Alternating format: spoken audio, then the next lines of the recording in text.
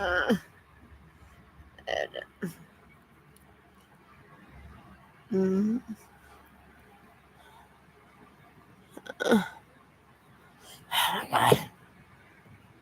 I don't even know what date it is. 29.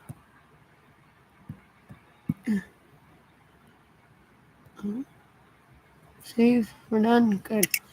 Awesome. Okay.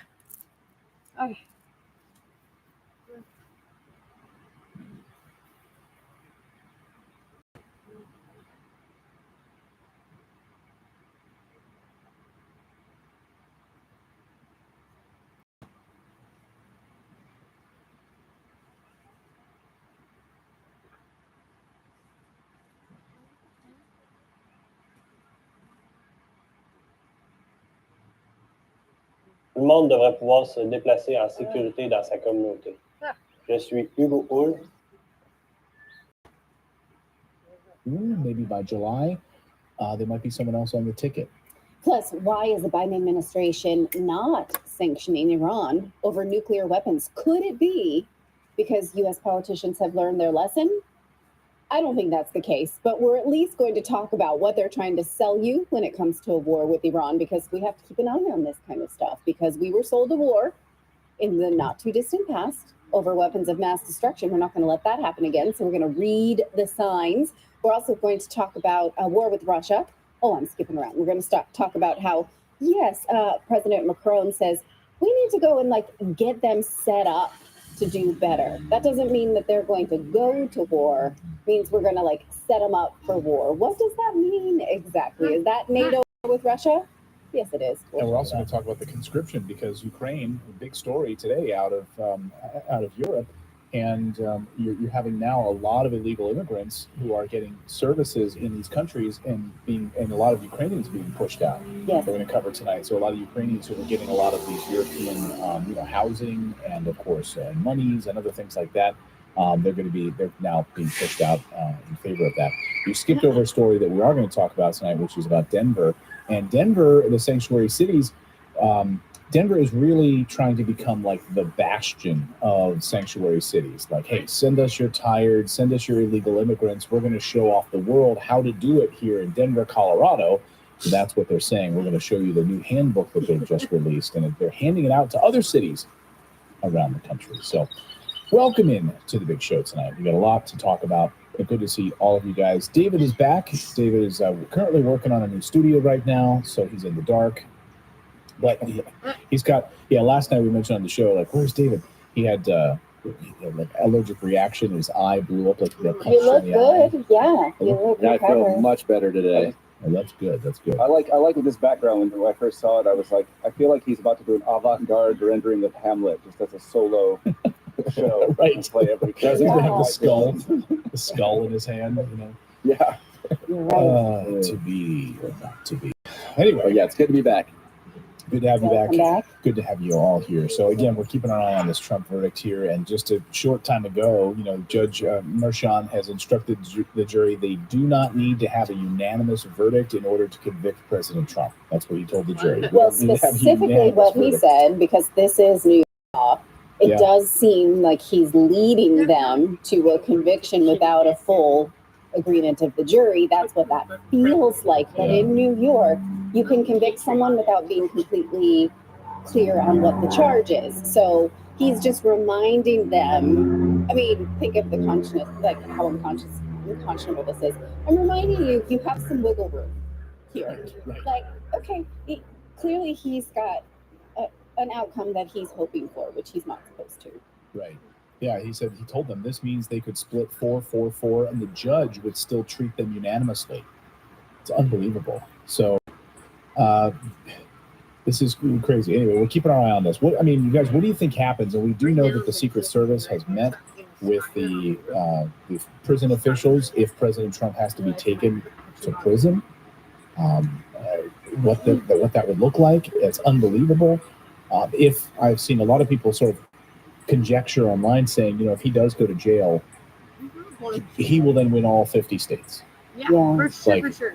Really? Oh, is that sure. what's? I've said it before. They are going to try to keep him un-American. from becoming president. They are going to do everything they Otherwise, can Reagan to would keep have him gone. from becoming president of the United States again. Yeah. Or no. Yeah. And we've been over this case at length, and this is the thinnest case that they've got against him. We've talked about it many times. Some of the other cases, something might stick, but the fact that this turned criminal and that it's just so, it's turned out to be so biased, it's terrifying for the rest of us because it means if they want you, they can make the spaghetti stick to the wall. Yeah. Yeah, I am Joe Bid over on Rumble says I'm not even a Trumpster, but this whole thing is a joke. Yeah, and it makes me very uncomfortable to think about what message it sends about the law and going after your adversaries, and the fact that the Democrats seem so comfortable with it because they riled up their base so much to hate him that they have support inside of Washington. So yeah, Well, we also you have both sides fighting too, and Biden has just as much of a criminal record, if not more, and yet they ignore that. They ignore the Tara Reade incident. They ignore everything that Biden does, but they're so hell bent, and so it's like it's got people so divided because the Trump side knows about the Biden side and they're fighting for that, and then the Biden side wants Trump indicted. So it's just like it's like the Civil War is here. It's just like we've been saying, it's ideological, and people know the truth of what's going on, but nobody is admitting it on that side. No, and the mainstream media is not going to cover it. They're not going to talk about it At all.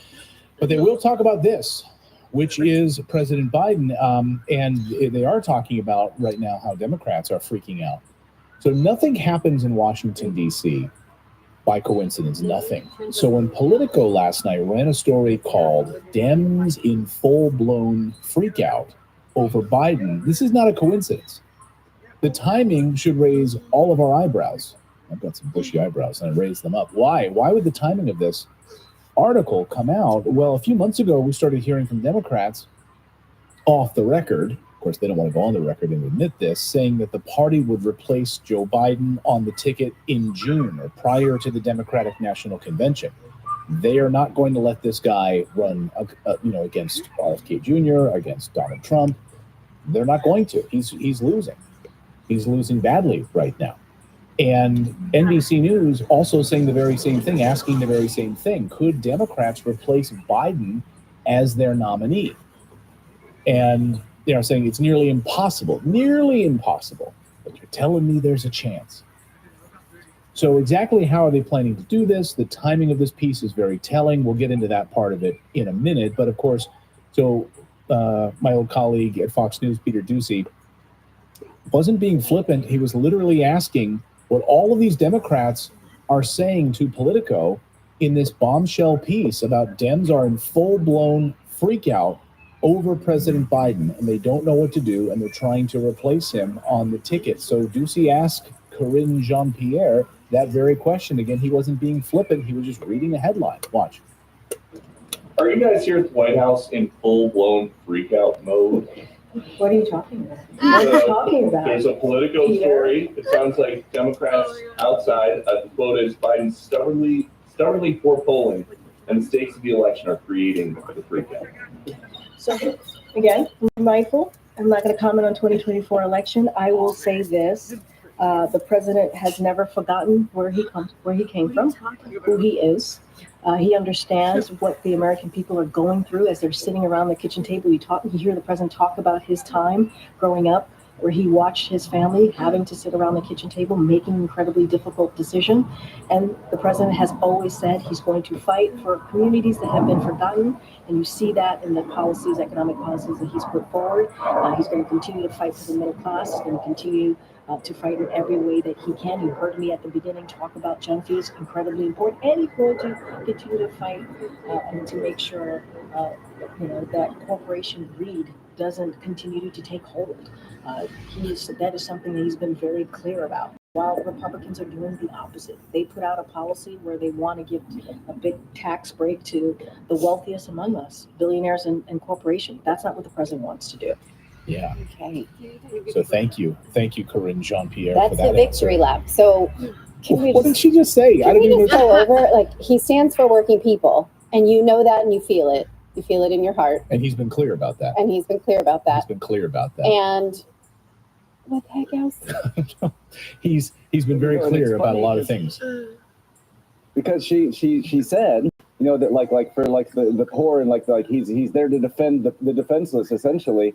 But my daughter's going to be 18 by the time the next election comes around, and she's a Portland like teenager, right, from Portland, Oregon, and she won't be voting for Biden. She said as much, and it's because of Israel. It's because of Palestine.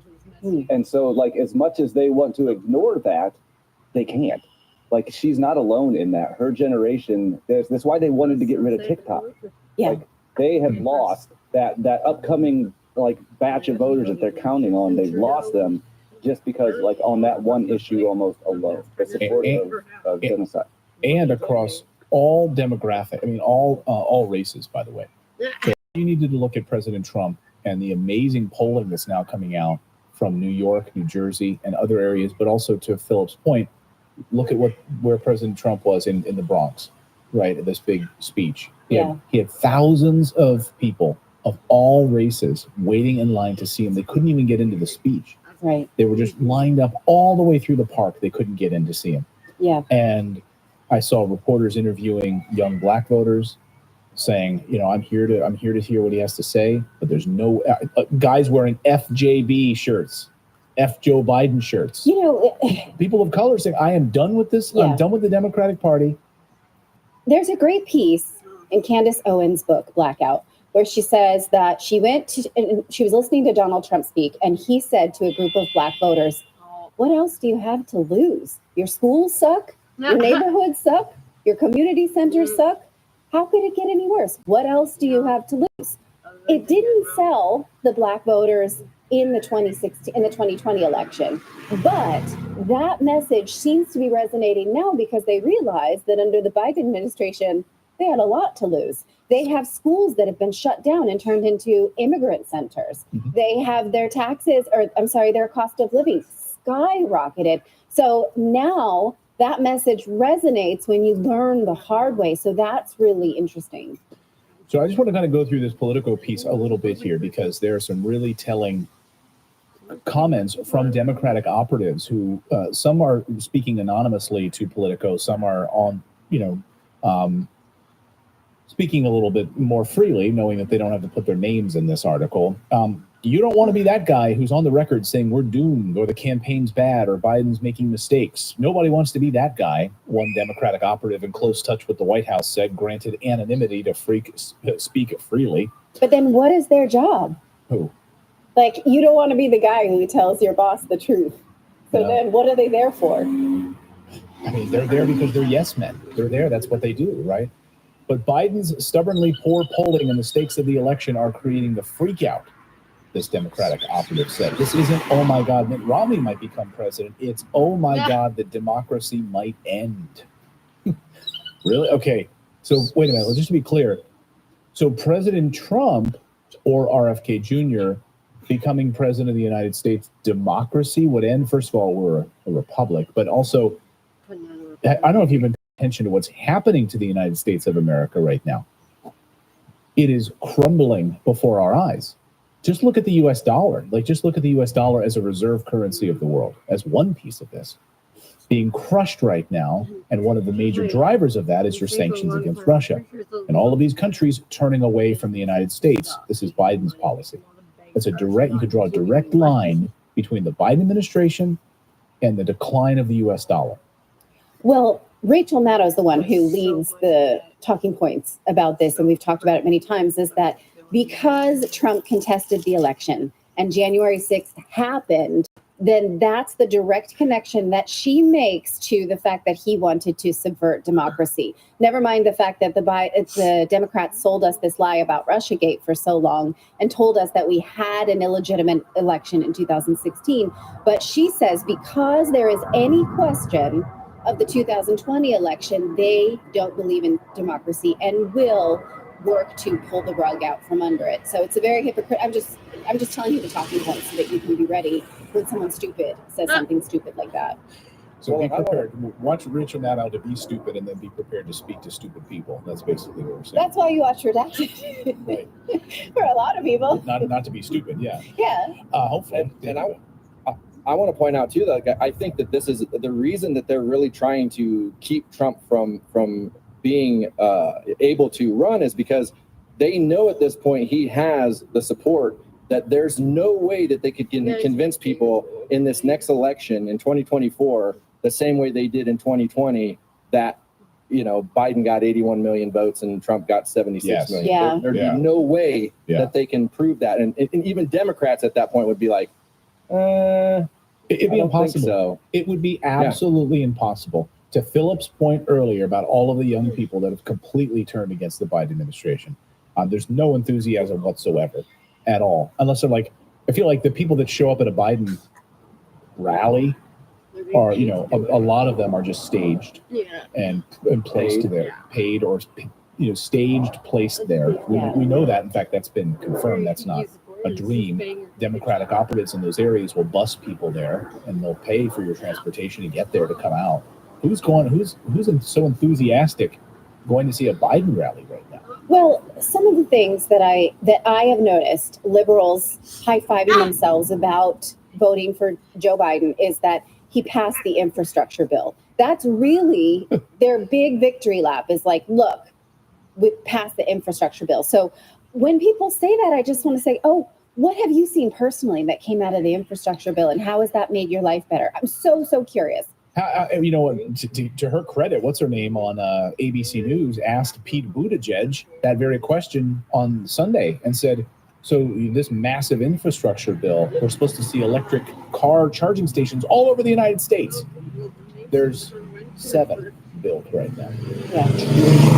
Allocated for this massive electrification of the United States. And she just laughed right in his face. He's like, they're supposed to be built out by 2030. Right. The whole United States covered in electric charging stations, and there's 7 that are built. Go ahead, David. Well, you add on to that, like the big idea that they're pushing is like how great the economy is, but that's just falling absolutely flat because nobody sees it except Wall Street. Yeah, it's like with prices being what they are, everybody's dollar is going down. They can buy less with it. Everything is much more expensive, and they're like, the economy is great.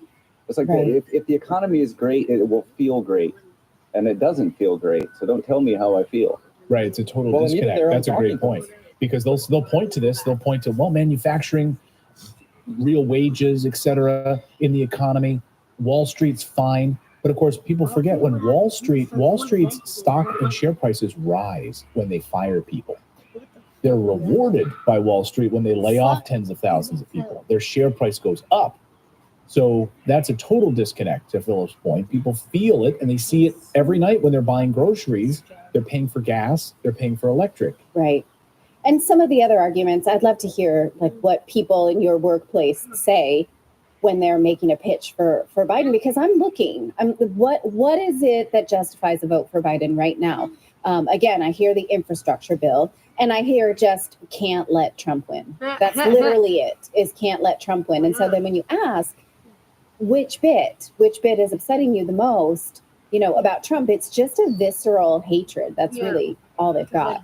So let's get back to this Politico piece that's causing such a fervor right now. So why he's long lagged Biden in cash on hand. Trump's fundraising outpaced the president's by 25 million last month, did Trump, including a record-setting 50 million haul from an event in Palm Beach, Florida.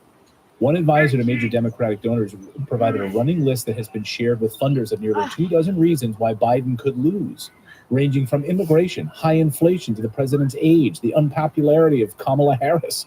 This is literally a list that they share among donors in Democratic circles. Kamala Harris is on the list of reasons why you wouldn't vote for Biden. She's so bad.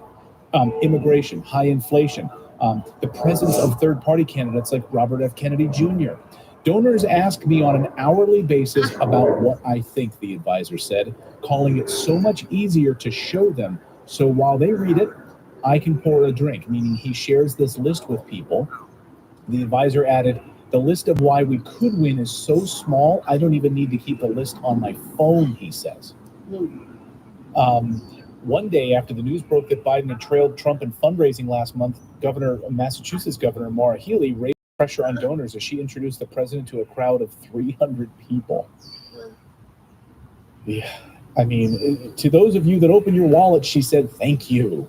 We'd like you to open them up a little bit more and find more patriots out there, more patriots who believe in this country, who recognize and understand the challenge presented at this time. Laughter rippled through the room, what they said. But Healy's voice turned serious. Oh, wow. With unusual urgency for Healy, the governor implored the room of high-dollar donors and local Democratic leaders to think long and hard about the stakes of the election. So I love this part. Biden campaign advisor granted anonymity to speak freely, stressed the president's team never made any indication that Trump's hush money trial would help or hurt him. Instead, the advisor contended that Trump will be forced to defend cutting back abortion rights, attacking democracy, advancing corporate interests as president. And Biden supporters who remain optimistic say they'd rather be him than Trump before rallying around abortion and issues of reproductive rights, Democrats say. We have to run a campaign where honesty would drive home the message that Donald Trump takes us back to the 19th century. Biden takes us into the 21st century. So they are freaking out. They are freaking out right now because a majority of Democrats approved of replacing Biden with a new candidate. You are the sitting president of the United States. They hate Kamala Harris because she's a fool, and they absolutely dislike the president of the United States. So who can you put in its place? Right now, they're saying, Democrats are saying, that whether or not several different candidates could possibly. Freaking out like that. Hey. Freaking out.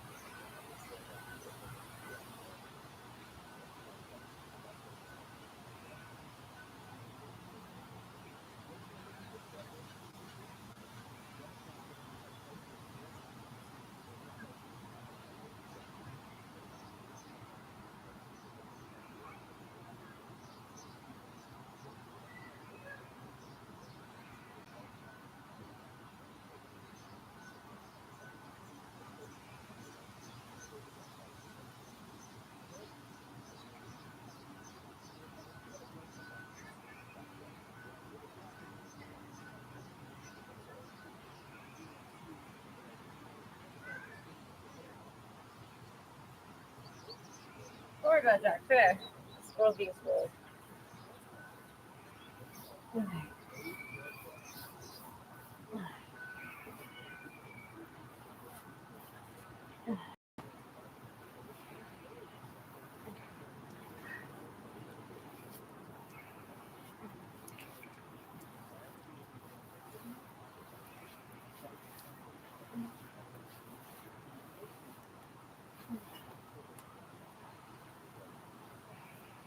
Oh, jeez.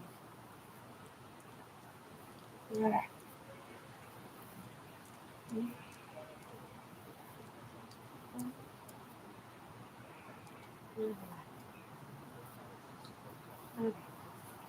Like I'm dying, maybe.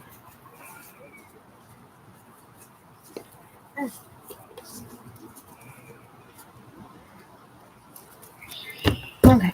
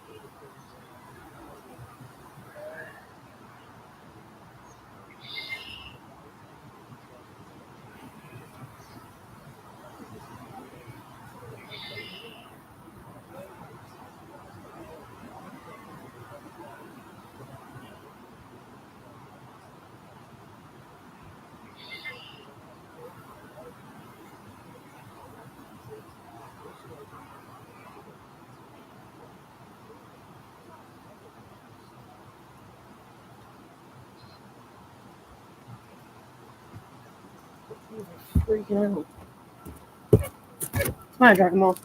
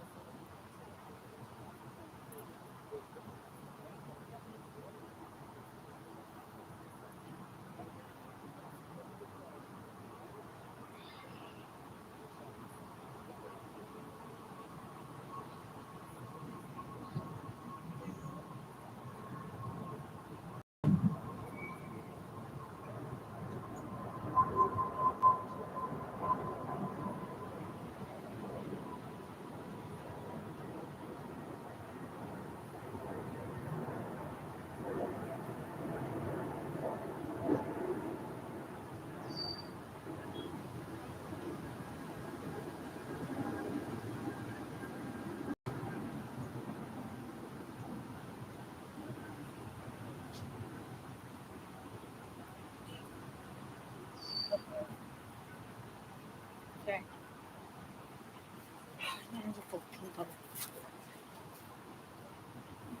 Regarding that, it is hardly to explain an enrichment program to this extent with a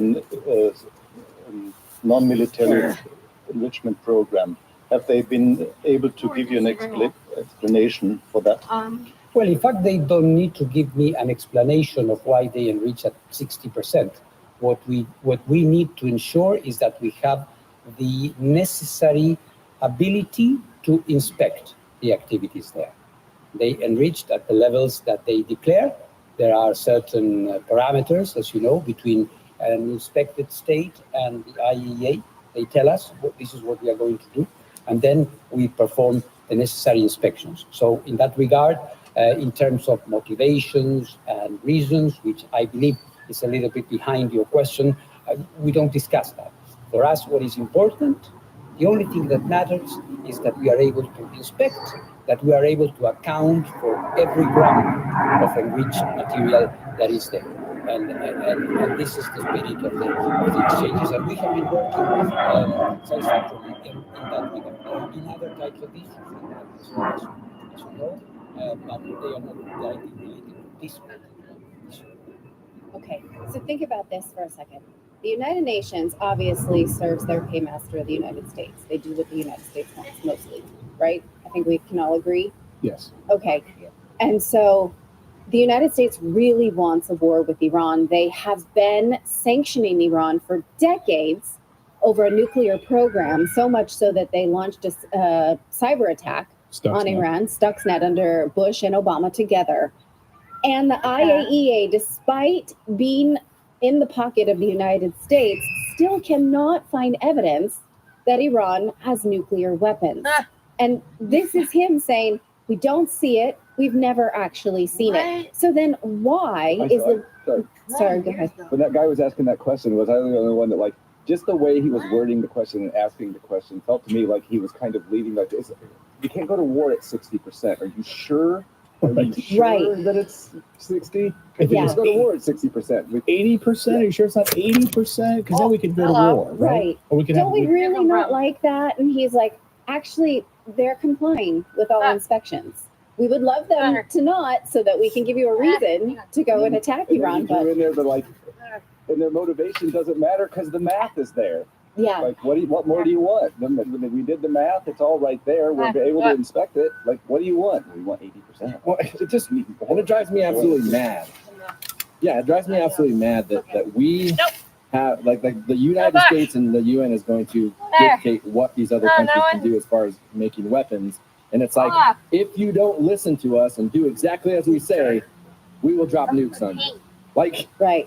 You better not have nukes, or you're gonna get nukes. right. Yeah. We will nuke you. Like, Right. And I would like to remind you later in this segment about all the nukes that Israel has. So we don't mean it. We only mean it for Iran. So, okay. So if the IAEA says they are getting satisfactory answers to their questions about uranium from Iran, then why are we worried about Iran having, why do we keep pushing this issue? Look what the Journal says, that on Monday, the IAEA, this agency they're talking about, reported that Iran's stockpile of 60% highly enriched uranium rose from 20.6 kilos to 142.1 kilos as of May 11th. But they said they were going to keep enriching to 60%. So that's not a shock if you were listening last year. So I guess they're assuming that you weren't, that you have no notes to refer to. So you're thinking, oh my God, more uranium enrichment, that proves it. So see the words that I've highlighted here on the screen is that, well, the officials say that this could be a problem. They fear that it could make us more volatile. European diplomats are warning about what would happen. This is not data to go on, you guys. This is exactly what we expected, which is more uranium enrichment at 60% and some scary hypotheticals. So that's wild and, also ridiculous. So they're saying, Also, please. they're kind of getting into the. Looks like they're highlighting the amount. That they went from 20.6 kilograms to 142 kilograms, but it's still 60%. Yes. It's like taking, if you dilute something by 5%, and then you add more of a 5% dilution to it, you just have more of the same thing. Yes. So it's not any worse to have more of it. No. It's the same thing. If it were above 60%, then we might say, okay, what's going on there? Why do you need that? When you read this Wall Street Journal piece and you see the notes that Natalie highlighted there, this is how you manufacture consent. Like you're witnessing it in the mainstream media publications, how you manufacture consent for war. I mean, if I were an Well, yeah, 'cause editor think at the about- Journal, I would say, there's nothing to go on. You have no named sources. You have no increased percentage of enrichment, and you have no motivation and no proof of weapons. So take this back. No, this is Well, manufacturing and a good consent. You journalist don't would be like- need proof. You don't need proof. Yeah. It's saying they could. So a good journalist would be like, so what you're saying is they also could not, right? Right. Yeah. It's like, Right. Yeah. So if the words you have to choose from are could, maybe, might, possibly, don't write the damn article. You don't have any information. You haven't figured Right. anything out yet. Yeah. Haven't you learned from weapons of mass destructions, babies and incubators? Getting an entire country to go to war and kill 1 million people and Right. spend tens of trillions of dollars on completely destabilizing the Middle East. Right. So what are they trying to program you here? What are they inviting you to believe? Is that Iran could be really scary. We don't have proof. We've been looking for 2 decades, but it really could be. So just brace yourself, because if we have a war with Iran, you know we're going to support Israel. That's what they're eventually warning you to. That if this gets ugly, and Israel's done some bad things, they've killed some diplomats, they've killed some global leaders, and they've bombed some embassies. But look, there's this hypothetical that Iran's the bad guy. We didn't find it, even with our own Stuxnet cyber weapon.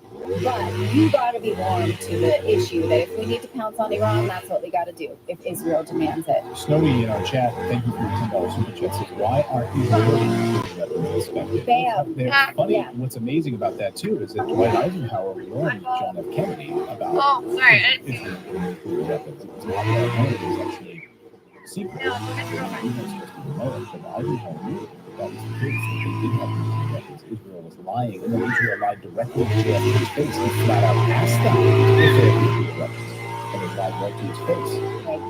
So, yeah, you're not allowed to talk about it. I said right. I did. You're not allowed to talk about Your girlfriend? it. Admit that they have nuclear Okay, we weapons. were going to talk about it.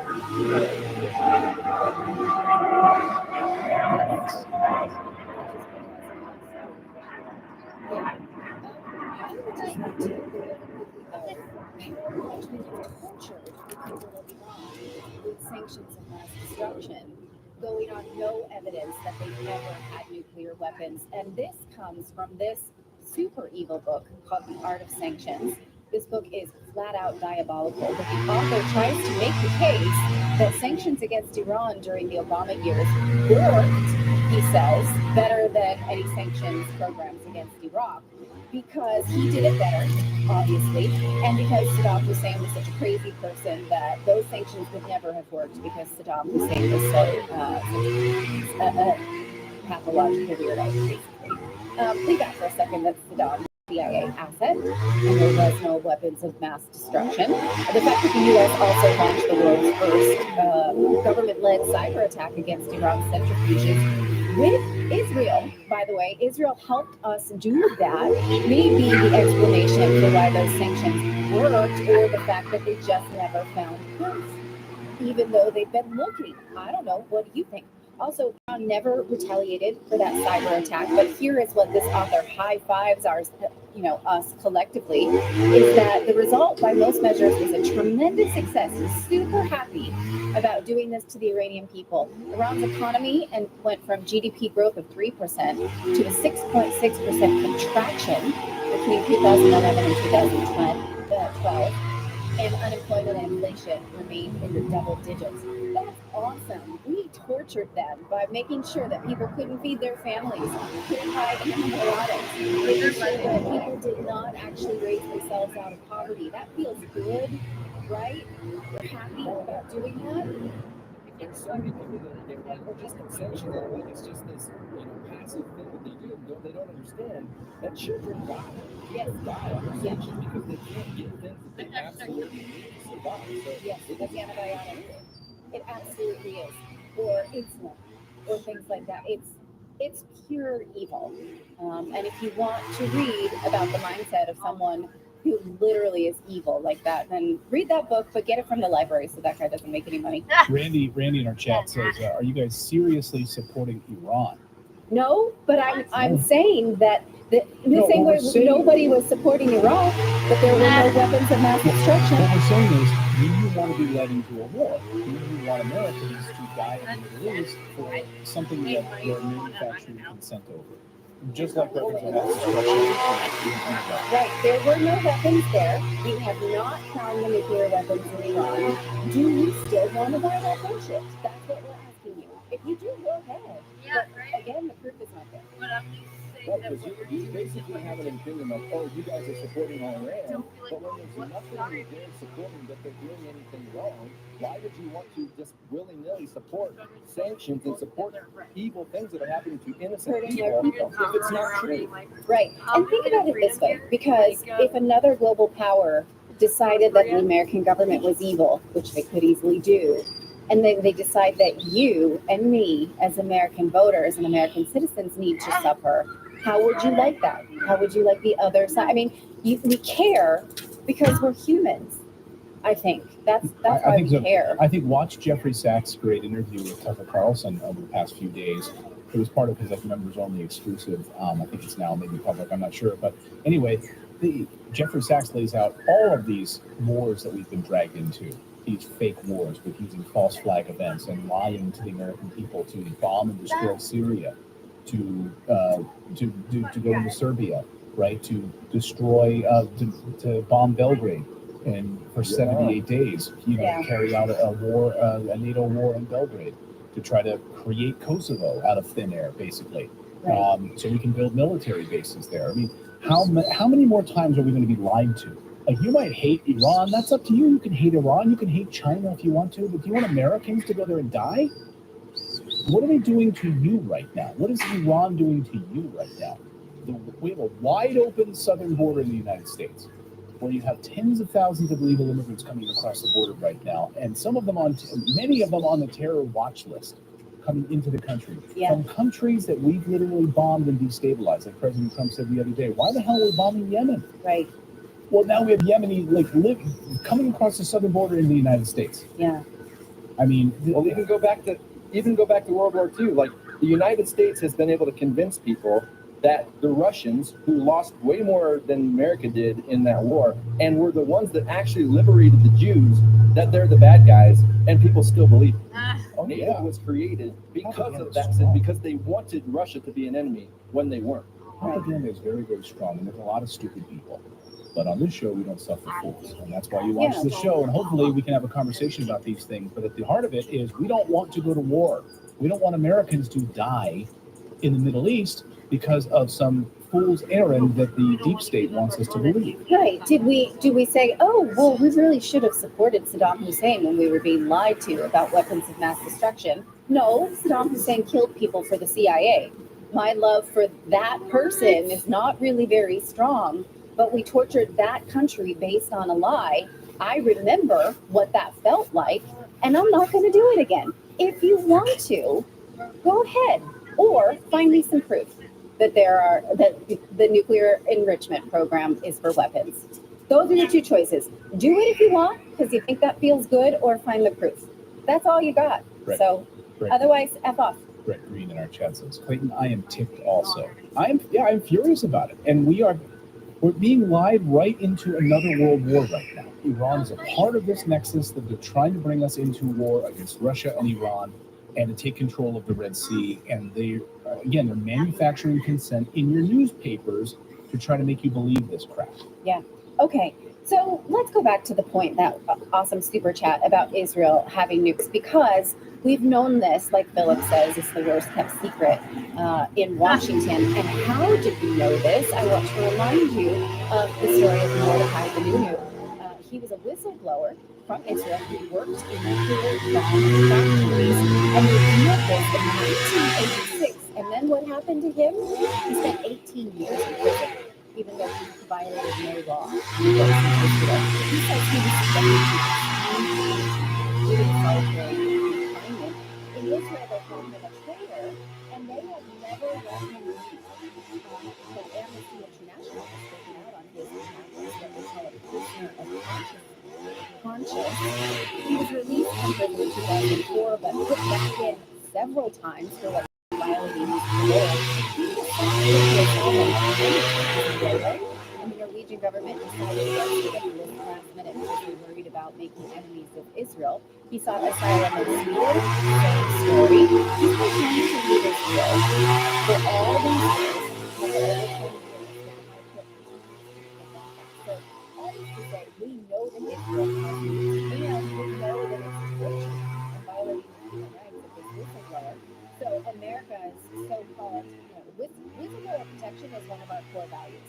But we don't care about this guy. Also, it is against the UN Charter of Disarmament to provide weapons to countries that have nuclear weapons. So maybe we'll want to look at that before we continue sending arms to Israel. Oh no, that we don't care. But back to Iran and the story we're being told. Why then is the U.S. exercising caution when it comes to not mentioning Iran? Why back to this headline? Is it because we've learned our lesson? We can't prove that they're enriching it above 60%. What's important here is to remember that we are being served a bill of goods about weapons to go to war with Iran if it's necessary to support Israel. We have to pay attention to the truth about weapons if we want to avoid another weapons of mass destruction. So let us know what you think of this in the chat, and if it fires you up. Really quick, want to point out that General Wesley Clark pointed out that after 9/11, back that far, that Iran was last on the list of the United States to hit. So it's like this has been for a long time. They have won.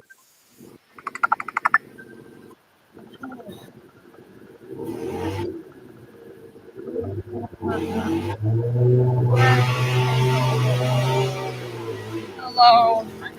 How you doing? I guess I am now. Okay, bye. I am so head up constantly. Okay, you know what? I'm sorry. All good. You face.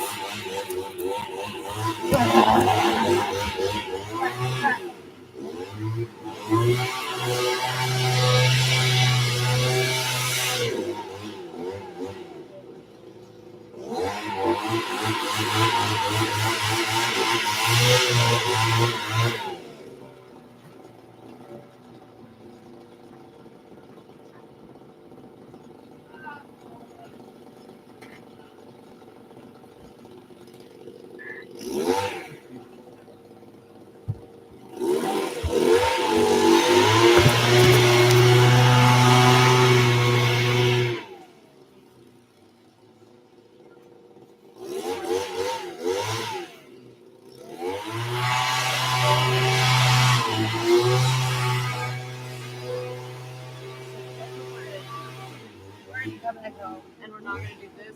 What we're going to do is just like dig it. Dig it.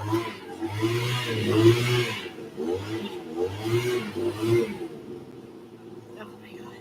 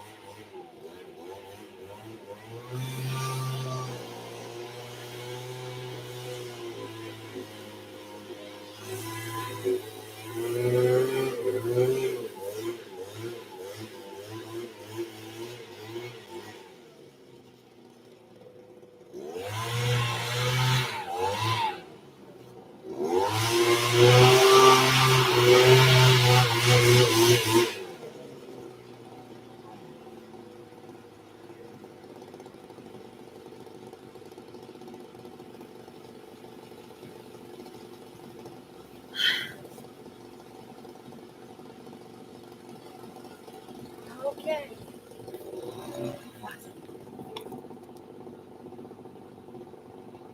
This comes with me.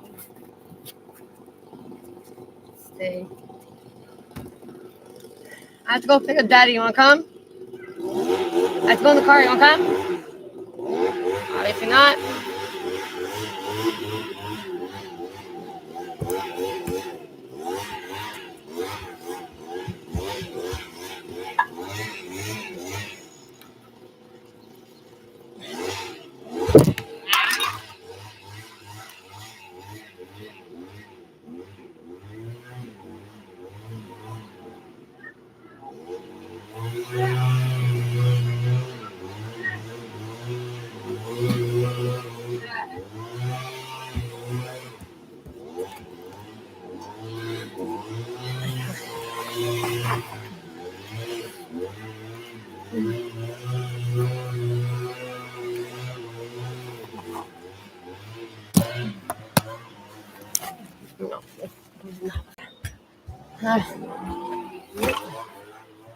Ow. Get this in. Boy, you okay?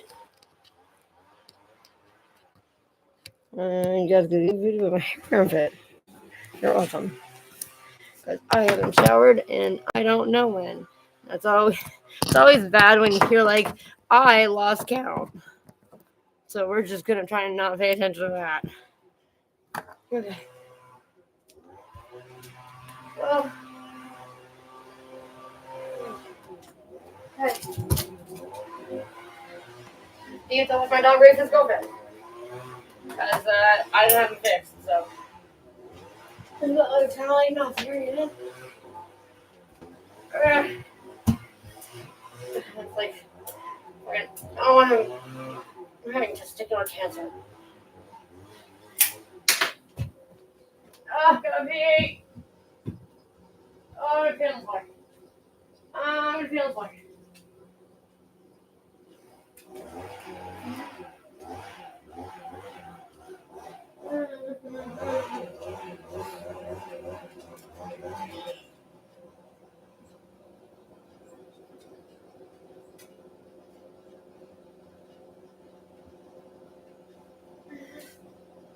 No! Okay. Okay. Oh, it feels.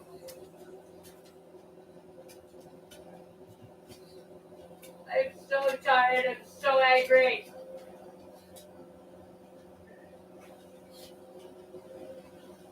Oh no! Oh.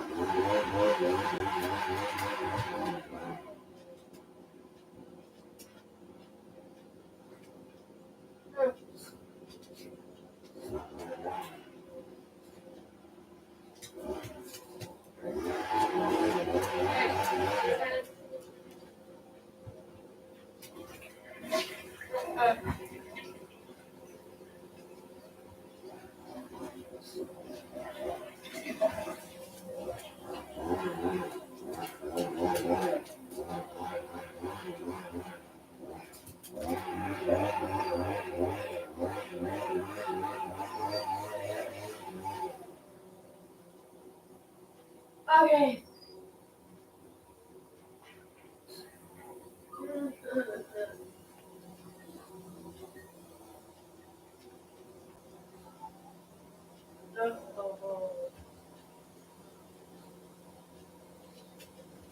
Oh my god. Nope.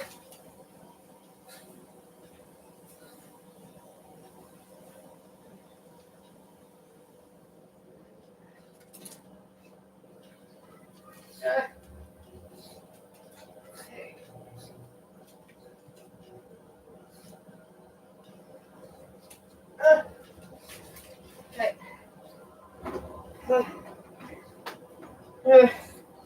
What?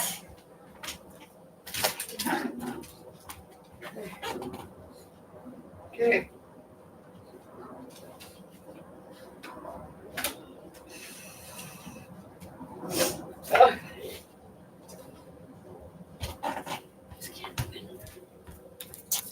Uh, 2 seconds. Okay.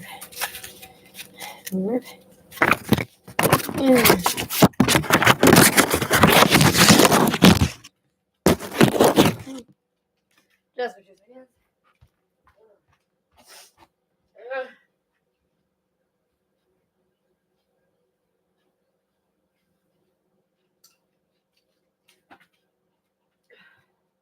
And no, I'm not fucking doing cocaine. I don't know what everyone thinks that fucking. Like everyone says fucking, they think about like I do fucking blow. Like fucking, first of all, I don't even fucking associate with people who fucking are friends with people who do blow. I don't want to fucking anywhere near that shit. Like.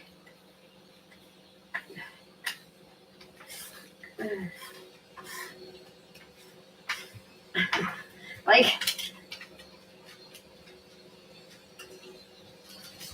I don't give a shit, fucking. No one has the right to say, like, I prescribe drugs, no one has the fucking right to say how I put them into my body. Like, fucking. Like, probably fucking. Not ideal to eat your insulin, but. If you want to eat your insulin, go fucking ahead and eat your insulin. Like, I don't know what to say.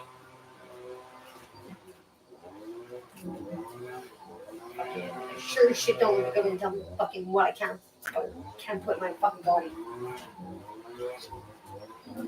The more they say it's mandatory, the more I'm like, fuck no. I'm having an asthma attack. Sometimes they give me, what do you call it? Nope. Cortisone injection. No, is it cortisone? No. Prednisone. Sometimes they will give you a prednisone injection. But I deny it. I tell them no. I'll wait till I can go to the pharmacy. I'll get the fucking oral. I'm like that. Oh my god.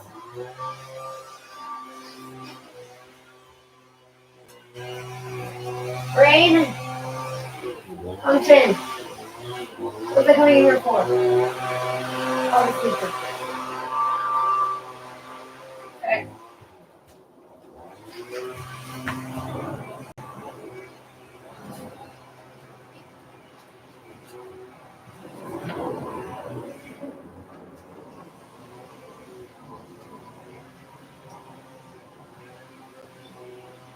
I'm sitting with tears because no, stop. She's like, no, I'm not even joking. That's why he has a tough girlfriend. Because after like 2 or 3 days, my dog gets super mean. Every time I go to pet him, he'll growl at me. I'm like, what the fuck's your problem? Like, you're being such a bitch. And literally, if he doesn't have his girlfriend, like, on the daily, at least once. Like,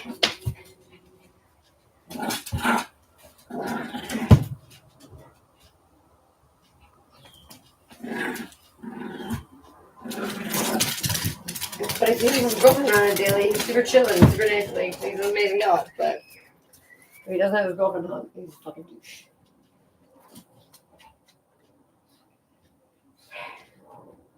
Because when he was a puppy, they were like, why? Like, they were very much adamant about me getting him fixed. Like, yeah, but why? And they're like, he'll be more calm. I'm like, he doesn't need to be more calm. But the puppy, he's already fucking calm. He's like the chillest dog ever. And I know that every dog I know that gets fixed, their personalities change after you fix them. And I like my dog's personality. He's kind of an asshole. Gross, Jack. Gross. Oh, and he same with pooping. He at one point I don't know what possessed me to do this. I just thought it was funny. But like I tried to take a picture of him pooping and I'll stop in mid poop and then he won't poop. If I watch. I was like, okay, that's a weird thing. Same with drinking water. If he drinks water and I walk away, he'll stop drinking water. I don't get it. I have to go get Daddy. I have to go in the car. What? Yeah, well.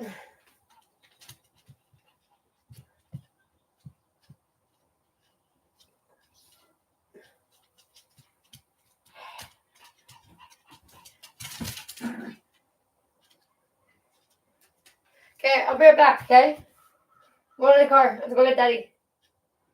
Okay? I don't think he gives a shit. See? No fucking. Thanks, Jack. My feelings.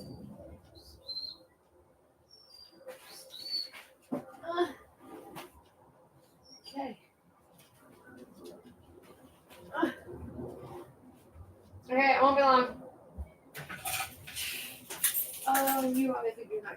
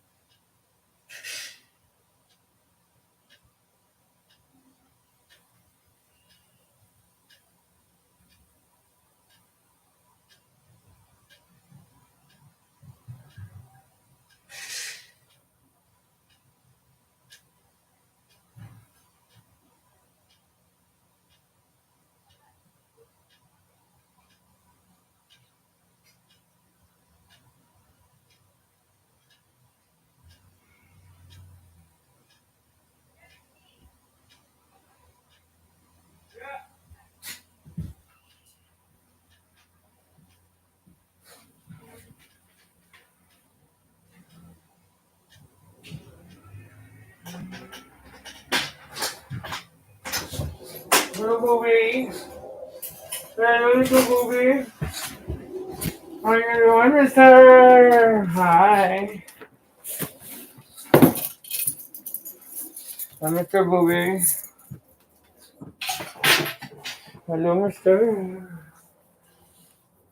Oh, hello, mister.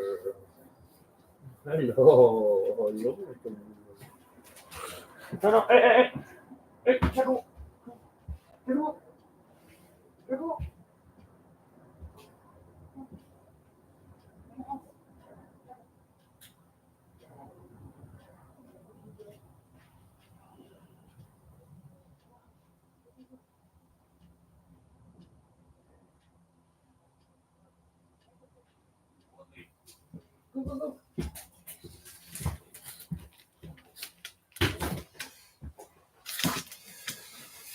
Mister.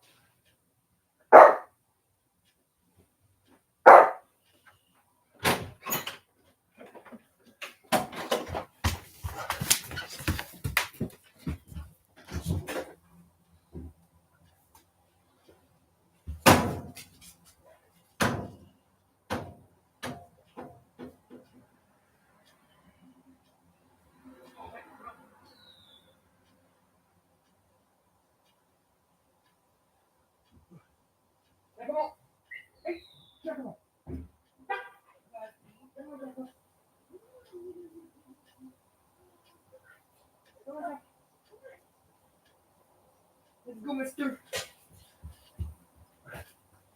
How's it going? Good. Sorry, I was in the washroom.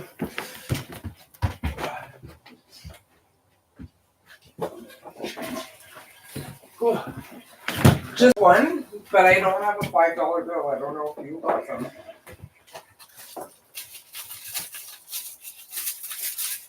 What? No, just give it to me next time. Oh yeah, I'll be back. I'm not planning on quitting anytime soon. Yeah, I was telling I myself wish. the same thing. I know my brother's on the vape right now, but we'll see. Really? Yeah, he hasn't smoked in a couple. Well, I have weeks. vapes if you want. I sell vapes. Do you have flavored vapes? Yes. No way. Yes. Show me what you got. These one are the grape ice, but I have more in the machine, so it's all those flavors. Sky vapes.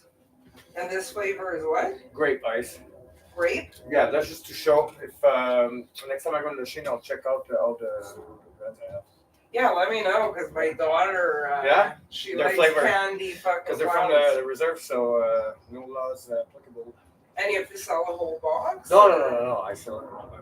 Oh, well, that's very interesting. Let's talk about that later.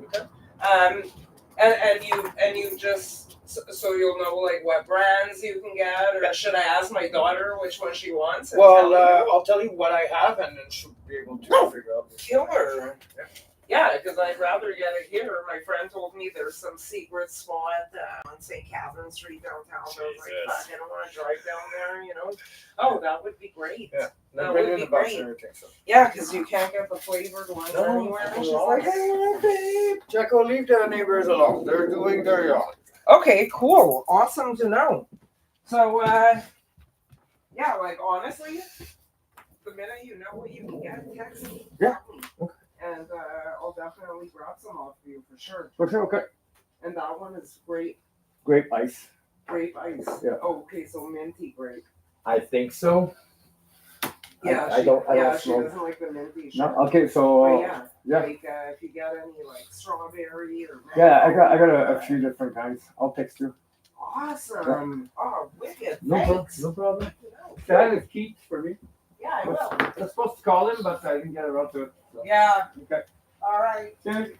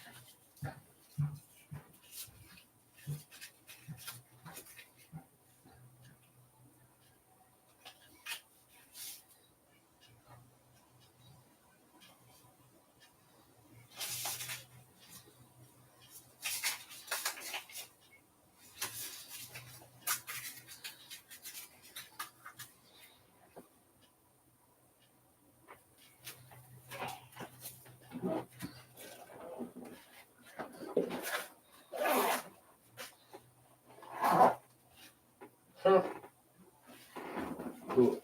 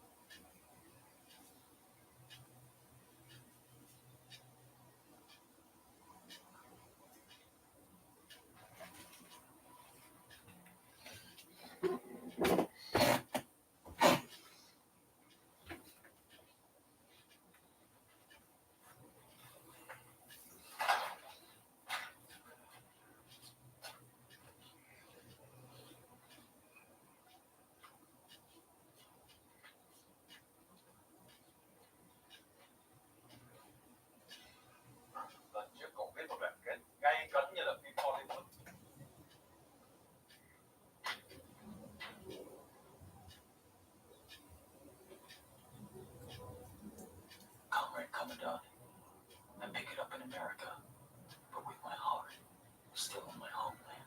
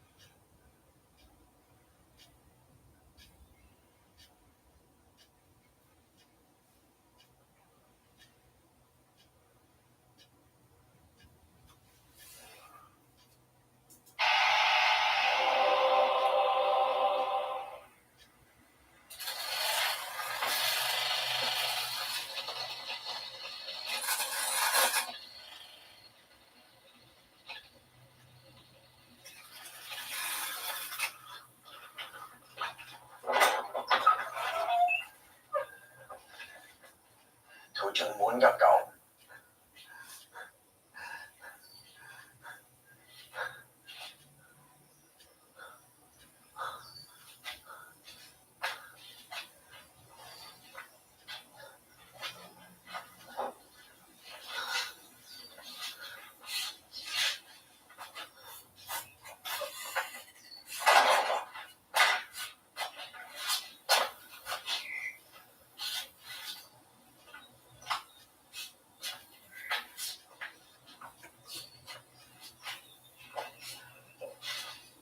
Lần trước cậu viết một đoạn kết gay cấn như là phim Hollywood.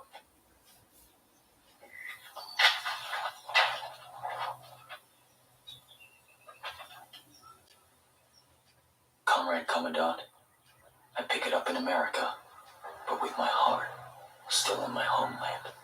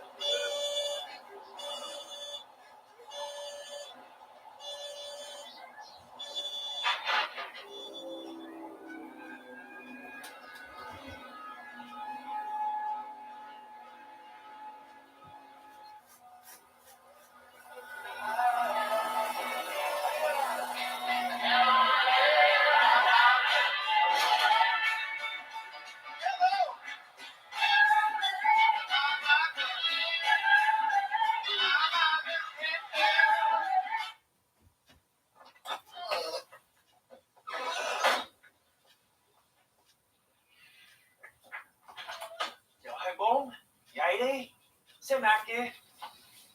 Come back, mate.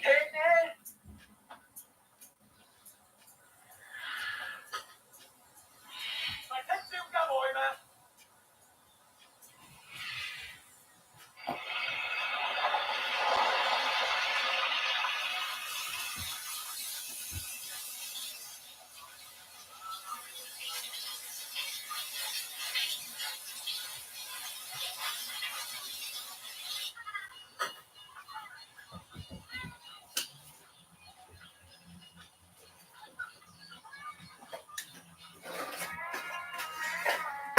Do you have any rice starch?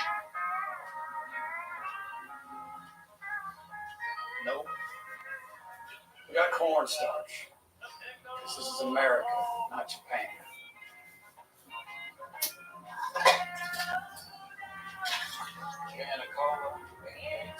And so it was that Mum with his rice starch and I with my cornstarch, each of us wrote a coded letter using a product appropriate to our locale. Kitty Klein. That's 1062. I would send the letter to my contact in Paris, my so-called Parisian aunt, and that contact would relay it on to Mum in Hanoi. It comforted me to imagine Mum reading my letters in his efficient new office.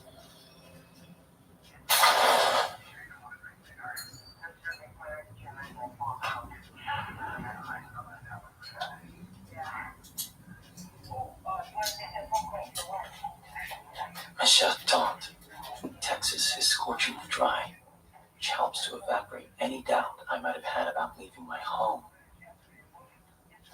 Tragically, in our escape, Owen lost his family. The rockets from the savage communists spared neither woman nor child. They were both buried in Guam. To form my coded message, I'd scan that repulsive book by Richie Head to find the right words. Once the word was found, I'd make note of the page. Then, like coordinates, I'd count the line and the word.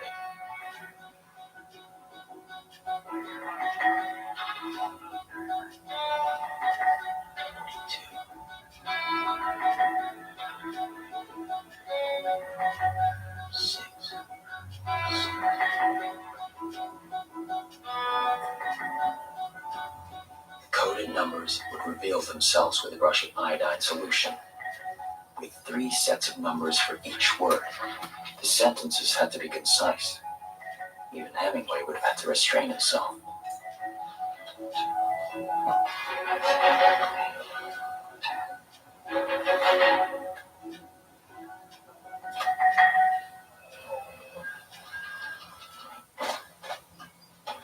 International news, it has been 2 months now since the fall of Saigon.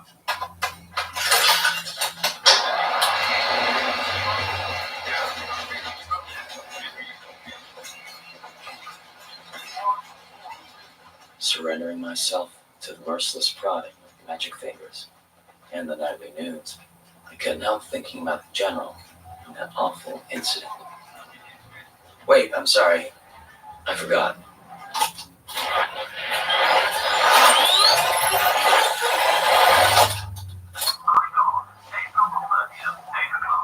I need to go back to Fort Chaffee and tell you about the refugee camp in Arkansas, where we first set foot on the U.S. mainland.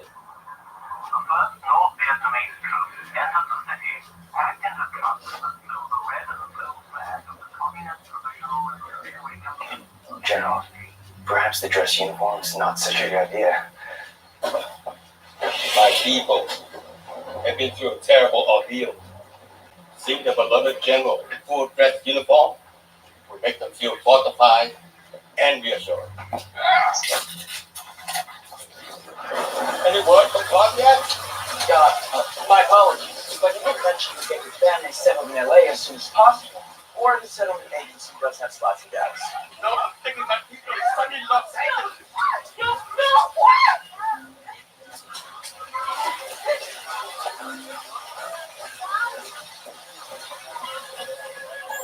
Look there.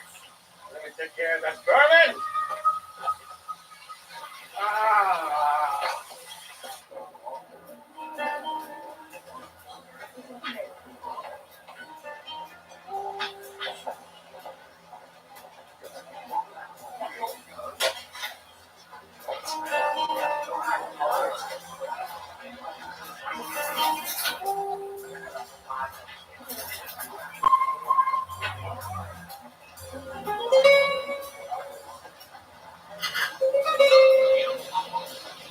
you.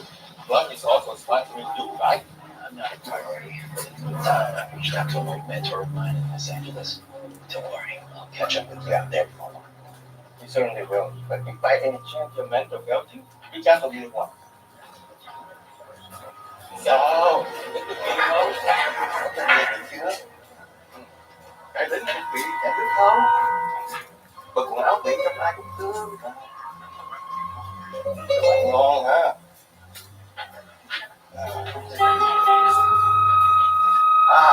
Bà Xuân, đồ ăn được không?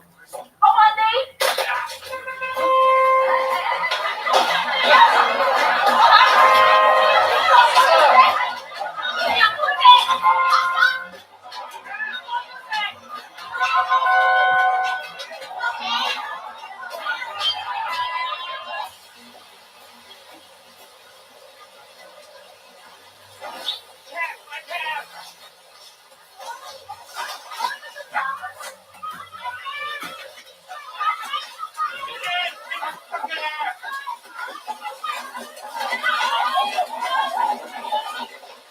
Why on earth are those women blaming me?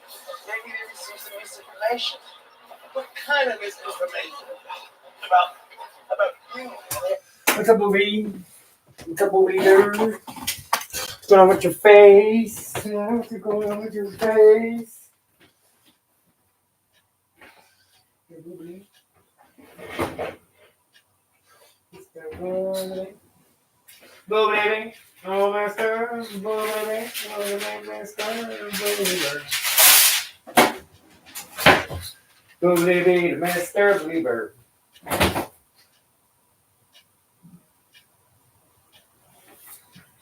Boobly, boobly, the Master, the Believer. Boobly, baby, boobly, baby, boobly, baby, boobly. Boobly, boobly, boobly, boobly, boobly, bop. Boom, boom, boom, boom, booty bop. Boom, boom, booty beam. Boom, boom, boom, boom, beep. Boom, boom, boom, beep.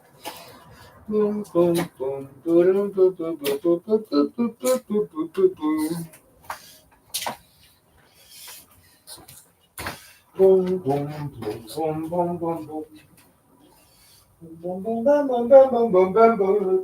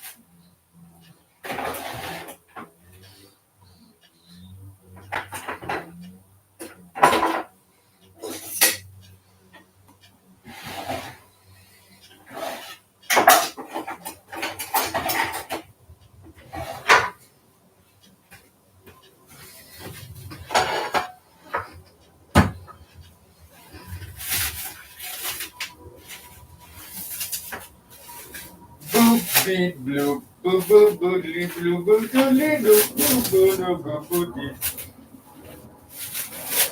Mr. Booberly, Mr. Booberly bird, Mr. Booberly bird, booty, Mr. Booberly.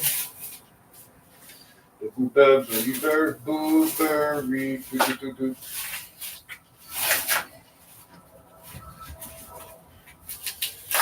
Mr. the Booberly bird. Mr. the Booberly. Mr. the Booberly bird. Mr. the Booberly.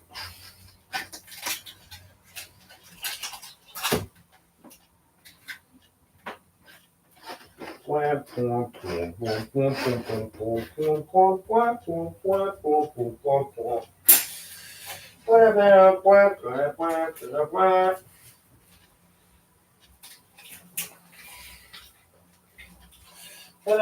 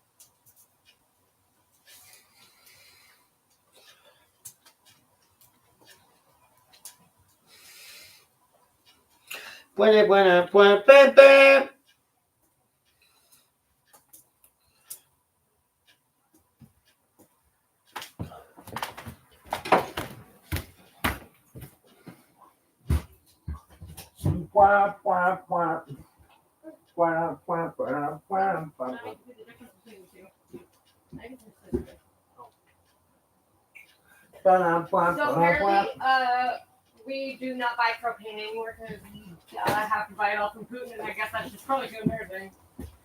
We're trying to find somewhere to refill propane, and it's just like there's only one place anywhere near here. The only place you can go is Costco, Canadian Tire, basically all the main. Oh, the other place we go. Yeah, but you need to have the card. You need to have the Costco card. No, the place we bought the tank. Yeah, that's the only one I could find Yeah. that actually does it. Wow. So that guy's racking business, huh? For sure, but there's a place over near the airport that apparently does it, and the only review of it is that he's like, wow, if the 3 people that reviewed it were like, wow, I really just got ripped off. Apparently, he charges 30-40% more.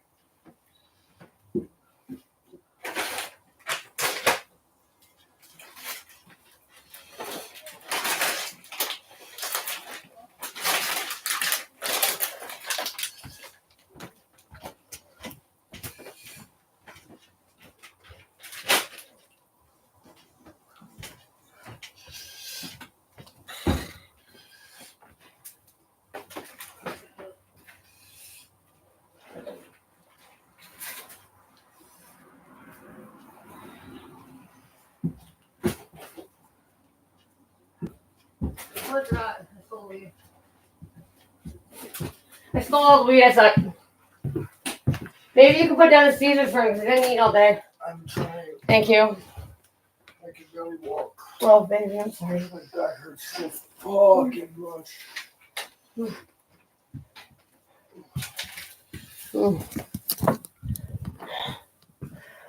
Alright, back to trying to do anything for without having to stop and do stuff forever. There's so much. Oh, it's just great.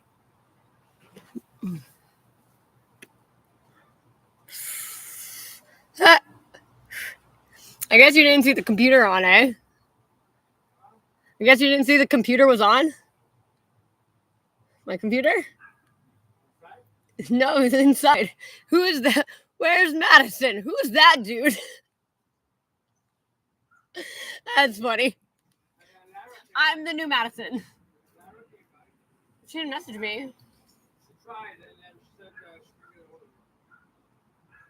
I think she's lying.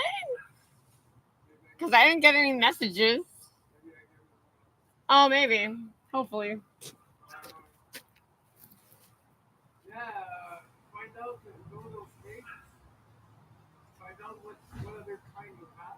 What do you mean, what other kind? It says on the box. There's all the flavors are written on the box. Okay, so you guys have all those flavors? Yeah, absolutely. I have all the flavors. And the Keith smokes that now, too. Yeah, well, it apparently does other stuff, too. Yeah. So, but I don't think he's going to be able to afford much for much longer. I try to remind me to show you the message from Flav. Because there's like a lot there. My ears are burning again. I don't know why this keeps happening. What? Oh, really? Oh, no.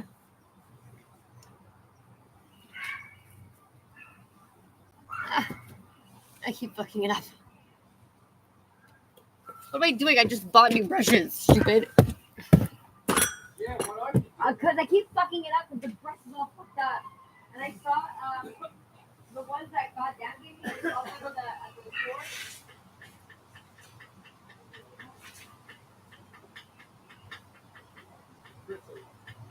No, I saw at the paint store. The brush that goddamn gave me, the one that's not like solidified in, what do you call it? In, oh, it's fucking like $30 or something. I'm like, oh my god, I'm so mad at myself right now. Like,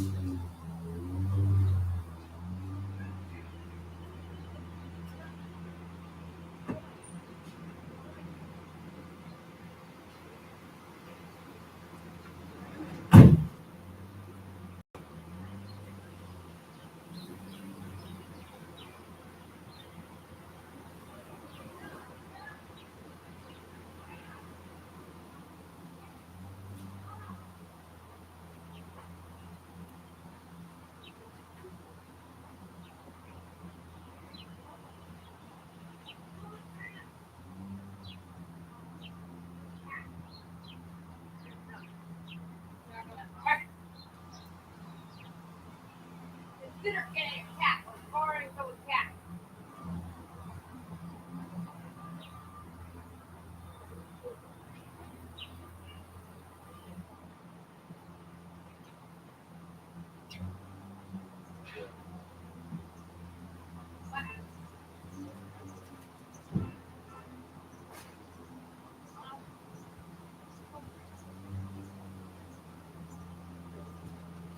No, I want it right now.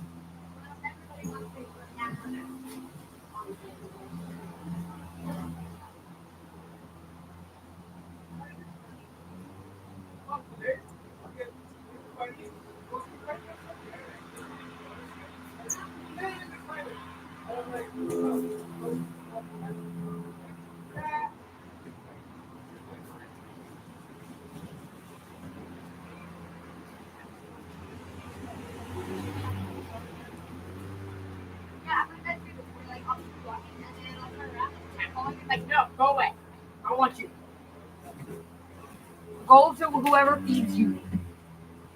I do not want a cat. Cats are annoying and gross and destroy my stuff. I don't want these things. What are we at? Whatever. So stupid.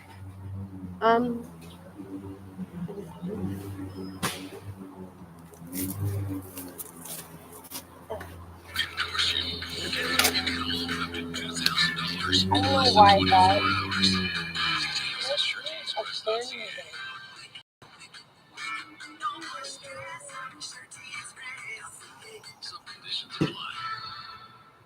Hi, I'm Caroline. No. No.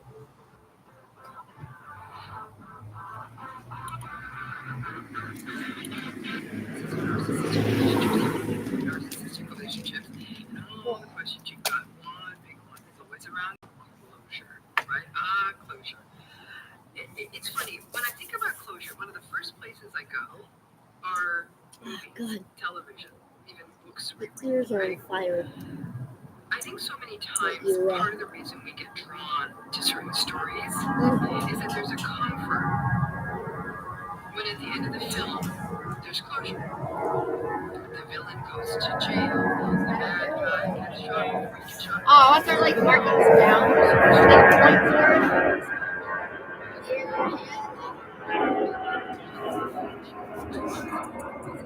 But they have like 2 different ones for Air Canada. At least 2. I like planes. No, maybe. I'm bird watching, alright? What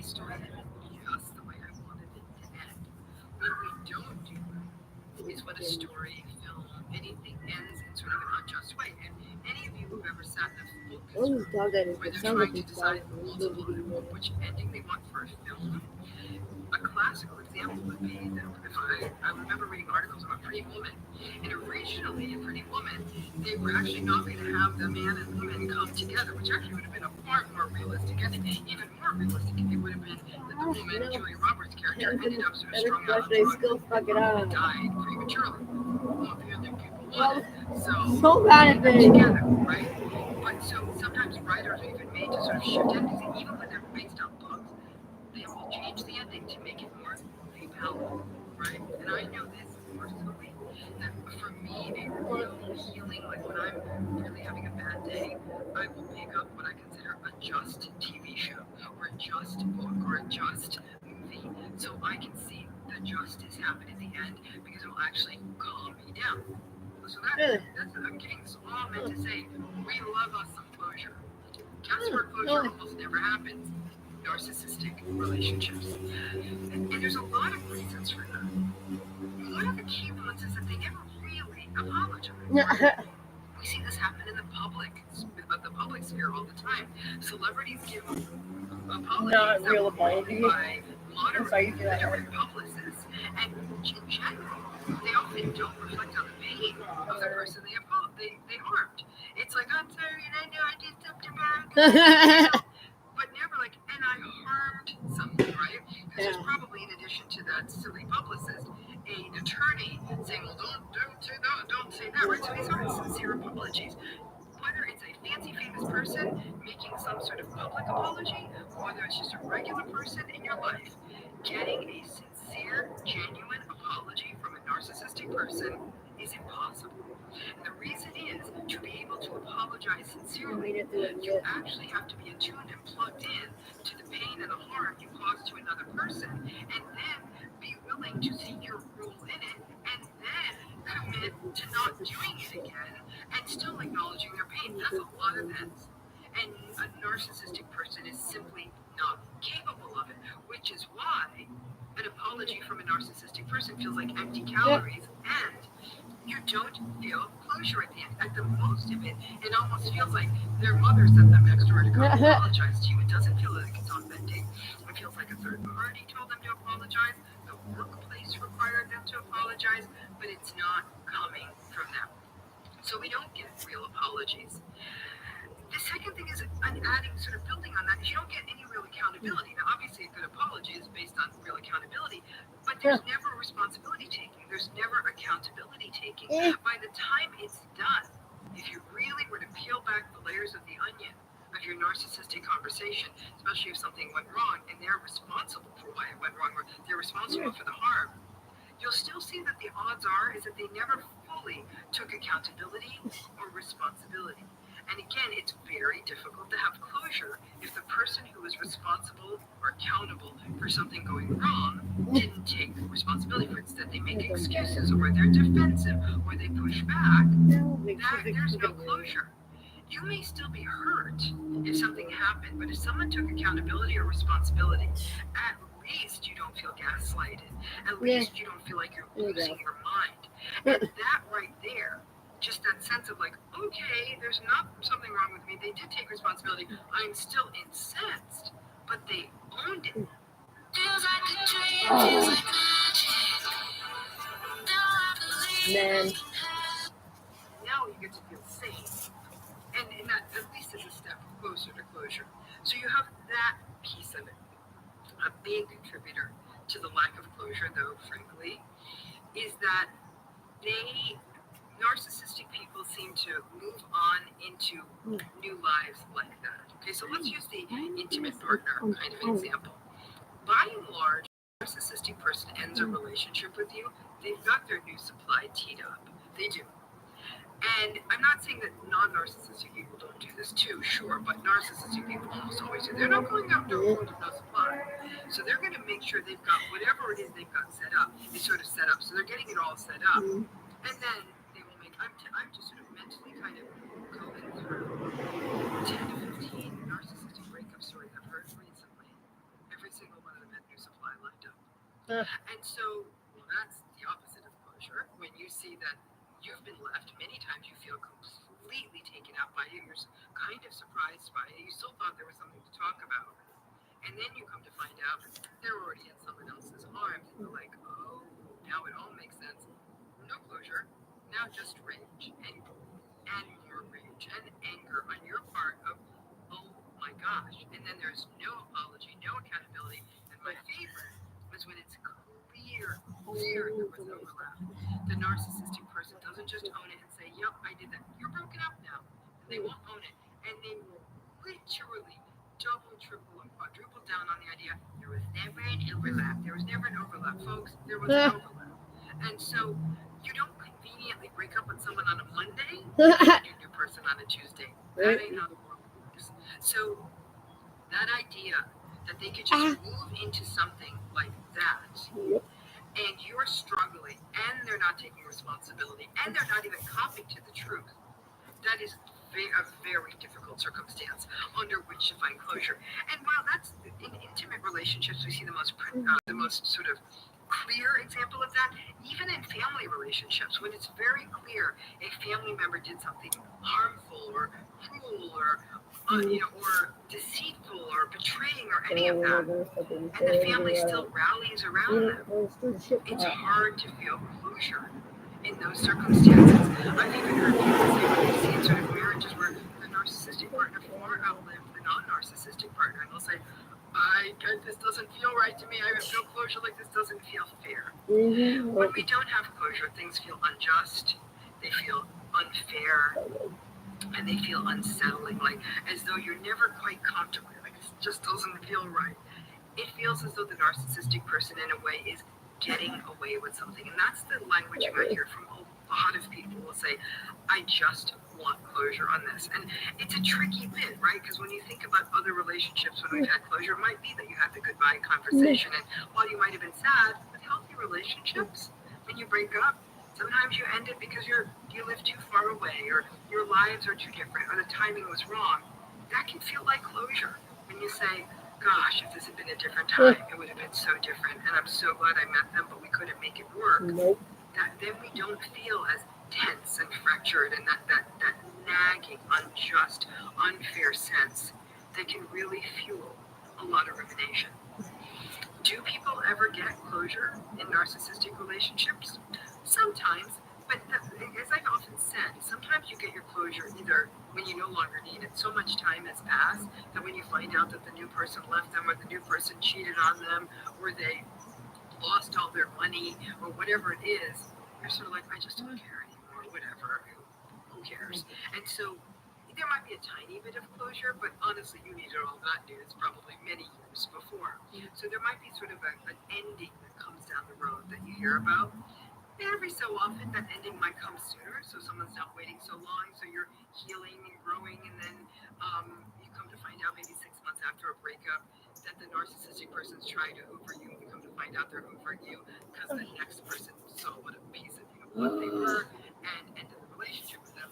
That can certainly help with closure. But folks, I know it's hard to hear this, but the closure comes from you're not having to deal with them anymore. And when you stop to think about the bandwidth, the time, the lightness, the freedom that comes from not having to deal with them anymore. While it can feel terribly unfair that they get to move forward, you got to remember you're living under a very different playbook than them. For them, relationships are shallow. They exist to validate only them. That they are superficial. That they're associated with status. That's not what you signed up for. So when they find something quickly, when things work out for them quickly, it's often because their idea of something working is much more shallow than what is meaningful to you. You're not playing the same game. You're not living in the same way. But I get it. And if I had one wish, is that every survivor would get closure a lot faster. But I'll tell you though, let me put this in as the punchline of this video. I'm not so sure that would be great either. Because I gotta be frank with you, if some people, their narcissistic person got their sort of comeuppance too quickly, because you may not have had a chance to heal yet, you might have taken them back too. Oh, I feel bad. Well, see, like, they'll be so happy to be with me again. Maybe we need to tough it out for a while so we heal. So by the time the narcissistic person gets kicked to the curb and might come crawling back, that you're too strong to take them back. And let me tell you, there's no closure that feels better than that. Good luck. We're about to update each other's Hinge profiles. Hi, tell the Hinge boys are listening to this. Transit funding to build more homes. We're launching a housing design catalog. He's announcing a catalog.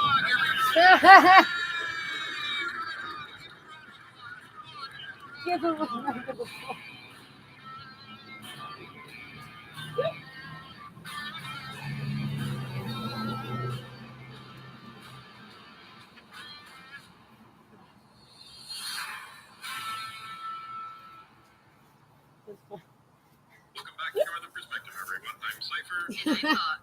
We're back to question period today, where Pierre reveals that Justin Trudeau actually agrees with him that the government spending is what causes inflation. Let's take a look. Oh, and we just skipped recession. The Prime Minister has had a revelation. In an interview with the Halifax Chronicle Herald, he told how he responded to people asking for him to spend even more government money. And he said, and I quote, "As soon as you do that, inflation goes up by exactly the same amount." Right?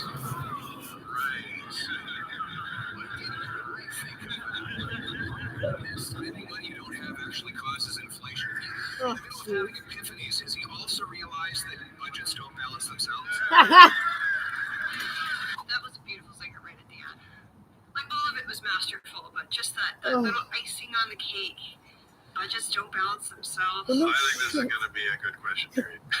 At least I hope so, because it's open kind of a budget. But imagine that. When you spend more, when You the government spends more money that they don't have, inflation goes up. Yeah, but we skipped recession, though, you know? It's not like every single person with any financial acumen whatsoever has been saying this for the last 9 years, right? As Pierre would say, right. The Conservative Party has been using that approach of concerns of inflation to stand against things like national food programs for kids or dental care for seniors. They have stood and objected against and even campaigned against dental care for seniors over the past many months. We've delivered to over 100,000 seniors of the 2 million who've already registered for dental care the support that they hadn't gotten in years or even decades. But he stands against it with some made-up excuse around inflation. Delivering service delivers for Canadians. The entire Conservative caucus just erupts in laughter. Well, what he's saying is a joke, you know? We don't have tax money to implement these programs, so let's make up money to implement these programs, and surely everything will be better. I just want to show something. So look over here. This is Shannon Stubbs. On the far right. She cannot believe what she's hearing. And you see Brock over there, and you see like they're all just, Miss Stubbs doing the double face palm. yeah, it's just like, are you kidding me? This is the Prime Minister. And then you look on the Liberal side, and they don't look like they're attending a funeral, which. And they do the golf clap with they're just seals. In a way, they're kind of attending a funeral. The funeral could last however long it is between elections, but it's a slow wake as the Liberal Party slowly dies.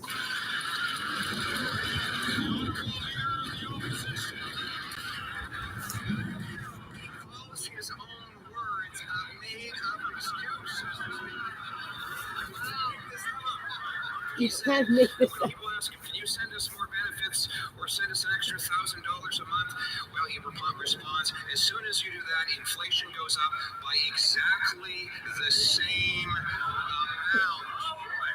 Right? That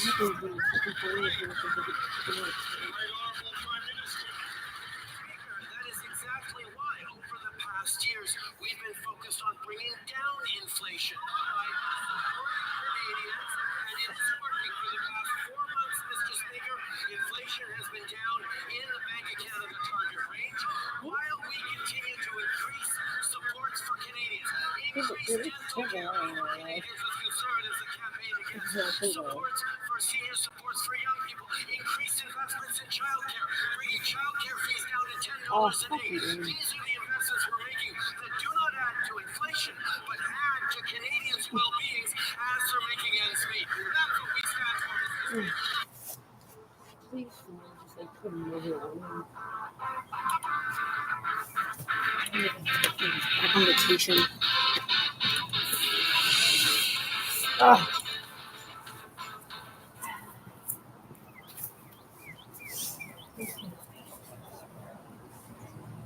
Jobber and Company Cam are a perfect pair.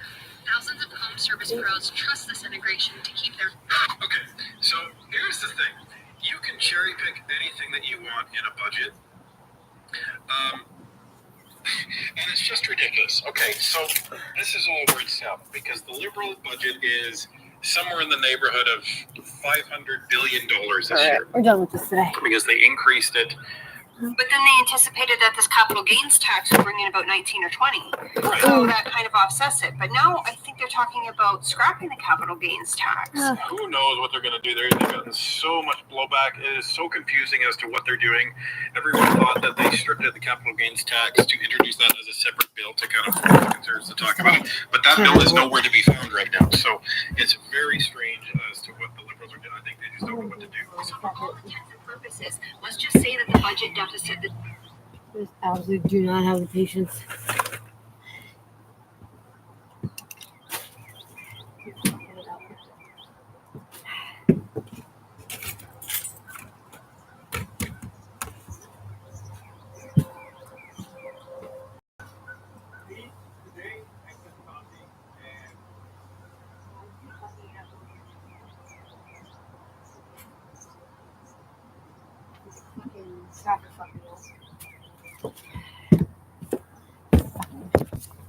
Stupid Mercy fucking bridge, man.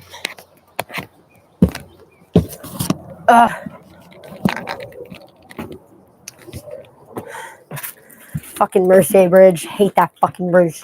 It's like my fucking bane of my fucking existence.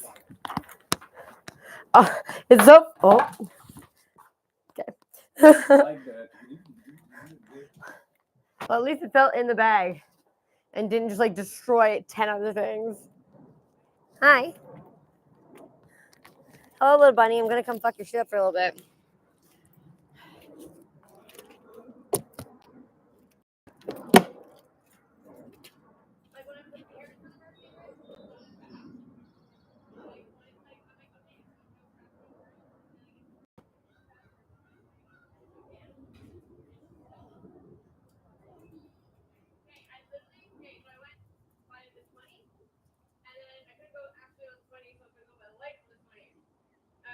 and they literally a guy with a sign like blocking off the road saying go left or right.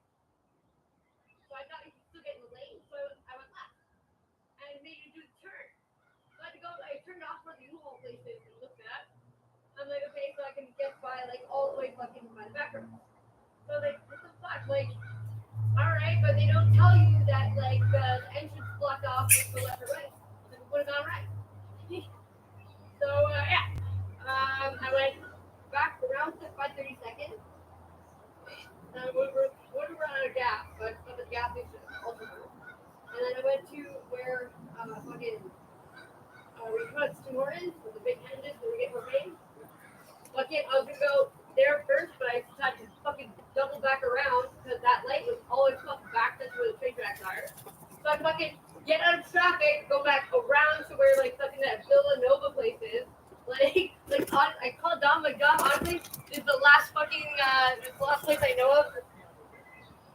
Please don't be on my computer. Come here, Idris. Please don't be on my computer. I have no idea if the new one why. Froze? What? Oh, okay. Can you please roll a drink? Because you love me. Rod. Come on, Rod. What's the matter? Oh, you're having a hard time today, huh? Yeah.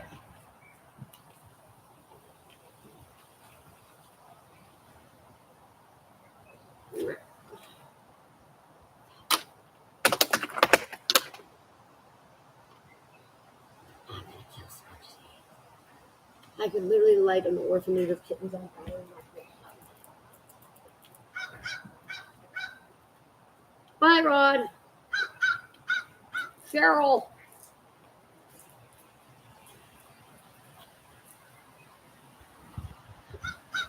Why do you love me? I'm like fucking. Yeah, but you know what? I'm like, people probably think I'm like autistic. They're like, oh, that's so nice that you still like love me. Hey, what are you doing? Fucking eat on the floor.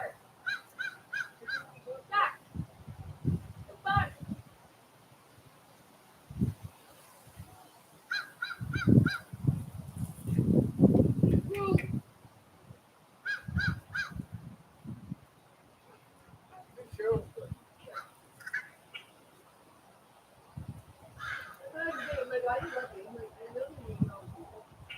I mean, all the birds. And you crow, shell crow, bus crow, and the eagle, steam skull. Hey!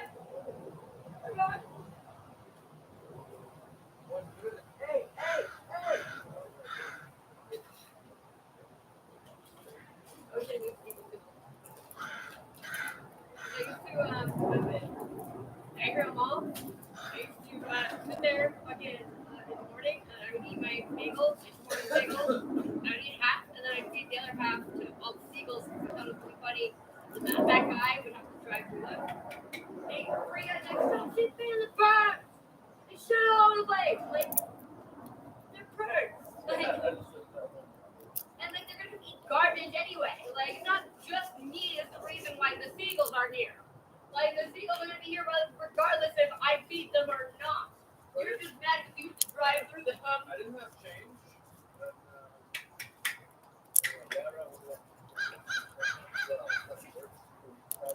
But, oh yeah, I'll be back. I'm not planning on quitting anytime soon.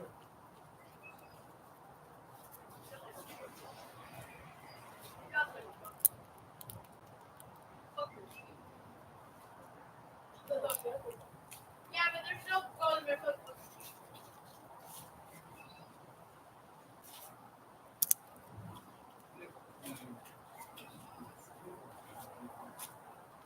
One of those, ah!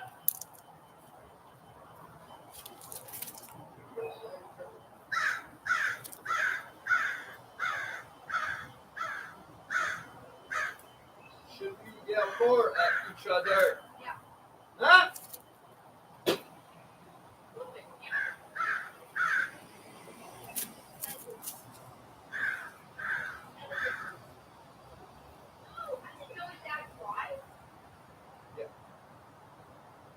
Yes, I'm right there. Yes, I'm thinking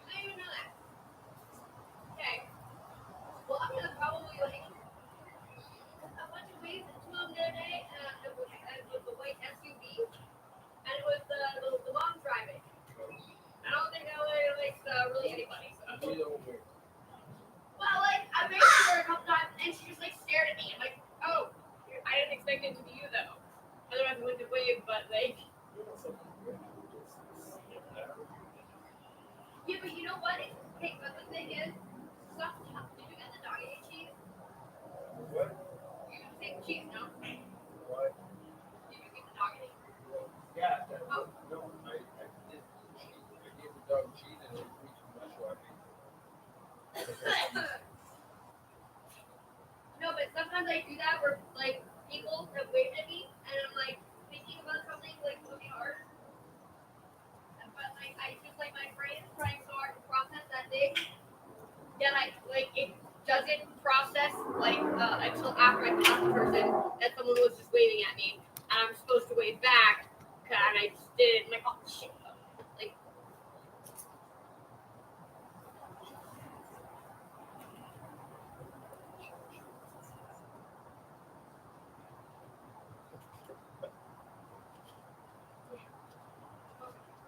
this is why you're perfect for me. It's so fucking weird.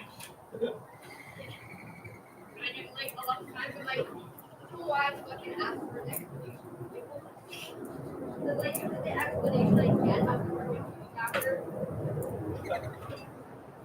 But it's like I don't know what that means. I don't know how that's supposed to explain. Or like answer my question anyway.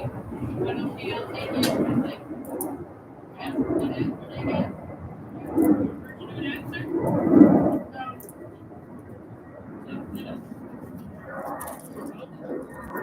Everything started last week.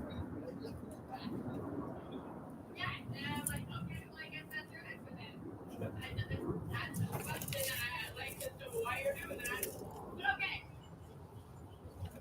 Oh, because.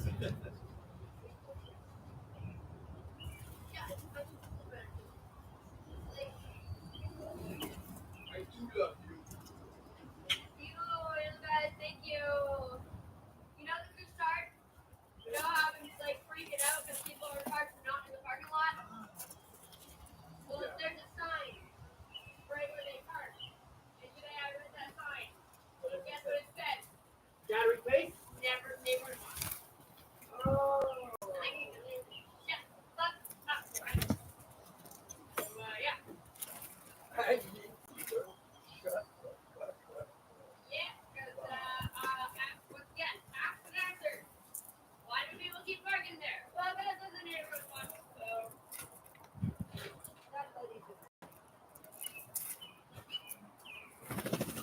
But, like, I actually, you know what? No, I still didn't ask my question why they have to park on the road.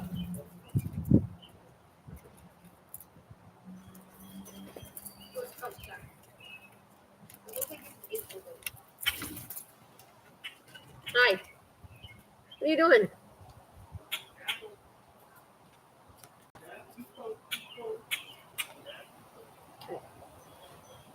Hi, Jack.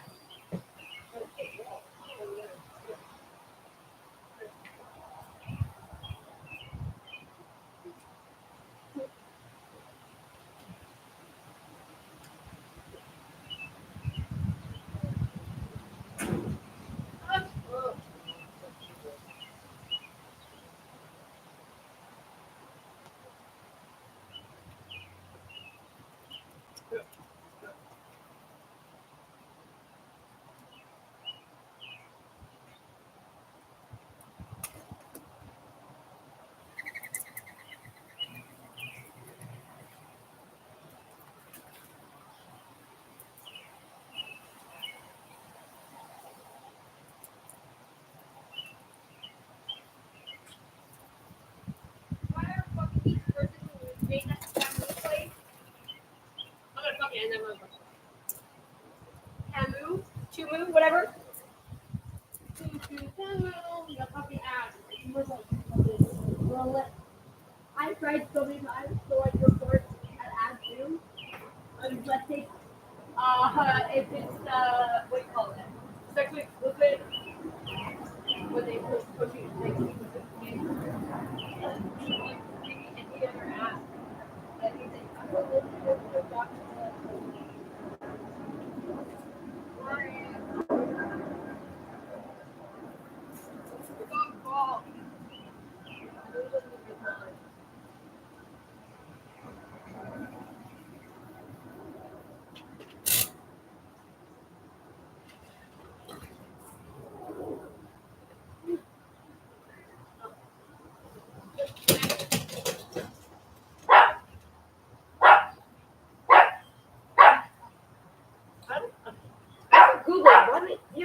Burning.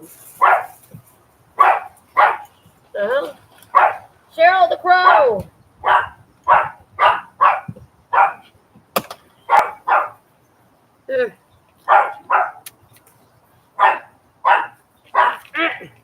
Get that ball, Jack. Yeah, you get that ball. Yeah, I know. Such a cranky bee.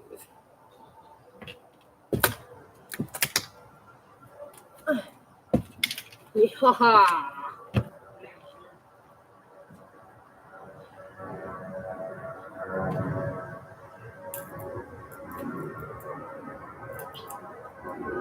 gonna go dig on my rage. There's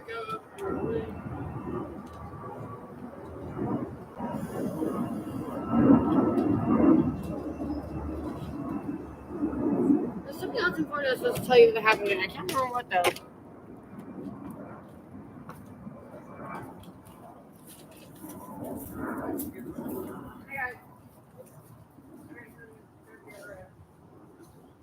Yeah. What? I need you to fucking borrow the neighbor's lawnmower to the lawn. Yeah, but I'm not doing that today. Obviously not too late today.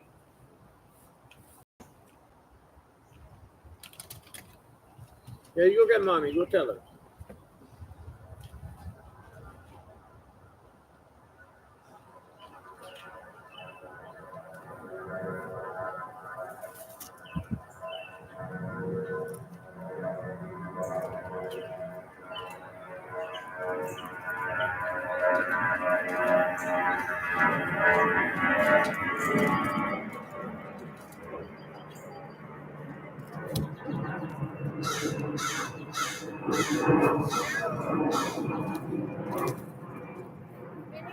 Get the fuck out of here. Oh, frolic. You want to say that?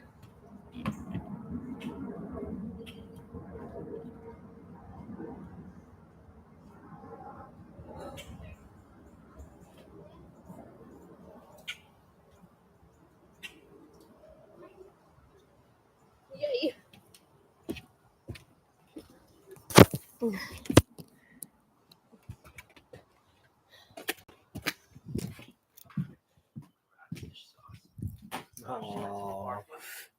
hello. Okay. Ah, made my face all wet. Yeah. Hi, Jack. What do you want? I wish I could find your ball, but grass is so fucking long. What?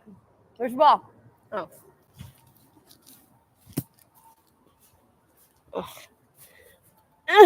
Here.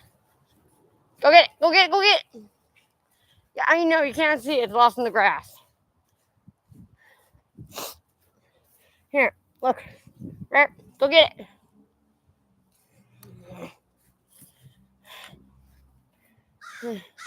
What, Cheryl?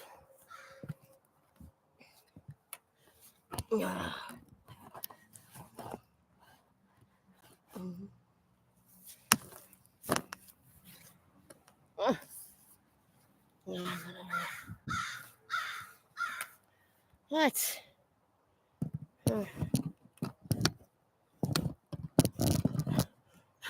Who's that dude? Who the fuck do you think? Like, some random hobo person I picked up, obviously. What are you doing over there? Huh? What are you doing? Huh?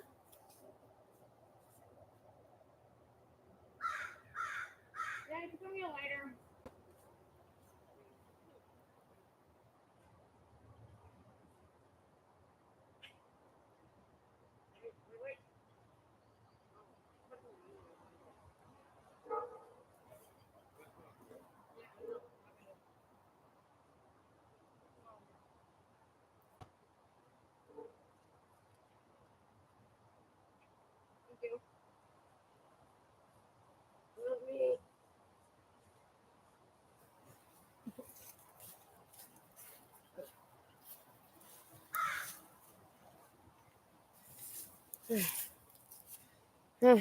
deficit this year is going to be anywhere between, say, 36 billion and about 58 billion.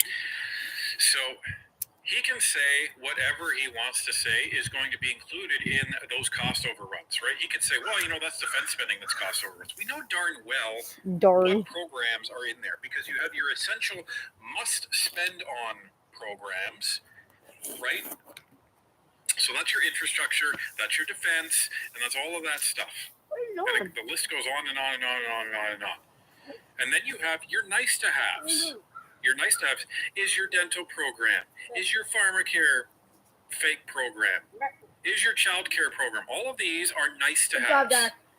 So they are tacked on at the end. So yes, they are absolutely part of that deficit spending that contributes to inflation. So I don't buy it, and Canadians shouldn't buy it either. Well, and the other thing I find absolutely amusing is that whenever inflation goes up, it's not our fault. It's a worldwide phenomenon. The Liberals didn't do it, but when it comes down, they're the ones responsible. They're the heroes. The honorable leader of the opposition. He finally, for once, thought about monetary policy. He said as soon as you spend more, inflation goes up by exactly the same amount, right? And he is right for once. But repeating the same costly promises that he has already broken does not change that fundamental monetary rule. So will the Prime Minister acknowledge that yes, the economy is about numbers, that people pay their rent in numbers, their gas in numbers, their groceries in numbers, and that the numbers are too high? The right honorable Prime Minister. Fundamental difference in perspective between the Conservatives and this Liberal government. You better believe it. You better believe that's the fundamental difference in perspective, is that the Conservatives actually give a crap about the budget in this country. And they actually give a crap about affordability for Canadians, and that they don't think that the solution to solving affordability in Canadians is spending more money. And they certainly don't think that the budget will balance itself. The macroeconomic situation of Canada is one of the best in the G7, one of the best in the world. And the independent credit rating agencies continue to give us AAA scores. The federal government is doing well, but Canadians need support. So we are choosing to deliver supports to Canadians with this solid fiscal position. Dental care, national food policy, national disability benefits, help for housing and investments in the kind of support for Canadians that he has stood against every step of the way, Mr. Speaker. I cannot believe, or maybe I can, I don't know. I'm going to be doing the Shannon Stubbs double face palm in a moment. I cannot believe that he actually invoked this new disability benefit as something to brag about. $200 a month. That's disgraceful. I was housing minister. We built almost 200,000 houses and apartments, the average rent being $973 for a one-bedroom apartment.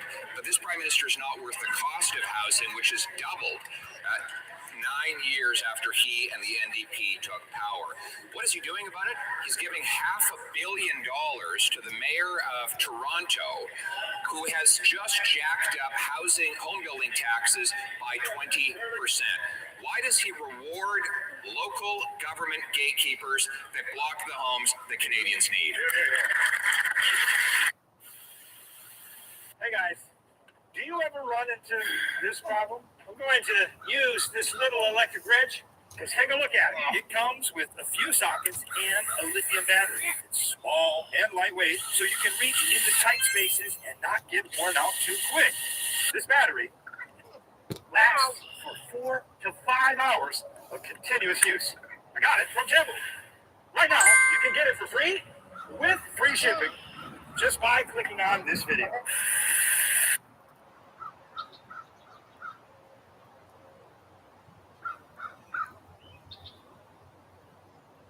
Hi, this is Alan Walker, and my new song with Putri Ariani and Peter Elias is now available on TikTok. I'm really excited to see your creations with this song. Make sure to tag me in all your videos.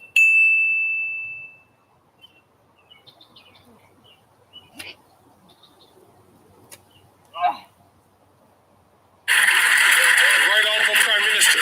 Mr. Speaker, we are leading on the efforts to solve this housing crisis with a plan that is ambitious and concrete. Meanwhile, after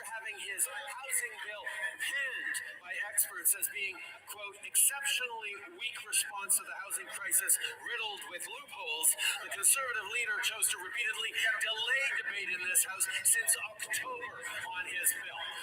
That's because he just doesn't care. When he was minister, he lost 800,000 affordable apartments and only built 6 affordable homes. I'm going to remind everybody of this again. We talked about it quite a while back, but affordable housing doesn't mean a home that I can afford or a home that the average middle class person can afford. Affordable housing is government speak for government subsidized housing.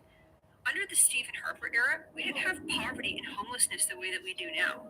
So my guess is that government subsidized housing was not needed in the quantity that it is today because the housing market has just gone haywire. And those 800,000 homes would have been released to actual other Canadians to buy them. Yeah, developers to middle-class Canadians who could buy and purchase their home. Actually, the number is closer to 200,000, but the Prime Minister's never been very good with numbers, right? So the Prime Minister cites government-funded bureaucrats and liberal academics to bolster his approach, which has doubled housing costs in just 9 years, partly because he gives money to municipalities and politicians like Winnipeg, where they just blocked 2,000 homes right next to a government-funded transit station built for those homes. Why won't he accept my common sense plan to give bonuses to those municipalities that permit more building and penalties to those that stand in the way? Right Honourable Prime Minister. Mr. Speaker, we criticized rightly the leader of the opposition who, when he was housing minister, only built 6 affordable homes for Canadians across the country. But it is understandable, Mr. Speaker, because he was part of a government that took the federal government out of the building of affordable housing. They chose that the federal government had nothing to do with housing across the country. Excuse me? I seem to recall Trudeau saying something very similar within the past few months. That'll be blunt as well. Housing isn't a primary federal responsibility. Yeah, there it is. Like, this guy is such a hypocrite and he just projects so much. No. Yeah, we should get him a job at IMAX. That's why for 10 years of non-involvement of the federal government, that leaves echoes. We've stepped up and invested in communities, invested in partnerships. We're getting the homes built. We're delivering for Canadians. Honourable Leader of the Opposition. Housing Hi, costs Dr. Mom. have doubled since he became I'm Prime going inside, Minister. baby. They were half when I was housing minister. Housing costs have gone up 40% faster than wages, a bigger gap than in any other G7 country. Why? Because he's building bureaucracy and not homes. Why won't he accept my common sense plan to require municipalities permit 15% more building, sell off 6,000 federal buildings to build homes, and cut taxes so builders can build? The Right Honourable Prime Minister. Mr. Speaker, just like when he was housing minister, his solution is to do less to help Canadians, to invest less in municipalities as they build housing, to get out of the way and leave Canadians to fend for themselves. That is his political philosophy. It is a political philosophy. It's just not the one that supports Canadians. It's not the one that is delivering for Canadians as we step up with the most ambitious and achievable housing plan this country has ever seen.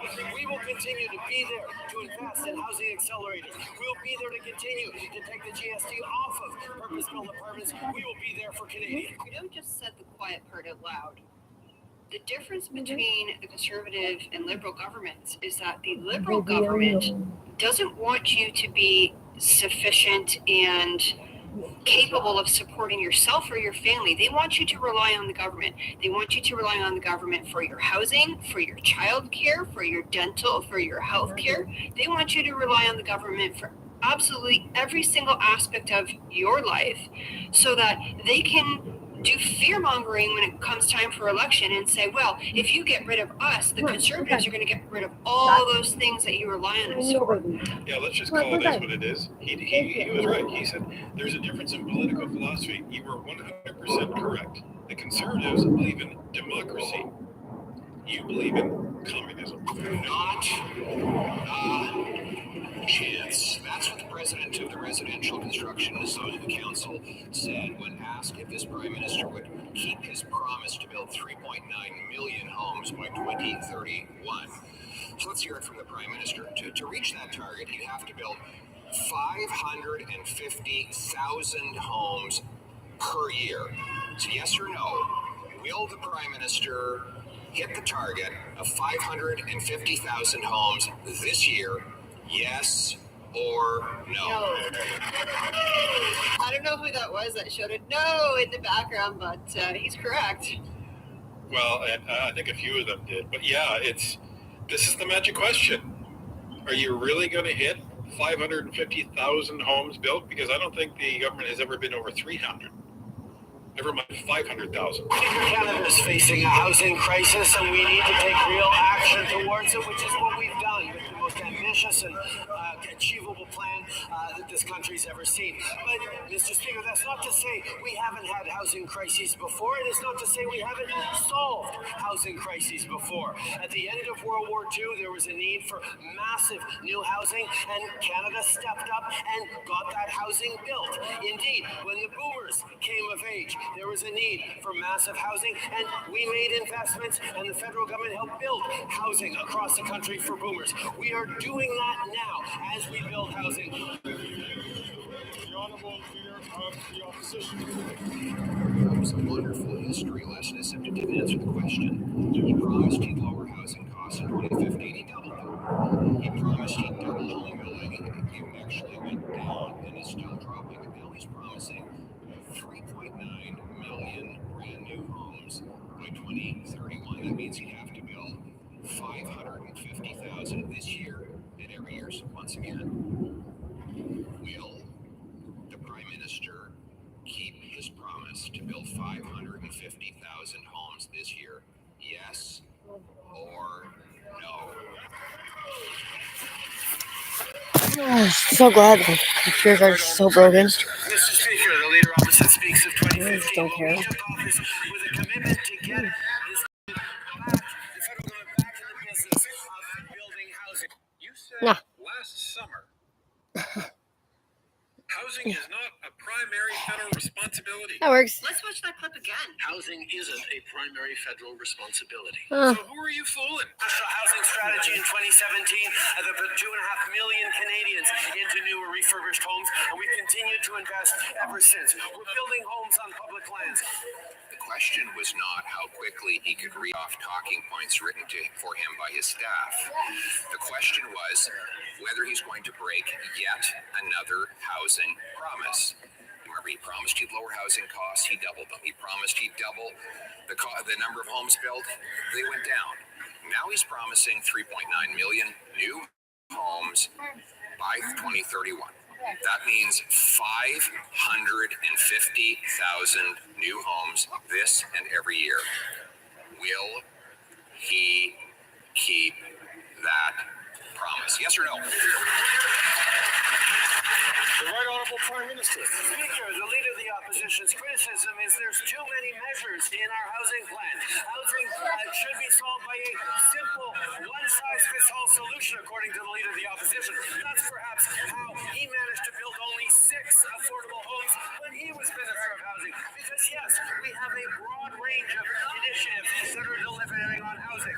How do you spend so much, promise so much, and achieve so little? That's the question.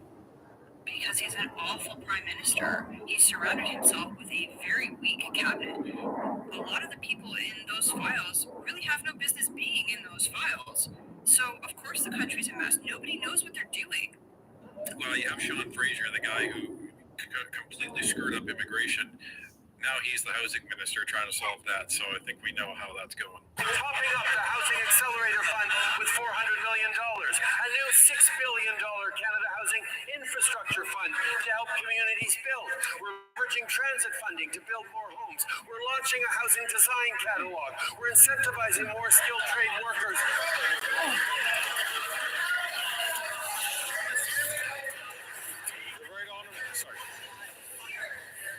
The Honourable Leader of the Opposition.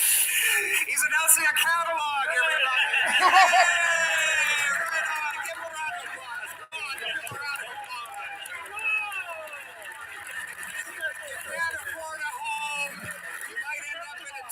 rent is doubled, but hey, you've got a brand new catalog. Mr. Speaker, the question was, will he build 550,000 new homes, yes or no? Oh my goodness. That was phenomenal. I had a feeling he was going to go after that catalog remark. I didn't know it would be like that. Well, I was about to say regarding the catalog that it's redundant because most home builders, when you go to them, they'll have different size lots, and then you buy your lot, and then they say, okay, these are the houses that will fit on your lot, and there's like maybe 4 or 5 that you get to choose from, and then you say, I want house B, please, and they'll be like, okay, we'll put that on your lot. Would you like elevation A or elevation B? And that's how it works. So you don't need a catalog because most builders already have one. You know what? Give me a government catalog because I want a refund.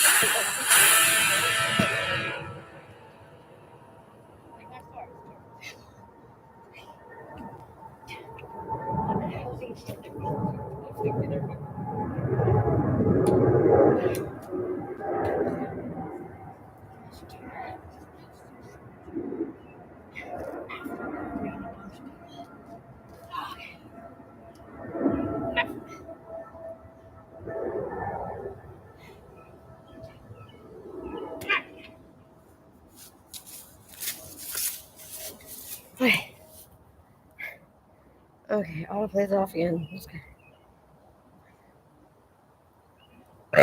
Oh, excuse me.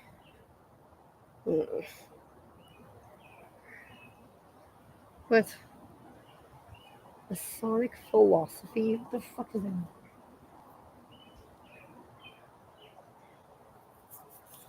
Oh.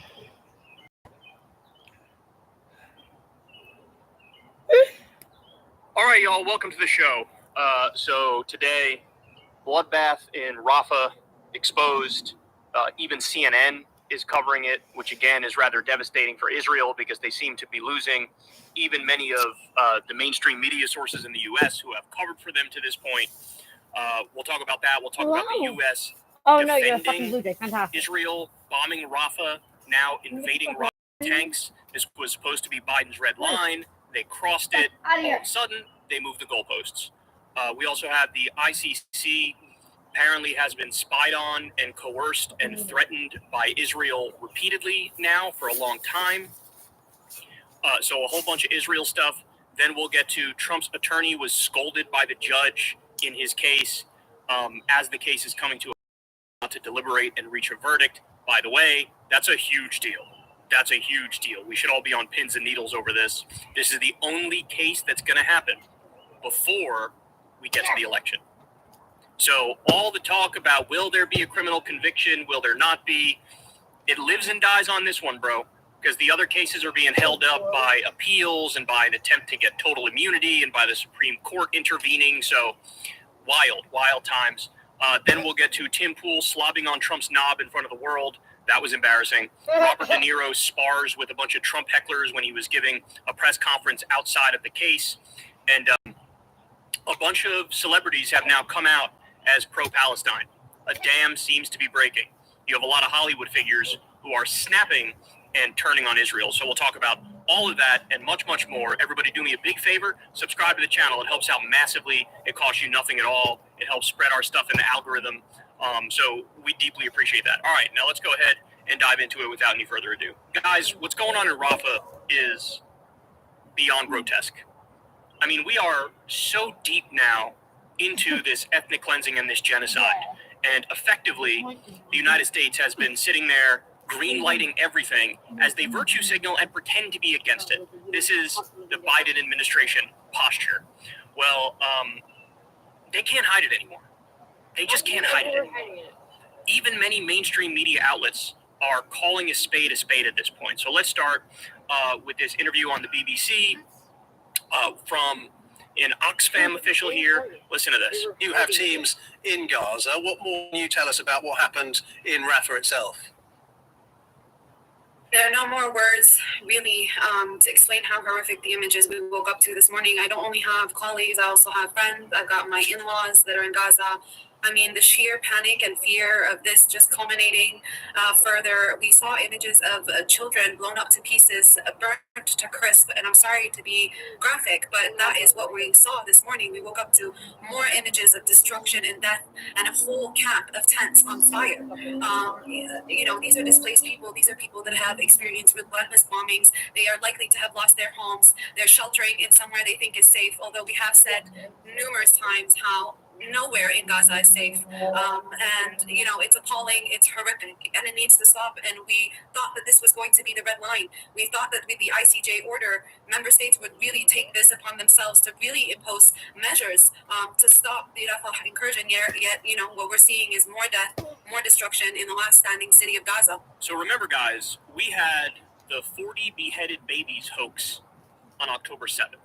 We also had the baby in an oven hoax on October 7th. There were a number of things that were spread as if it was news and it was factual, when in fact it was total wartime propaganda, complete lies. It's been debunked 14 ways to Sunday. But having said that, what we witnessed in Rafah, very clearly on video and with pictures, is there was a Palestinian baby who was effectively beheaded. Their head was blown off by an Israeli bomb. And there's this heartbreaking picture of somebody holding up a headless baby. And guess what? The IDF Telegram channel was posting it and celebrating it. So we found the beheaded babies everybody was talking about. We found them. And there appears to be a yawn on the part of Israel, or honestly, outright support. Also understand, guys, this is the exact place that Israel was telling Palestinians to go because it's a safe zone. And then they attack and turn around and say, we were targeting Hamas. This is always what they say. This is their only line of argument. They even say it when talking about the frickin' West Bank, which doesn't have Hamas. All right, but we're just getting started, man. So now Christiane Amanpour, who, by the way, there were some reports that behind the scenes, she was furious about how CNN was covering this horribly. She thought they weren't being accurate. She thought they were very biased in favor of Israel. That's a fact. We've seen empirical data to support that. We covered the that article, Palestinian civilians. They only use words like bloodbath and slaughter and massacre and terrorism when it's Israeli civilians. They never use it when it's Palestinian civilians, even if it's women and babies. But here's Christiane Amanpour and Jeremy Diamond, and they do a breakdown here of what happened in Rafah. And again, I want to reiterate, you're now seeing this stuff on CNN. So it appears like there's a little bit of a dam breaking in the context of the media apparatus in the United States. And this is something that for so long, I mean, every now and then you get a decent segment that comes through a mainstream media outlet, but 70 or 80% of the time, it would just be absolute nonsense. It'd be phenomenally biased. And you still have plenty of reporters who are phenomenally biased, and the headlines are still sanitized when it comes to Israeli war crimes. But this from Christiane Amanpour and Jeremy Diamond, this is accurate. Let's watch. A horrifying picture has been emerging from Gaza, where at least 45 people have been killed after Israeli warplanes struck a camp for displaced people in Rafah. The Israeli Prime Minister Benjamin Netanyahu described it as a tragic mistake, that it will be investigated. It comes just days after the International Court of Justice ordered him to halt the offensive in Rafah, and a week since the International Criminal Court sought arrest warrants. By the way, the Israeli military was saying, no, this wasn't a mistake. We were going after Hamas.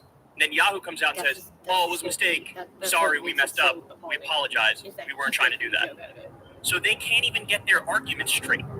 They can't even get their bullshit propaganda straight, which is astonishing this late in the game. It comes just days after the International Court of Justice ordered him to halt the offensive in Rafah, and a week since the International Criminal Court sought arrest warrants for Netanyahu's defense minister and senior Hamas leaders for war crimes and crimes against humanity. Gaza's health ministry said no hospital in Rafah had capacity to take the number of casualties. Over 1 million Palestinians had been sheltering there before Israel began its offensive. CNN's Jeremy Diamond has this report, and of course some of it is very difficult to see. Their blood-curdling screams tell the story of the unfolding horror more than words ever could. But it is only as bodies are pulled out of the inferno that the scale of this attack becomes clear.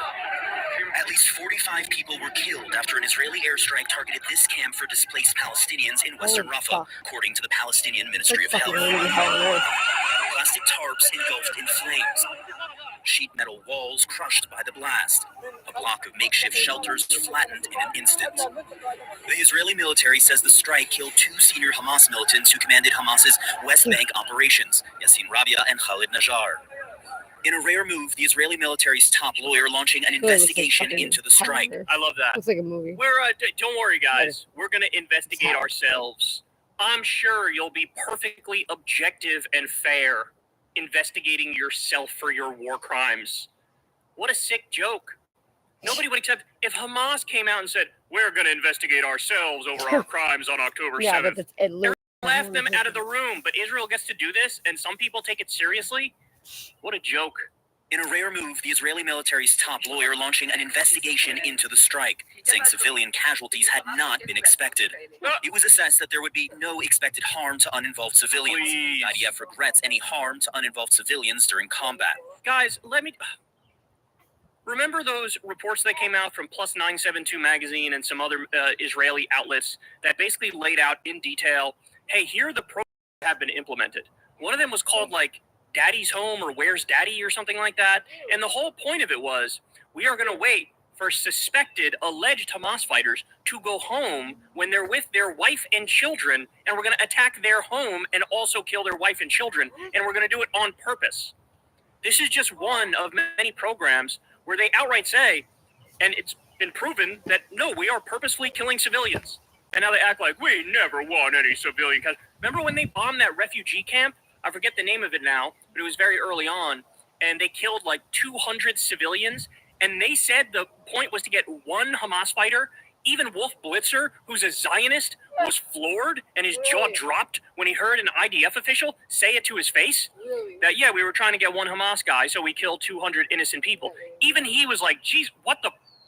And now they have the nerve to come out and say, we never want civilian casualties, even though we want them all the time and we kill them on purpose.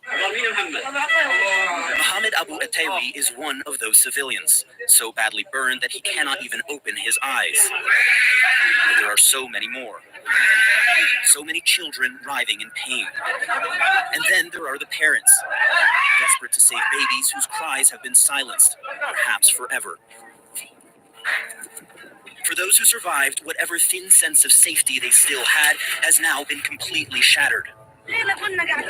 We were sitting and suddenly there was a big blast and fire. People started screaming, Raneen says, describing how they spent the whole night pulling charred bodies out of the embers. While hundreds of thousands have fled eastern Rafah after the military ordered its evacuation, many others, like this man displaced from central Gaza, came here to western Rafah, told the area would be safe. And then there are the mourners.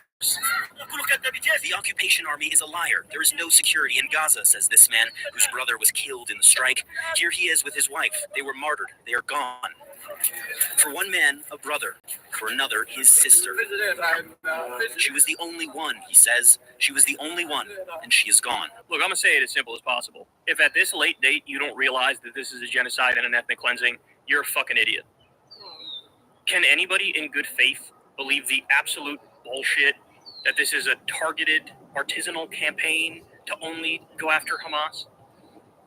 That argument was preposterous the second they announced a total siege. This is so clear. Anybody and everybody must acknowledge the reality. This is a genocide and this is an ethnic cleansing. And by the way, I love it when I see people say, cut off the weapons to Israel, which of course that's true, right? But the reason I hate that is because we are so far beyond just cut the weapons off to Israel.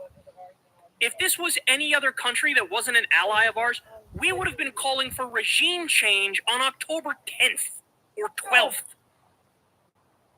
Who are we kidding? You need to sanction the shit out of them. You need to condemn them at the UN. You need to internationally isolate them and do boycott and divestment and sanctions.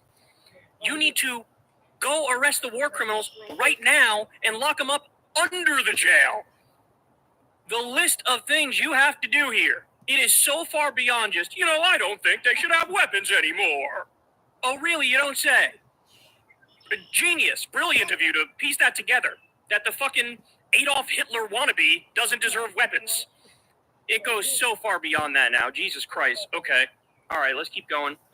Israeli tanks are now invading the center of Rafah, while Biden continues to pretend this is a limited operation that doesn't break any red lines. IDF soldiers have been bombing, shelling, and burning down homes on their way to make sure all of Gaza is fully uninhabitable. This is from the chief of communications from Euromed Monitor, the human rights group. So in other words, the Biden administration has been so weaselly because they look at airstrikes in Rafah and they're like, well, that doesn't look like a total invasion of Rafah, therefore we guess it's okay. And then they do an actual invasion of Rafah. He's like, well, technically it's like the outskirts of Rafah and it's not the Rafah proper, and that's why we haven't seen anything yet that crosses a red line. You don't have a fucking red line. You don't. This is all for PR reasons and virtue signaling reasons, because you know your base fucking hates Netanyahu. They hate what Israel is doing here. So you're trying to find a way to enable them and arm them and allow them to do this while also pretending like, I really disagree with this. Biden is so weak. He is the weakest motherfucker I've ever seen. I was just talking to Crystal about this last night. I sincerely believe, don't get it twisted, Biden is an ideological Zionist. There's no doubt about it. And the Israel lobby money definitely influences his thoughts on this as well. But I sincerely believe that a younger Joe Biden may have had a little more pride when he says something like, that's a red line, you're not allowed to do that, Netanyahu. And then Netanyahu spits in his eye and slaps him across the face and crosses that line. I think a younger Joe Biden, who wasn't senile and didn't have fucking dementia, would be like, excuse me, bitch, who's the superpower here? You're our client state, so how about you go to shut the fuck upsville, and you better listen to what I tell you, or there will be consequences. So I genuinely believe a younger Joe Biden wouldn't have been this much of a pushover. He still would have been horrible on the issue of Israel. He still would have armed Israel, but having any semblance of pride or shame would have led him a long time ago to say, this is what, now the fourth time you directly contradicted what my orders were, and I'm supposed to sit here and take it? Older Joe Biden, he doesn't know where the fuck he is. Yeah, all right, Jack, Israel did what now? That doesn't sound too good. What are we supposed to do about it, Jack? Get the fuck out of here. All right. Listen to this. Another investigation from 972 Mag and The Guardian.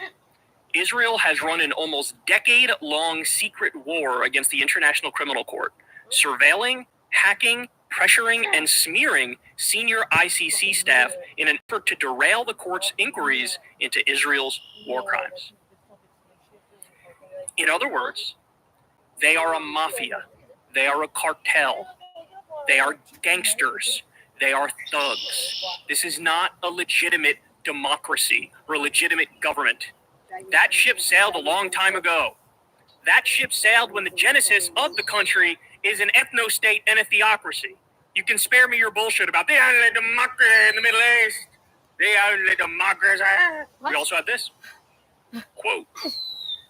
You don't want to be getting into. I should do this with the mobster Italian accent. You don't want to be getting into things that could compromise your security, that of your family. This is a direct quote from Yossi Cohen, the former head of Mossad, played a key role in an intimidation campaign that lasted for years against Fatou Bensouda, the former prosecutor of the International Criminal Court.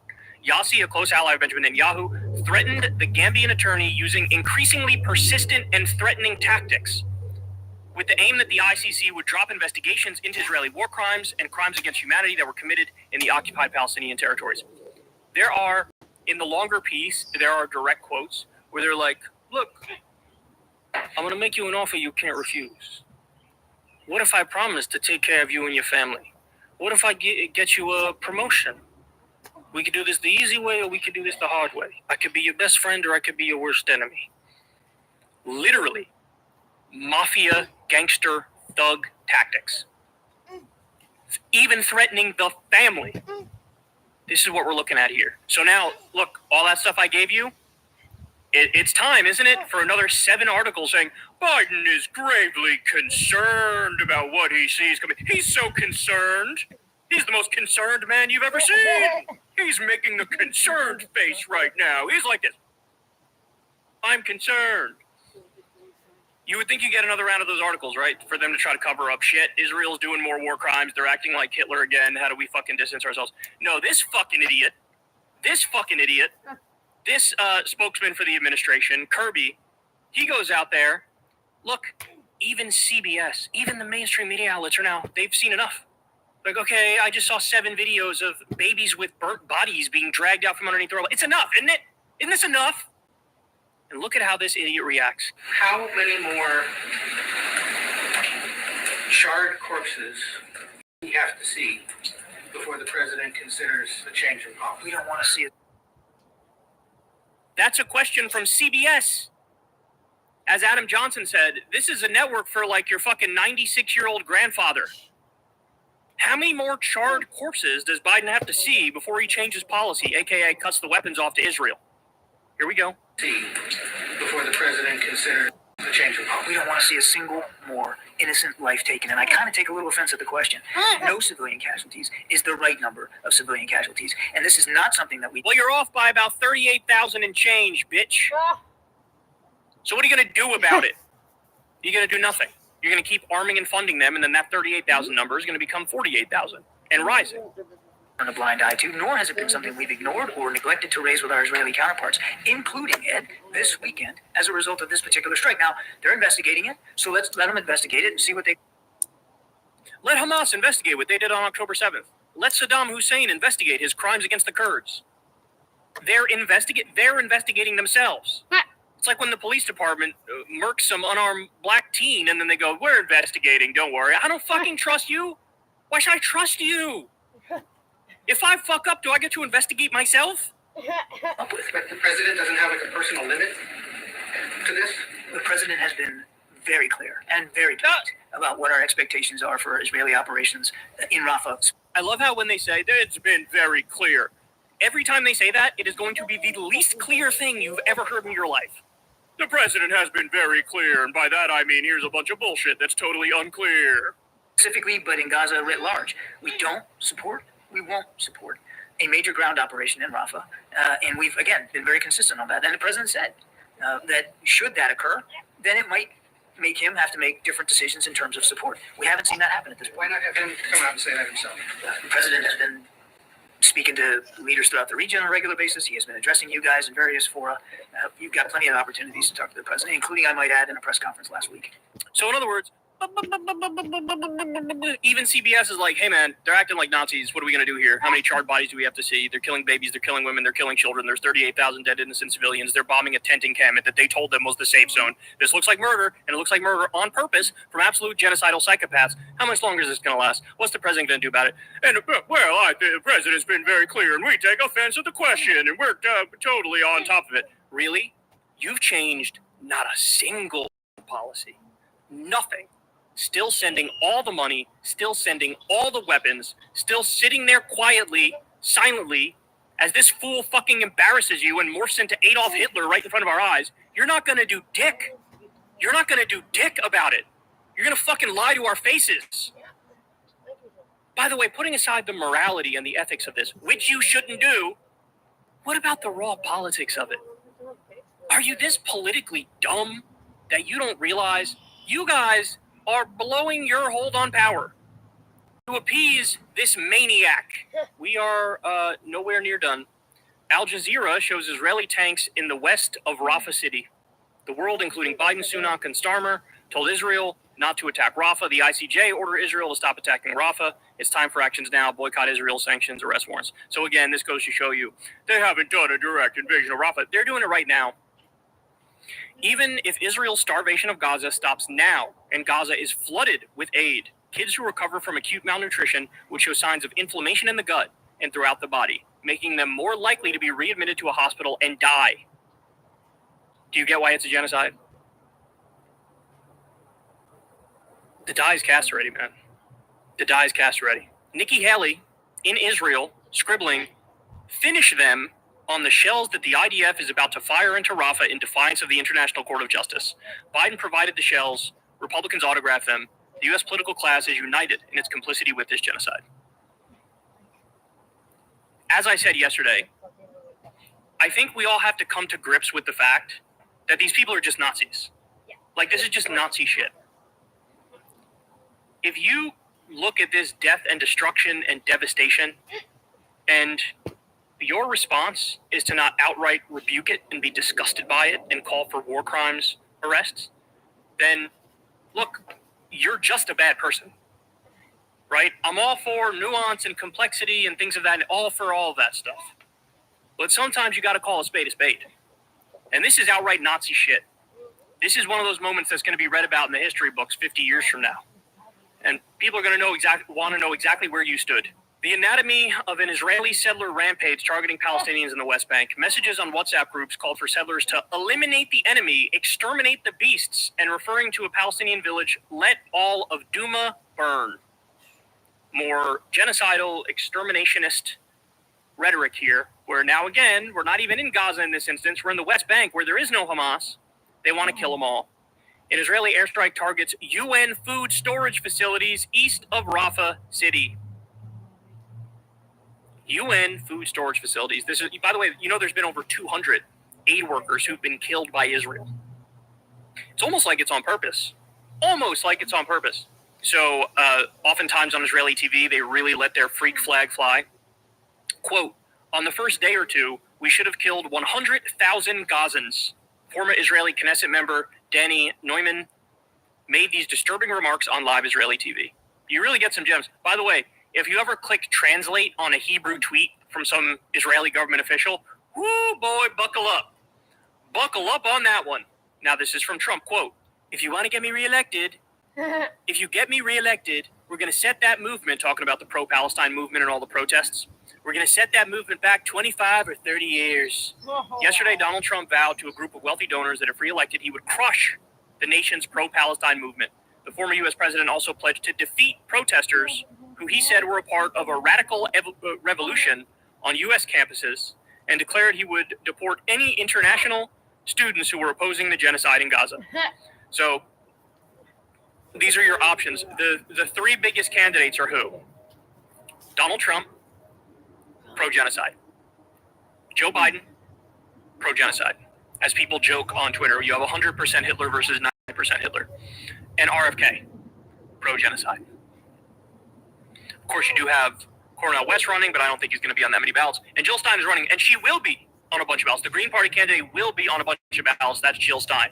And she's not for all of this stuff. Breaking, Israeli forces kidnapped journalist Bilal Tawil from his house in occupied Hebron in the West Bank. Again, the West Bank, not Gaza. Really? What? We've had, over 130 journalists be murdered by Israel? A new Euromed Monitor report based on 100 testimonies of released Palestinian detainees reveal crimes of torture and cruel treatment. By the way, they counted. They found 42 different types of torture. Here, I'll play this video for you so you can see in the background. It's just got music with it, but you can see the pictures as I talk here. They found 42 different versions of torture that they were doing to innocent Palestinians. From, chipping their tooth was one that I saw, standard sleep deprivation stuff. Really? You guys heard the stories about the handcuffs, or whether it's their arms or their legs being restrained, and then they keep it on there for so long that you have to amputate the hands or the feet. The various types of torture are endless. And I don't think we know even the half of it at this moment in terms of the deaths as a direct result of the torture, as a direct result of the inhumane treatment. And look, people are fairly, rightly, talking about the Palestinian hostages being held by Hamas, but people don't talk about nearly enough the Palestinian hostages being held by the IDF. And by the way, there are thousands of them. And as we discussed before, they've even done rape as a version of torture in the custody of the IDF. So as you can see here, there's some stuff on the screen. The investigator beat me severely and stepped on my mouth with a military boot until my teeth were knocked out. My jaw was broken and blood poured from my mouth. After a few days, I was brought back for questioning again. When I answered, I am a woman with no breadwinner and my concern is taking care of my daughters, the investigator threw a cup of boiling coffee in my face and spat on me. I cried from the pain. Again, these images look like straight out of Nazi Germany. 42 different kinds of torture they found. 42 different kinds. The Israeli government has censored all information about the Egyptian soldier killed in range of fire with Israeli soldiers near Rafah. So by the way, now we're in a place where Egypt is reevaluating their relationship with Israel. They've had a peace deal with Israel for quite a while. They're now reevaluating that because Israel has been so belligerent and so extreme and so insane and so unreasonable there's so much domestic pressure in Egypt. Like, what the fuck are you doing? Cut off all ties with Israel. And now they're considering that perspective. And we just had a firefight the other day between the IDF and Egyptian soldiers. So they're so unhinged, they're fighting everybody, bro. They're fighting everybody.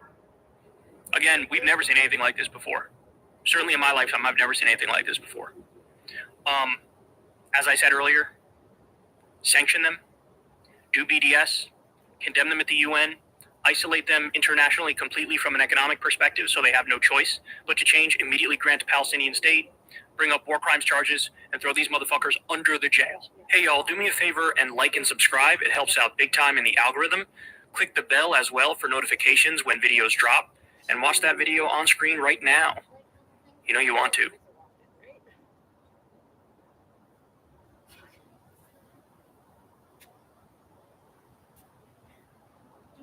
Oh, Mickey. Again. Let them pick up their own pineapples. Fuck. Yeah. Smarty pants me. See, this is like.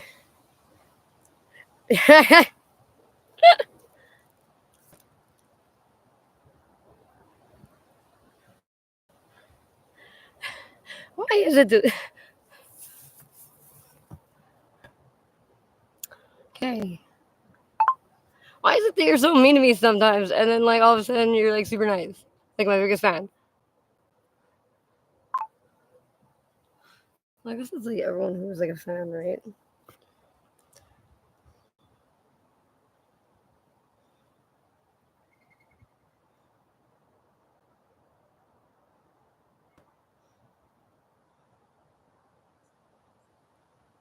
Oh, I thought they were like fucking digging a machine. That was fucking so stupid. Like dug down like 2 feet. It's retarded. At least there's no rocks and boulders.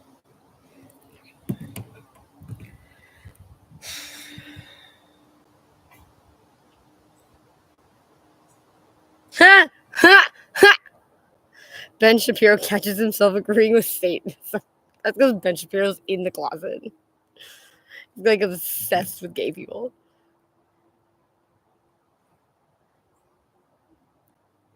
What? Criminal trial. Okay. Israel Albert Canadian Rabbis in Jerusalem rose 20 hours ago. NDP was independent last week.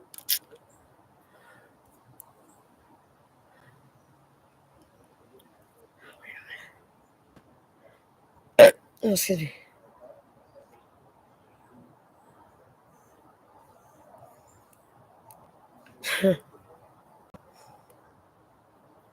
J'ai une gâterie pour vous. Oh, okay. Oh my god. Oh. Would you like to know 10 secrets on how to build wealth from nothing? Be sure to stay tuned to today's video.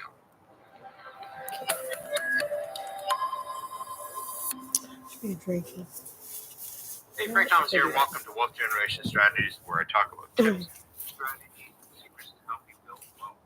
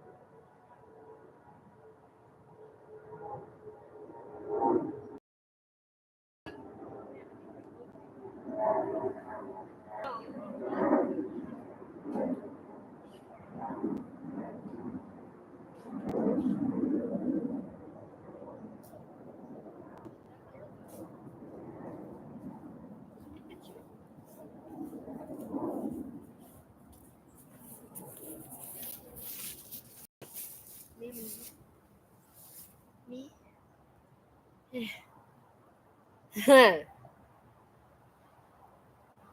Oh, what? Oh my god, I missed it.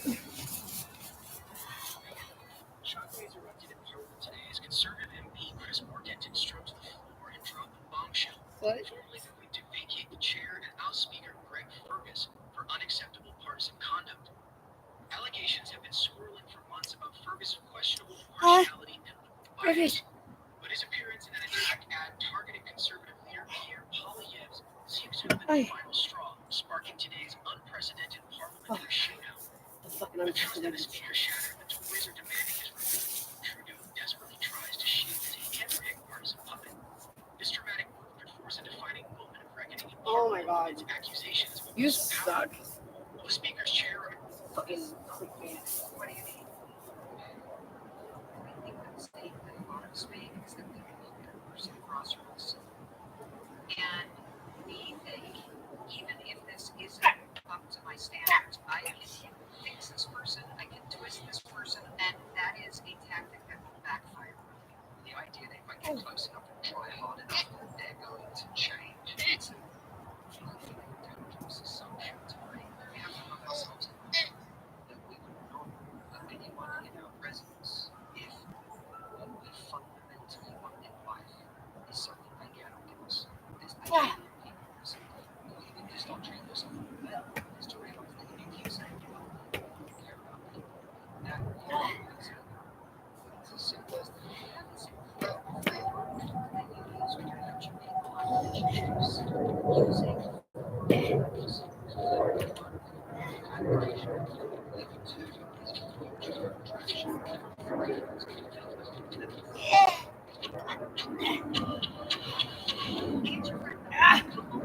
I stumbled upon this concept called four levels of romantic relationship, and it literally blew my mind.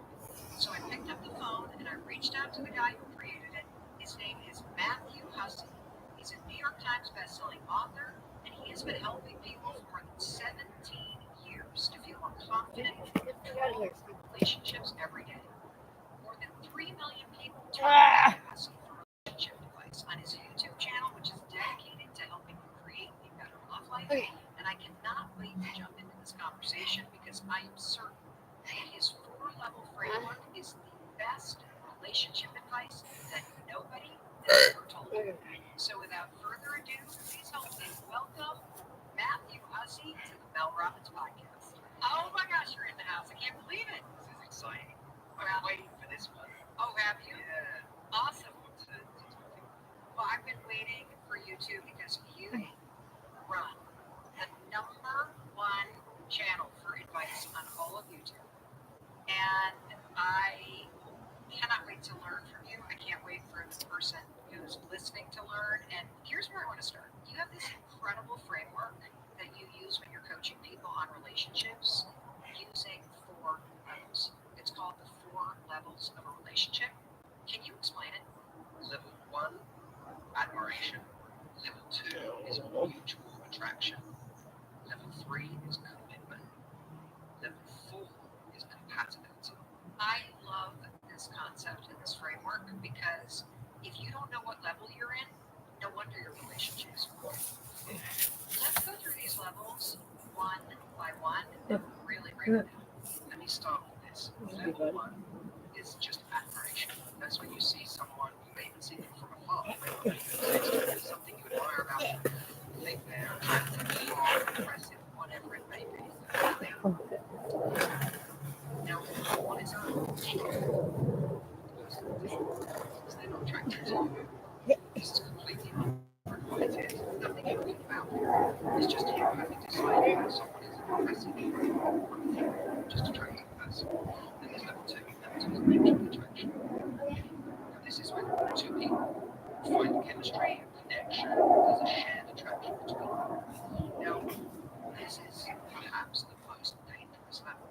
Because when we get attracted to someone, which by the way for many of us we feel like that happen really often enough, and then we find that that person is attracted back, we feel like we found the holy grail. Yes, this is it. It feels like an explosion. It's like, oh my God, this is the most important thing in the world. I have to do everything for this thing. Yes, so this is level 2. That's dangerous. Why is it dangerous? Because on its own, it's not that cool. Connection is not the rarest thing in the world. And sexual chemistry is not the rarest thing in the world. But it feels when you find it like it's so important. But you realize it's not important when you get to level 3. Level 3 is commitment. 2 people actually saying yes to each other. The number of people I speak to that start with an amazing person in my life is that young, that this person, we can talk about anything, we had the most amazing time together. And I know, I already know there's a huge bug coming, otherwise it wouldn't start with all of this amazing stuff. And Punchline offers some form of, but they don't want a relationship. But they say they're not ready. But they're confused about it.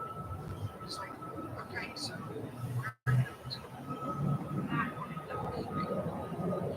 And there's a world of difference between those two places. Level 2 is a plot land. It may look like a plot land, but it's in a great part of town. It looks like a lake, or it's an amazing part of the city. It's an amazing plot land. Something amazing will come here. You meet a person, and the connection, the attraction, the chemistry makes you feel like you've got an amazing plot land. And all you can see is what you can build on that plot land and how incredible that could be. Yeah. But in order for that to become that, you need a builder.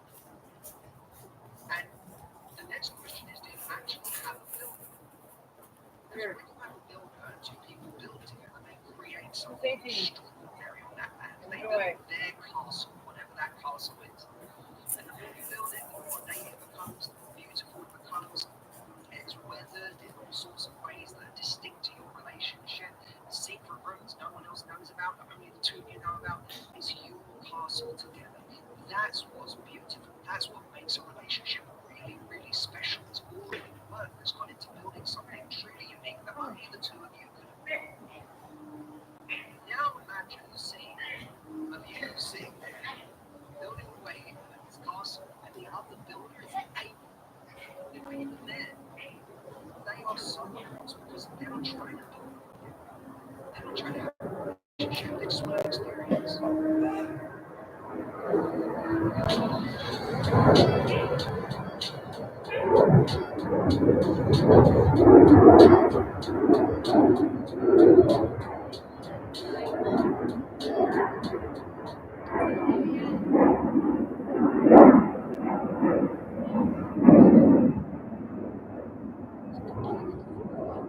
So, level 3 is a relationship, it's commitment. Level 2 is just an experience. This is painful. Well, I shouldn't say it's painful. I'm thinking on behalf of so many of the listeners who are single in their 20s and 30s and 40s and online dating, because I would imagine that there's a tremendous amount of confusion between level 2 and level 3. And my next question is, how the hell do you know if you're in level 3? How do you know if somebody actually wants a commitment the way that you do? You have the conversation you're too afraid to have right now, the one that you've been putting off because it feels so good to keep enjoying this thing that you don't want to wreck it, you don't want to drive it away, you are afraid that if you have the question, you're going to be seen as difficult, so we don't say it. We're afraid of the effects, and what we think is, by the way, if I could just keep getting closer and closer and closer to this person, if I can make myself indispensable, if I can just get so close that I'm basically, integrated with their every part of their life, then essentially they'll see my value, and by the way, they'll start giving as much as I am, because they'll realize my value. Unfortunately, the opposite happens, is we give, and someone learns that there's absolutely no price to pay for giving. So everything we give is completely taken for granted and assumed. And we come to find after months or sometimes years of being in limbo with someone, when we finally say, what is this? They're like, I don't know. And you realize you wasted all that time and energy, all because we were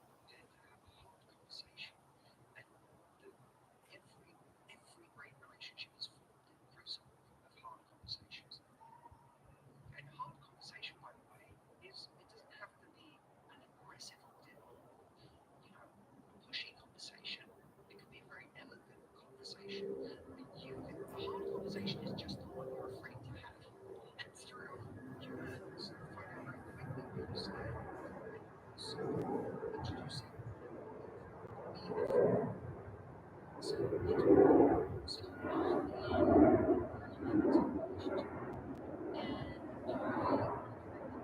I'm scared to death to ask you. How many other people are dating? We've kind of been in that zone where we're hooking up and we're going out on dates, and I feel like it's vibing, and I don't even know what the language is anymore. That's how old I am. Do we say monogamous? Do we say exclusive? Do we say we're like dating? Heaven forbid. Is that not a word? It's like, I don't know. Every time I would say something to my daughter, she's like, that's everything. I'm like, okay. I don't know what the terminology is.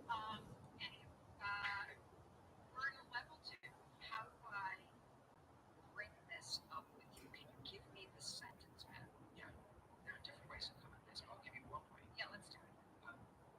I realized I'm investing a lot of kind of time and energy into this, and it's an amount of time and energy and intimacy that I wouldn't be giving if we were still giving it to other people. And I know that I'm not, because it's just not me. And, I wanted to know if you're in the same place. If you're not, that's totally okay. Like, I get it, it's fine. There's no pressure. But if you're not in that place, I need to reevaluate how much I'm giving to this, because, I'm excited to meet someone, that values the same things I do, has the same things in mind that I do. And I want to give my energy to someone who's in that place. And I realize we haven't even had that conversation. Matt, I am having a great time with you. I feel like I'm on The Bachelor right now. I am having a great time with you, but I just got out of a long-term relationship, and I don't want to hurt you. I'd like to still see you, but like, this is why these are hard conversations. So yeah, but that's a very real response. So let's keep moving. Okay, because that's a very realistic response. Okay. You say, that's totally cool. I can't give your energy to someone who's not on the same page as me. Like, it's not for me. I know my energy is really precious. I know how much I have to invest in it. And if you're in your ways, it doesn't, you don't need to worry about me or anything, because you would just do what's right for me anyway. And as much as I like spending time with you, I value all that. So I'm gonna do my own thing. But I wish you the best. And you're a great guy. It's okay. Like, I get it. You're a great person. I hope you find happiness in whatever you do. But I can't be giving time and energy to someone who wants something different than I do. There's a couple things I want to pull out that I think are incredibly important that I noticed, and I wonder if it was on purpose. First of all, I loved that you didn't say that you liked me. You specifically said you liked the time that we had spent together. And that left you like playing the person that's not as interested in level 2 and not ready to go to level 3. Hearing that you liked the time made you seem stronger and more confident, because you were sounding like me and fishing for an answer. And then when you said, you used the word energy, you didn't use the word, I'm looking for commitment, I'm looking for monogamy. You didn't use those words that feel like you're locking someone down. The way that the coaching that you just gave us in the script that you can now play and you should repeat in your dating and your relationship life is where you said, I value my energy and I know myself. And I want to put my energy into things that are going somewhere. And so I want to have that conversation, because this has been a lot of fun and I enjoy spending time with you. But I want to make sure that, I want to check in with you, because I don't want to date alone. You see what I'm saying? Like, you remain powerful in that, because your words actually very sacred.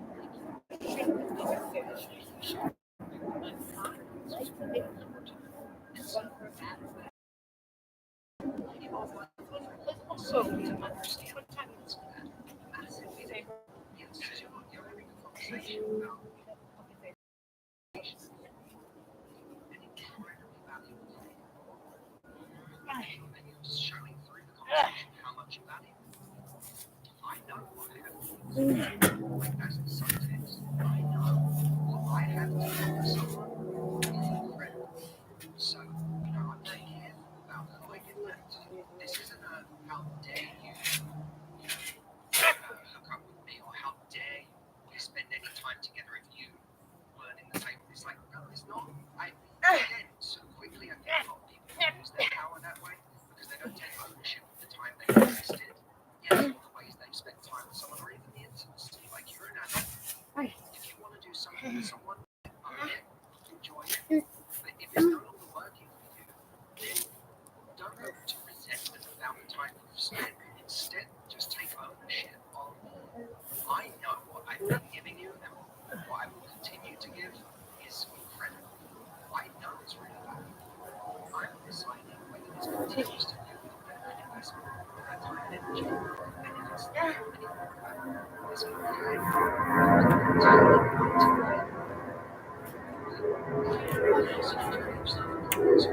And then here's the thing that's really which is why so that there's so much just so much connection and introduction and chemistry. And then if you want to try to go 3, which is where that's where you have to have a conversation and starting to understand for yourself, not where is the other person, where am I? The second that you start to feel in a relationship where you're giving more than you're comfortable, where you're unsure where somebody stands, where you're starting to get sketchy about stalking people in terms of legally on their you know when you're doing that, it's time to have the conversation you're avoiding, which is this is to a point where I gotta be clear about whether or not it's worth me investing energy in, because I think we all know that point for ourselves where we tip into either super clingy and secure or sort of like resentful, like angry. And you don't want to be there because it's not the other person's fault that they don't want to give you a commitment. It's your fault if you continue to show up to something that isn't actually good for you. And the standard itself can actually be the thing that creates attraction. We think, we also have questions about how do we create attraction with someone. One of the most amazing ways to create attraction is to have standards and to live by those standards. Let me tell you a story because you're going to love this and your audience is going to. Okay, great. This is a story from something my own wife sent to me at a time when I was not the heroic, ultra giving one in the situation. Okay. I was the one who was like all over the place. Okay. By all over the place, you mean like you were like players, you're dating a bunch of people at the same time, or we met like literally come back for a couple of weeks to see family. Okay, that was good. Then I went back to Saturdays with him. We just had a great time. Super level 2. Very emotional. We got deep level 2. I don't know what that means, but level 2. Lots of attraction. Absolutely no commitment. Can I just say something? There is no such thing as deep level 2. Let me tell you. There's only level 2. You know what I'm saying? Like, that's it. Like, this is exactly right. You're like letting it be something. It's just level freaking 2. That's exactly okay. So I go back to Los Angeles and we're texting back and forth. We're having some calls. It's still fun. We're still engaging. We're excited to speak to each other. Gradually, I start to fall off. As you fall off, like I am texting. It's like, day by day, my texts on this frequent. I stopped. So I just probably had something when I stopped calling and started only texting. The texts on this frequent. And then I don't know, it was a couple of weeks, something went by, and I'm texting for maybe a few days ago.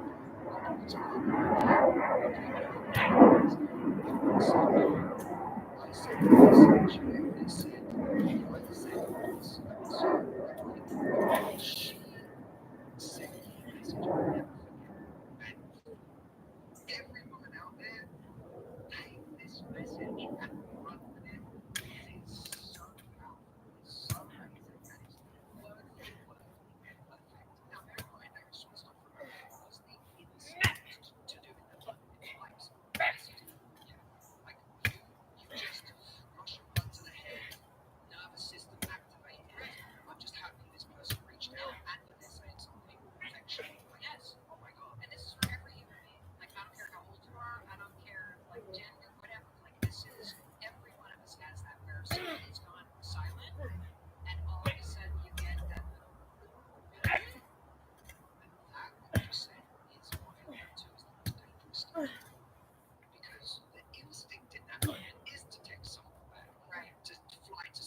to do whatever we can to be with them.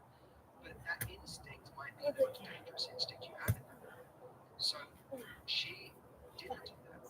She sent this message back. She said, hey, I hope you're well. To be honest, I get a message like this from you. I don't really know what to say. So again, that's like the first level of confusion.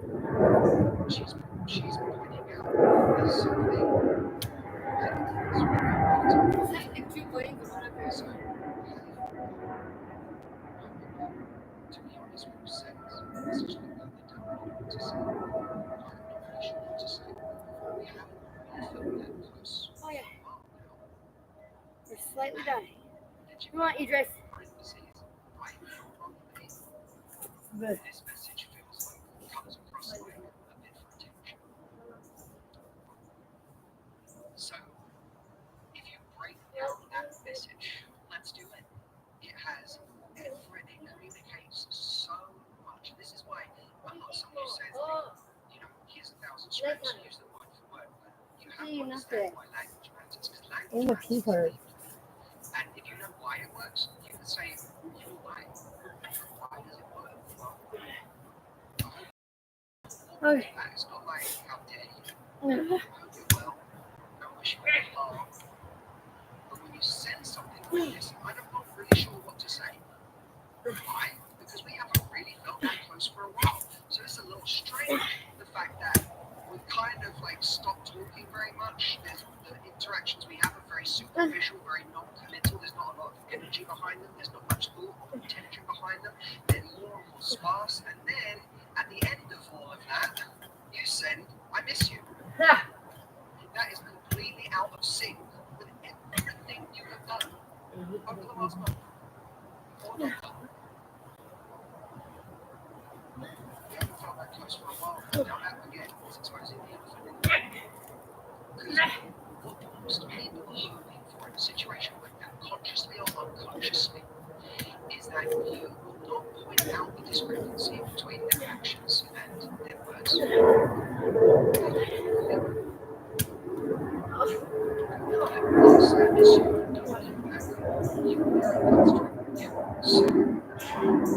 She's saying, oh, because that's not right. Reality, so I'm trying to go giant swap up with this elephant. So you know, then why? And then she said, right, probably now I know why it's right how language there, because it's also humility. She's not really deep into it. She's not figuring out why. She's like, why am I wrong? Right? Maybe I misread this whole situation. But it looks an awful lot like you're not really trying. You don't want any more. And you want attention right now. And it comes across, rightly or wrongly, like a bid for attention. Now, in that moment, I'm called out. So, what do you do with that information? But depends on the kind of person you're dealing with. Some people, in response to that, will love bomb you. Especially an unhappy person is going to go, now I'm going to get you. So, oh my God, let me call you right now. Like, let me fly out to see you this weekend. Can you come out to see me? You know, it goes full charm. I'm not gonna. I didn't do that. But there was a time in my life where I absolutely did that. And just to be clear, that's still in love too. Because you haven't had the conversation, right? About the commitment. Yes. Because they're keeping you in love too. I love how simple this is. They can either attract with somebody, which is admiration, that's not interesting. There's this dangerous attraction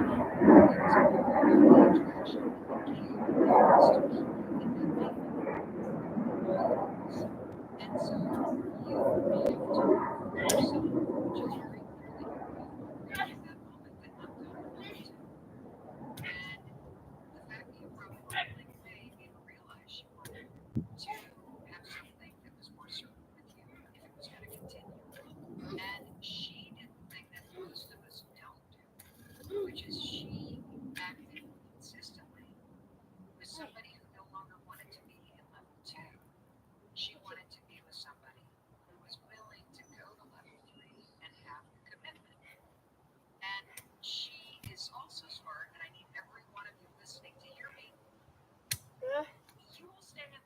for the rest of your damn life if you're unwilling to have the conversation while we're with you.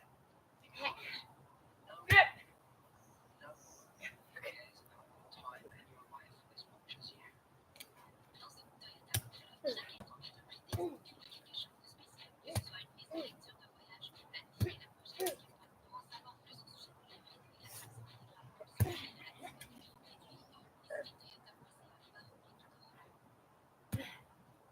Expecting you to is a recipe for wasting your life. So many employees are not in their early 20s where it's like, well, I can throw away 5 years on a person in level 2 and, plenty of time to go. I deal with people in their 30s, late 30s, early 40s, and many of them, their life's greatest dream is to have their own biological family. And they are in level 2 right now, at risk of sacrificing, for so many of them, their biggest goal, their biggest dream in time, for someone who guarantee is either not going to regret having wasted all their time on kids, or will they do much better. When I look back on my life, I regret wasting kids' time. I don't know the power of impact. I love that we're talking about this because I have seen too many of my friends live at least a decade with somebody, and this doesn't have to look like one night stands and dating. This could be somebody that you're living with that doesn't want to get married, or who you keep thinking is going to change their mind on having children, and you won't have the conversation. Like the moving from level 2 to level 3 is really about the type of commitment you're looking for. At level 2, I just refer to someone who's keeping you in limbo in month 3 where they have a relationship and you do. It's anyone who can't give you the level of commitment that you're looking for. There are couples that have been together for 3 years and one deeply wants marriage, deeply wants to have a family, and the other one just cannot make up their mind or says, I really don't want this. That represents a level of commitment you know in order to be happy that someone else isn't giving you. That's a really important point. Because we've been focusing on dating, but you're basically saying that you could be trapped in level 2 for years because you are in a relationship justifying staying because of the attraction or whatever else, but you don't have the commitment that you deeply in your heart want. Holy cow. Let's keep digging into level 2. And the hardest conversation that you have to have is the one you have with yourself, where you come to terms with the fact that this conversation that you have out loud with him, it might be the one that ends the relationship. And so we're afraid to have a conversation with them because we haven't had a conversation with ourselves first about what we're prepared to make peace with, about what is most important to us in our love lives. This is not who comes for any part of life in our love lives. In order to change, in order to get different, we have to rewire the hard and dark chapters in our life. We have to rewire the old now. How do you do that? You've been doing things for so long. How do you get to the point where you're actually prepared to do something different? The first thing you have to do is you have to make a change absolutely necessary for yourself. Now, one of the things I do is get people to have the conversations with themselves that they've been putting off year after year after year. That conversation might be with a 35-year-old, a 37-year-old, who finally has the conversation with themselves about how important it is to them to have children. Because it all starts with getting really, really, really honest about that. How do you make somebody who's in their 30s or even late 20s who's starting to panic about this? How do you coach them and get that conversation with themselves? Because we will come in and rash, oh, they might change, oh, I have time, oh, I could just do this, oh, I could just do that. And there is a biological reality. If you are somebody who's one of your biggest life goals is to have a family of your own, and after coaching people for 17 years, you've seen something. I've seen it close, I've seen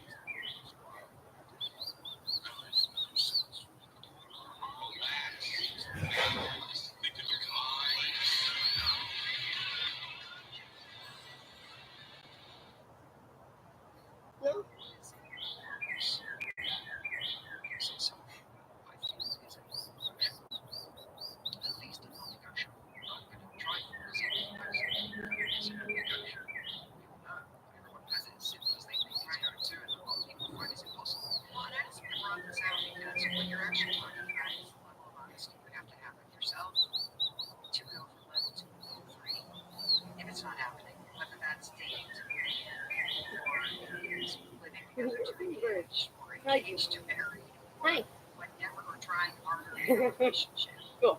there is this that has to be intentional to get you to the commitment phase. And I can see how if you don't even know what the hell you want and you're not being honest with yourself, you'll be able to have the conversation in a casual sex situation. Saying, hey, I just know myself and I don't want to put my energy into something that isn't actually headed somewhere.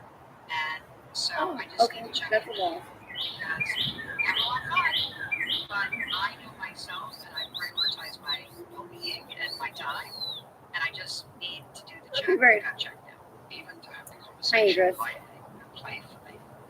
Go to bed. You need to have a very strong sense of what matters to you. A path that you're on it with. You have to.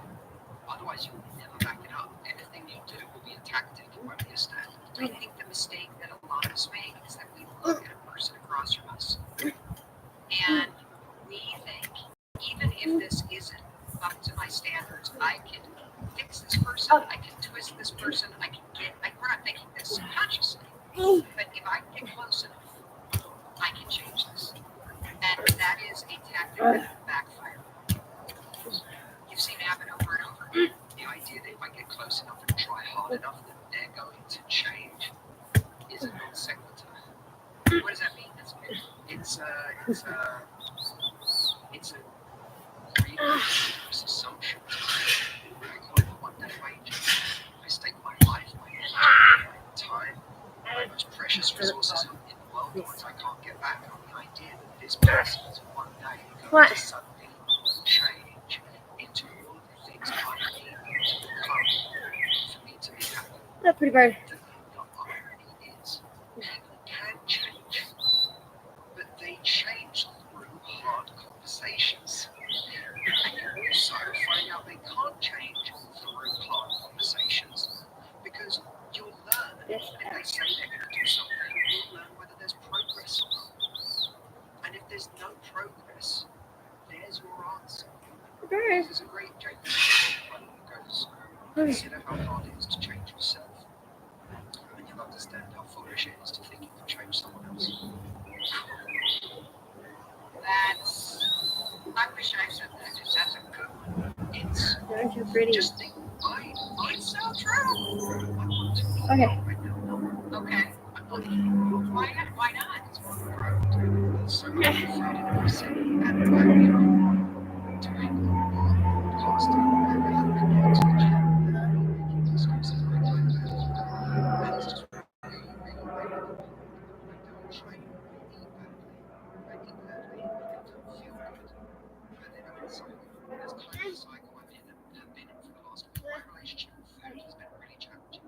I've been very, food's been an addiction for me since as long as I can remember. And it has been an extraordinarily difficult thing to fix. Very, very, very, very difficult. I'm still working with this ongoing thing. And I want to change that. I'm motivated to change that. So, and anyone who goes to therapy knows this. If you decided to go to therapy, that's an amazing step. Now, all the work is ahead of you, right? Because you're going to see things you might want to change, and it's going to be really, really difficult to move the needle on those things. If it was easy, you'd have done it already. So, now take someone who's may not even accept that there's something that needs to be changed. Well, like, even if they think there's something that they could change to make the relationship better, they now have to be motivated to do it. And now they have to have the stomach and the resilience and the continued sustained effort to actually go ahead and make that change. That is an extraordinary assumption to make for someone that we are with. Now, can someone change? Yes. Have you had the conversation with them? Is there progress? Is the progress continuing? You're probably not even close to that sort of level of understanding because right now you're having a conversation about what's bothering you with your friends and not even through the person.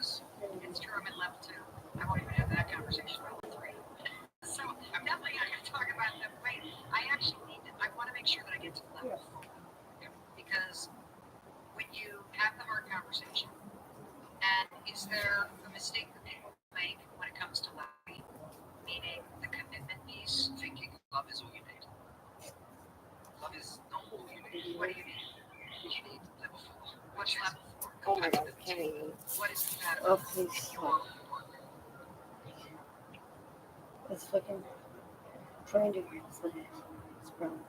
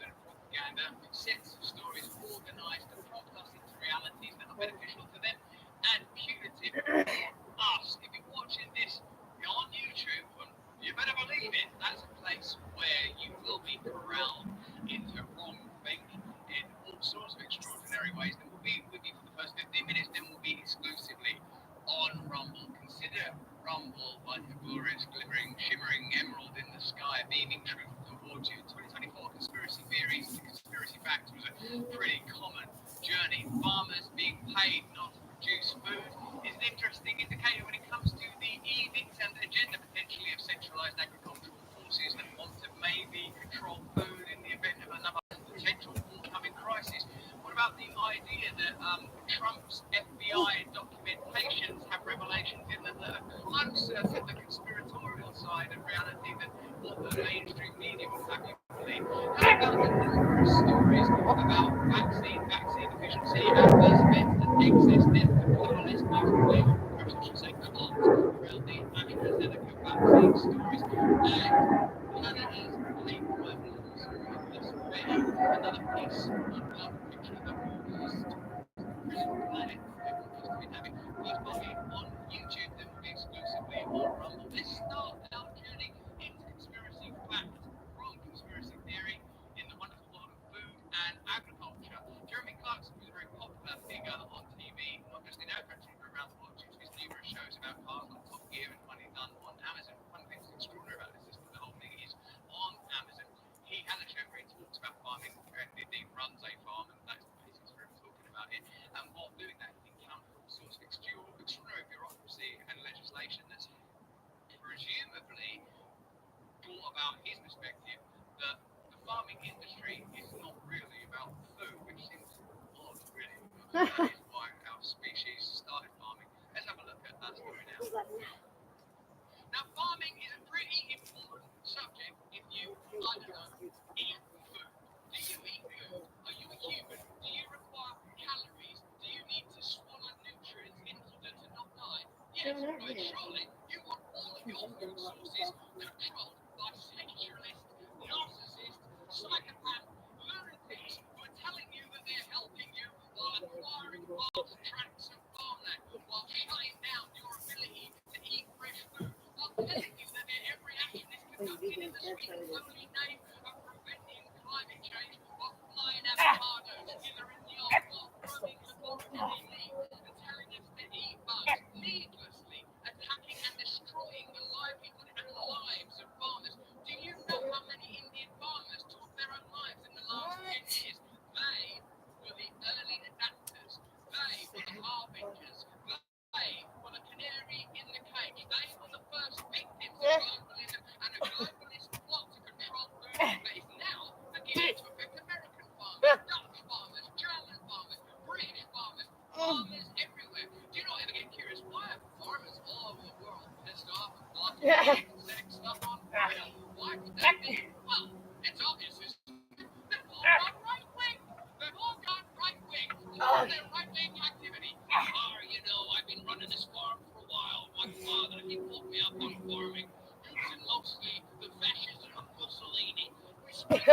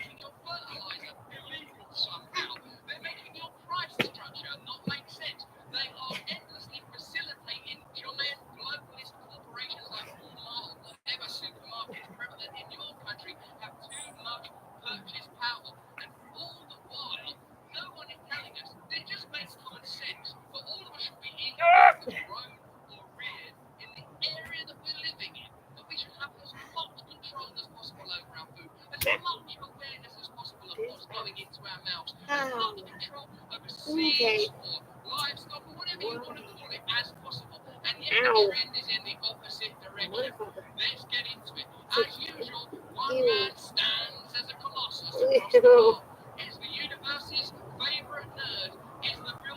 Ew. That is disgusting. You can see like into the hand. Oh yeah. Okay.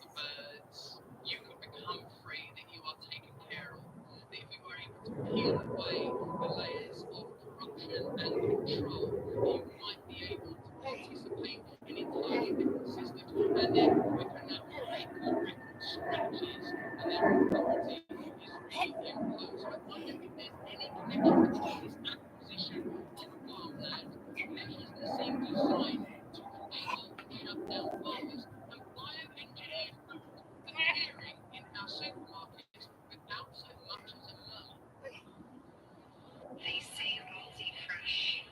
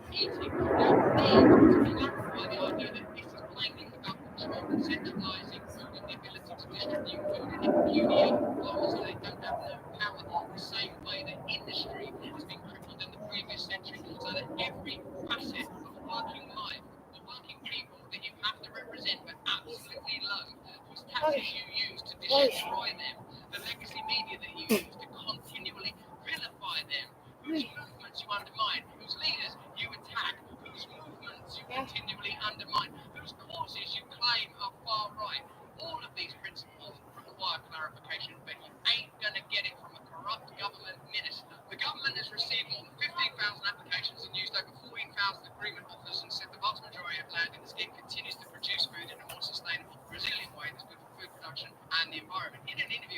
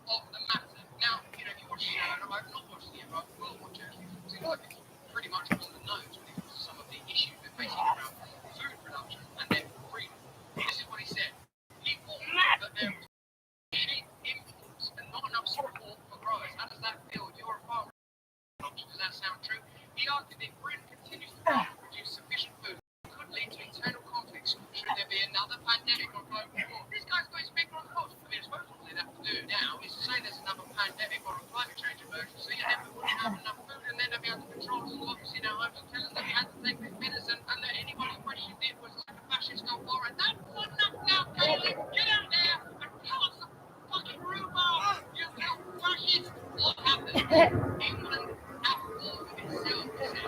How extraordinary it is as well. How someone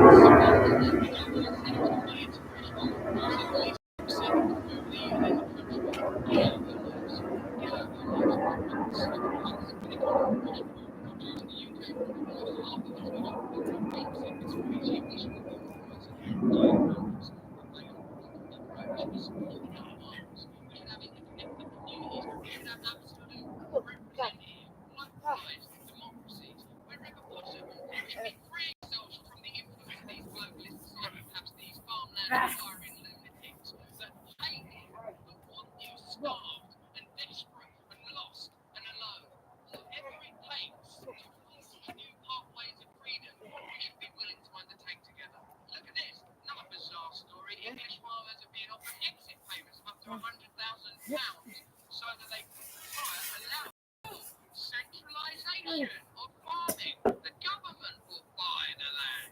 English farmers wishing to retire from the agricultural industry are being offered exit payments of £100,000 under a death trust scheme, or just some centralised organisation. The lump sum exit scheme is designed to help farmers. We got to help you, farmers who wish to retire or leave the industry and have found it difficult to do so for financial reasons. I know similar plans are underfoot across the Netherlands, the second largest creator, rather, of food in the world, second largest exporter of food after your country, the United States of America. What's happening to farmers in your country? What's happening to farmers in my country? What's happening to farmers around the world? And do you think there's something extraordinary going on when our food sources are being controlled? Or we're being propagandized and told that eating this food is racist, eating that food is crazy, eating looking at that food is far right. Do you think there's something extraordinary is happening when it seems that farmers are being systematically impoverished and put out of business, that their land is being forcibly purchased by the government in the Netherlands and in Germany? When Bill Gates is acquiring land at a rate of extraordinary patronage, something unusual is going on. I don't understand all of it, but what I do know is that it's not being done to help you. It's not being done to feed you. One of the things that happened in the pandemic period is we awoke from the illusion of their care and their concern. We saw how their treaties operate. We saw how their relationships with Big Pharma and the media interconnect to generate conditions of compliance, ignorance, sending us all either asleep or leaving us supine and vulnerable. They don't want you strong. They don't want you weak. They don't want you active.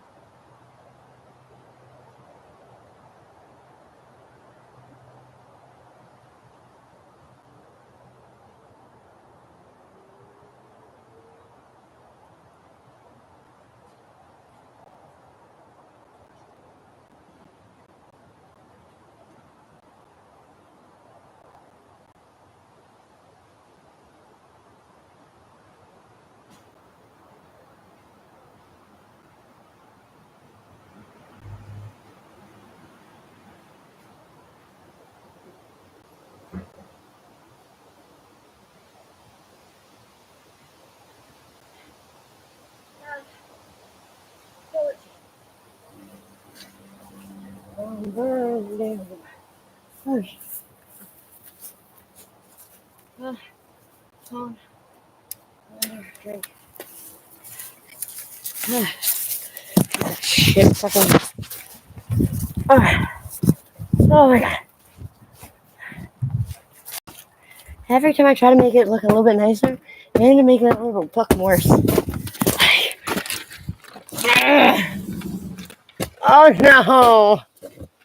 You're in my way. Me.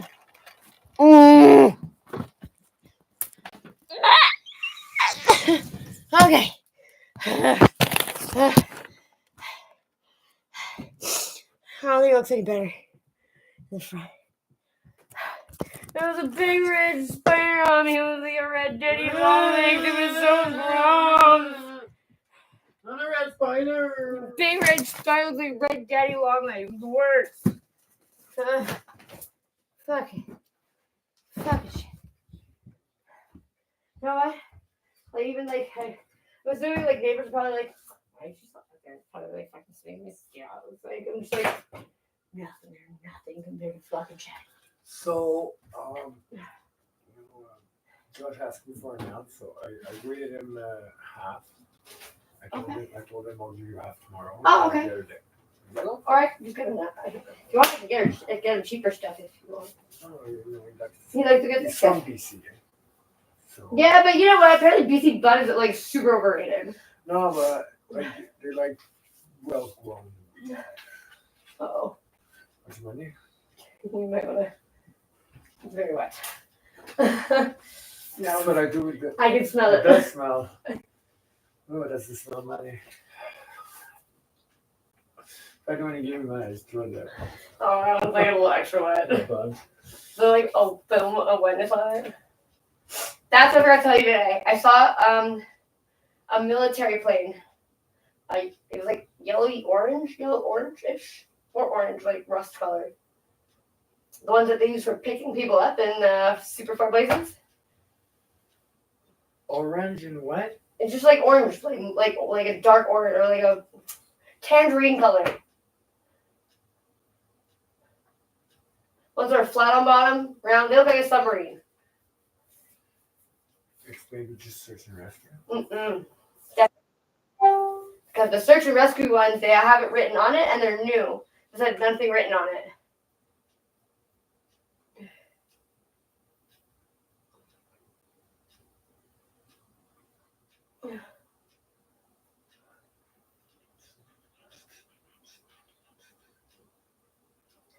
Aircraft carrier. One of those. That's what I think those little jets. Yes. Oh, it's probably for the Grand Prix to show off kind of thing. Oh, rounder. Much rounder. Maybe cargo then. Yes, maybe. I couldn't fucking. I was walking the dog, and I was over where all the pipes are, the tubes and shit. And I was trying to get my fucking phone out to take a fucking picture of it, because my phone can actually pick that up. Orange Air Ambulance? What? Nah, there's no way.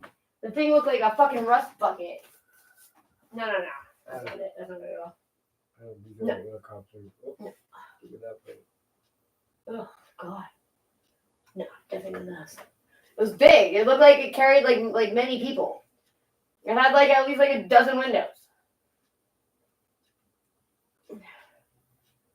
Why are they orange though?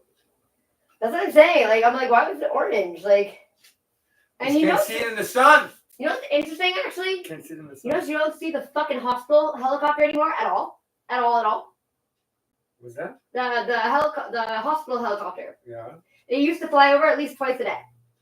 And they said that they would do that to make sure that it's working. That and that makes sense. That's like a legit, reasonable explanation as to why, even though no one it needs to be picked up, that you guys would have it flying over multiple times a day. Like it's to make sure that it doesn't sit for a long time, and then when it's needed, something ends up being broken on it. I was like, yeah, that's kind of like justified. But then you would see it flying over like 7 times a day.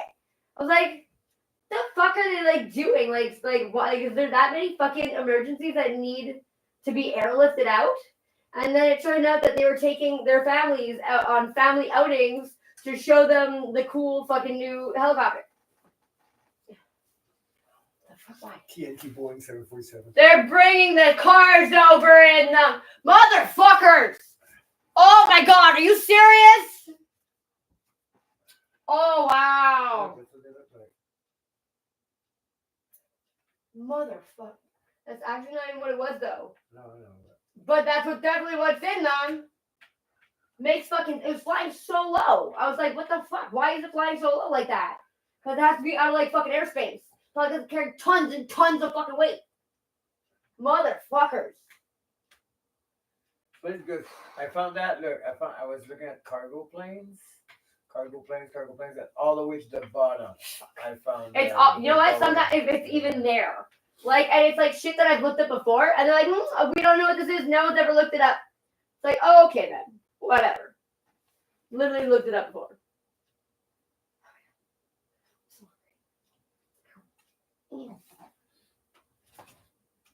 Ew. What's up, Jack Mo? How you doing?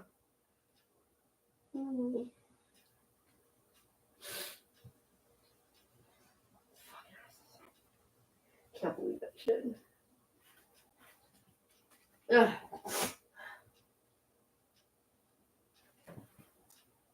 Bug? Where's the bucket exercise?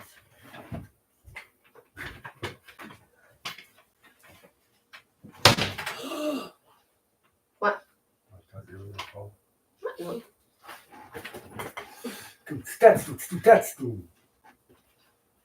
Fucking, I love when there's like flies and they're starting to like fly slow because they're dying slowly.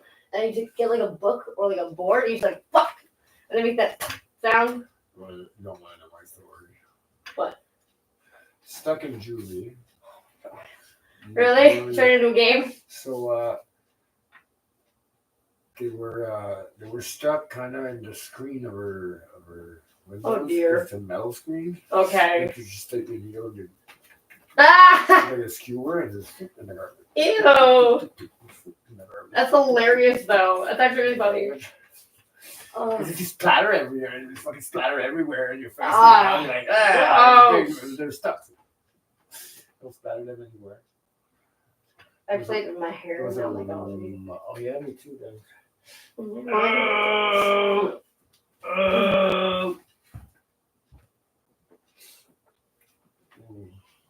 Ooh. Oh. Mm. Oh. I don't know what's happening, but I like it.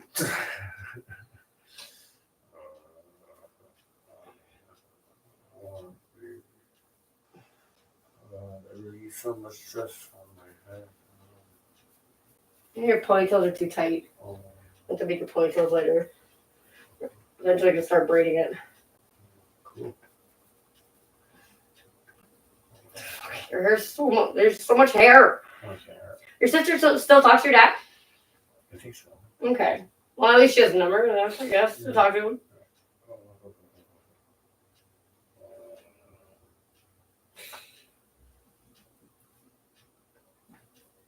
Did you say she lives in like Valleyfield or something? He does. She lives in Santa.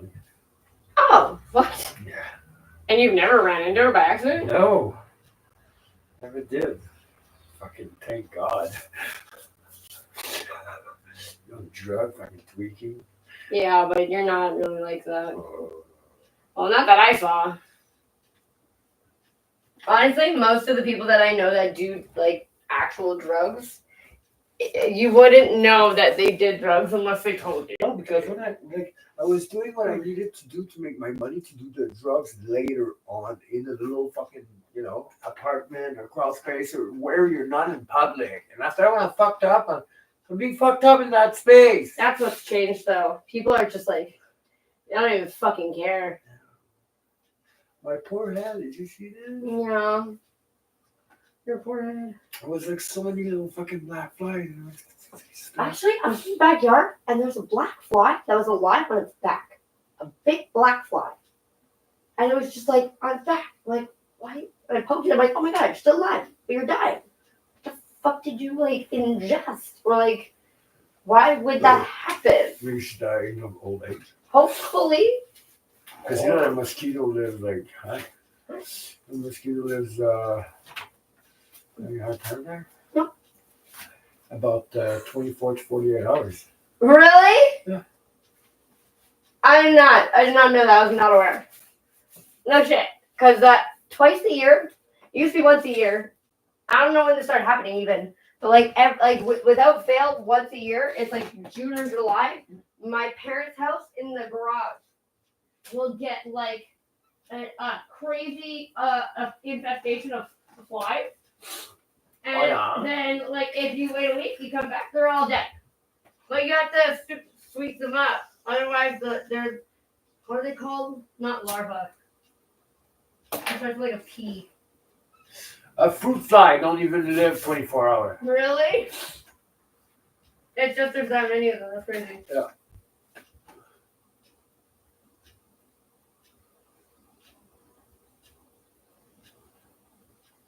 Isn't that crazy that towards evolution, if you live a day, what? Like in a day, you have time to age, mature, reproduce, die. It's cool. I heard a movie recently that they made that was like the way that the movie's made is so that it happens within the period of a day. Like the whole movie is like a day's worth of a story. That's cool. Yeah, that was really interesting. I think it's like not a great storyline or a great plot line. It's doing probably pretty hard to like make like an exciting or thrilling plot out of like only one day. Well, no, they do in a matter of only an hour or so. When like you know those movie, like any kind of home invasion movie or like action movie, it's happening in like the hour. Or what was it that TV show 24 Hour? Yeah, this show is 24 hours. Like it's and then 24 hours to figure out a case. But it's 24 episodes of 1 hour. That's crazy. So every hour it's an actual hour. Oh, cool. So yeah, so like the guy goes crazy, but then you're following him on real time. It's actually cool. Oh. Oh. Blipper. Oh my god, I saw the most fucked up trailer that was an ad. And I think it was like, I guess, a French movie. And it was literally like a coin something. And I think what it was if a bombing happened here. Like what we're doing in Gaza, but if that happened here. And it's just like this black lady was walking with her cat. Or she's holding her cat, and then a bomb falls, and then she's just like screaming for her cat. Oh, wow. Oh my god, I'm like, wow. That was so disturbing. And like, really, I don't think that kind of movie is fucking necessary. I guess they can bomb wherever they want, but we're in Dorval. What would they bomb Dorval? See, I sit in my sister's apartment on the balcony watching the trains go by. And the oil tankers, it's just like, I just picture one bomb dropping, and it would be like dominoes. All the fucking way down the highway. Yeah. And through town, through St. Henry. Yeah. Through Gonawaga. I was just like, wow. Literally, it would be just one bomb would just fucking destroy the whole state. Actually, those tankers are made so if one explodes, the other one doesn't. Really? Yeah. Even a tanker, like on a truck, there's 3 tanks in it. If one catches on fire, the 2 other one doesn't. If they do, it's fucking dangerous. Though. If they have a leak, but they're interesting. Yeah. And there are pressure valves on it, so there's heat, the pressure is released and stuff. Oh, that's cool. Yeah. Apparently, everyone is also saying that the cigarettes don't taste the same. There you go. And that's what I think is fucking up my throat. I haven't been smoking them for a little bit. Just I didn't smoke all day up until I got back from the until I got to Dom's, and I only went like at only noon.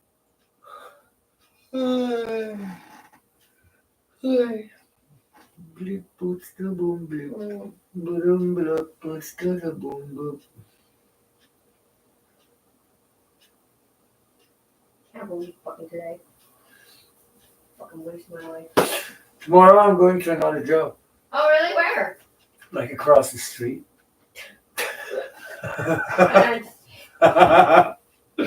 Right? Across the street of. I don't understand why Derek is working on the job and not at home with his wife. Oh, his wife's busy. She's so busy that she shoo him out of the room.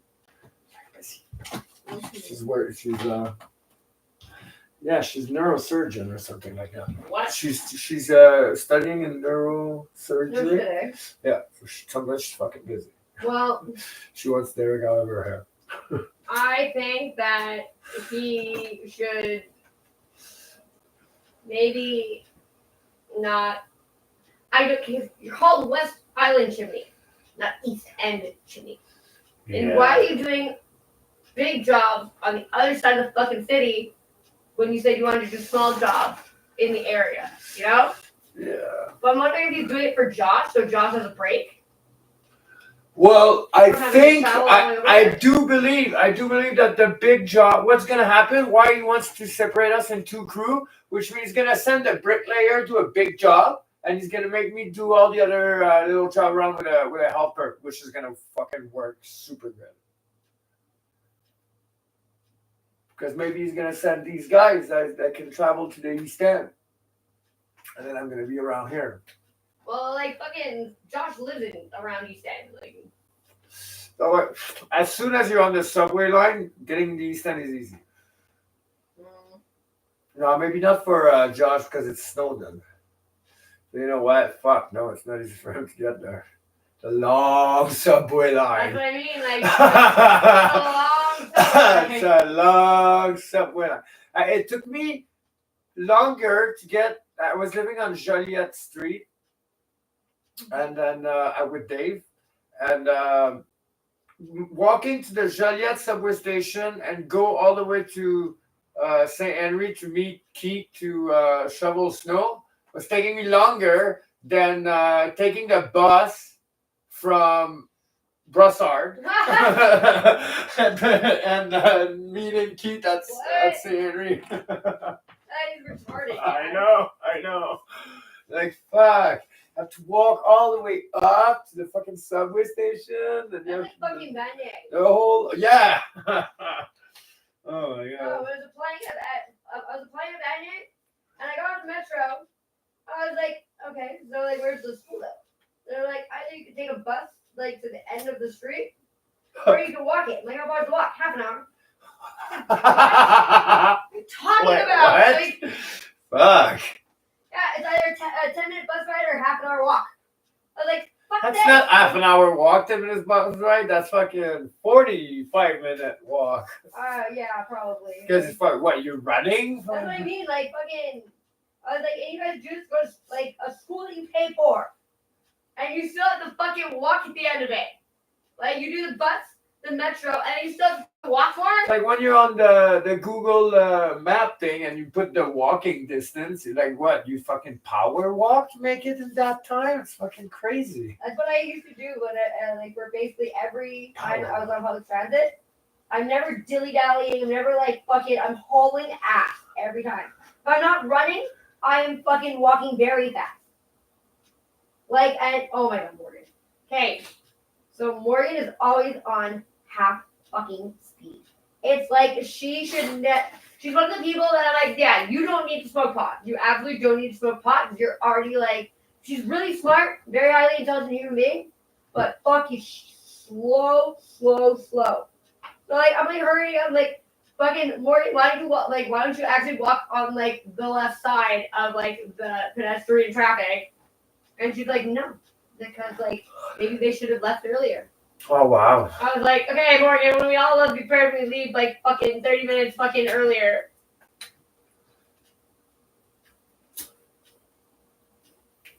Yeah, I walk up the stairs in the subway all the time. She was going back and forth from Montreal to Toronto multiple times. I slide down the stairs when I go down, and I go up the stairs. Oh, the St. Henry stairs? I do not use that escalator. I slide my butt on the side, all the way down. Really? Yeah, all the time. Nah, fucking, I going up the St. Henry fucking stairs. I walk. I do stairs. I walk it. I don't care. Yeah, there's so many people all the time. Is there only so many people? There's so many people that are so fucking inconsiderate of other people, and they like just like stand in the middle, like, excuse me. They walk. No, what I hate is like they walk super fast, dead stop at the first escalator step, and then they take all their space and boom. No, it's like fucking like same with turning like fucking in a car. Like just turn. You don't need to stop and then turn. You just turn. Unless there's a stop sign. I was bragging my lunchbox today. What? I was bragging my lunchbox today. Like, look at my lunchbox. I can sit on it. Yeah. Yo.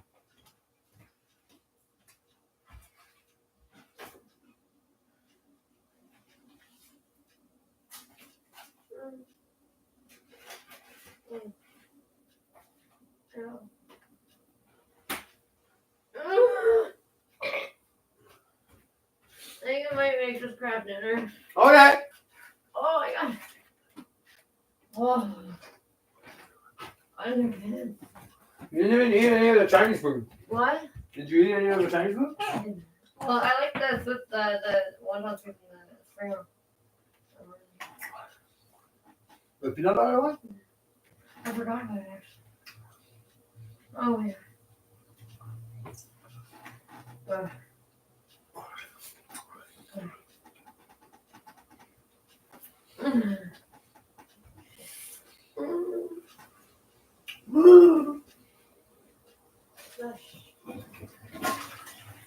Please.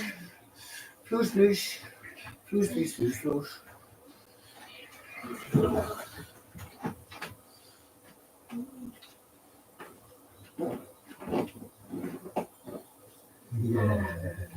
Oh. Oh, baby. Oh. Oh. Oh, you're so good. Oh. Oh. Oh, you're so much.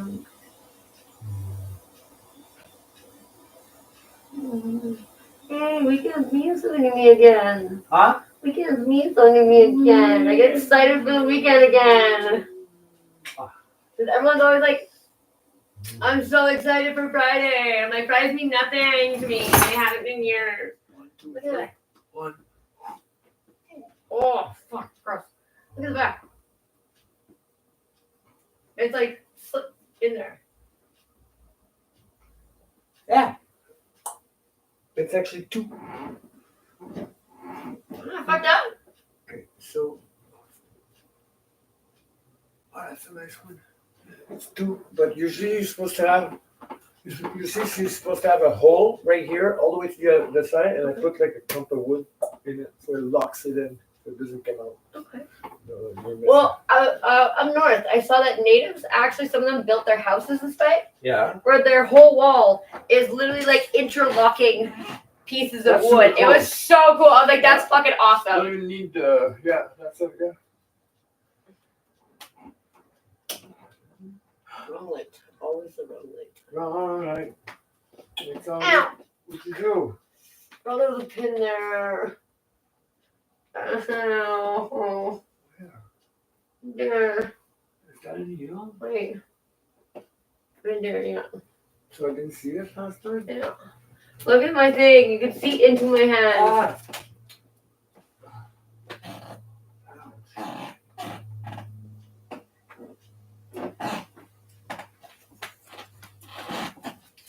Check that window to here.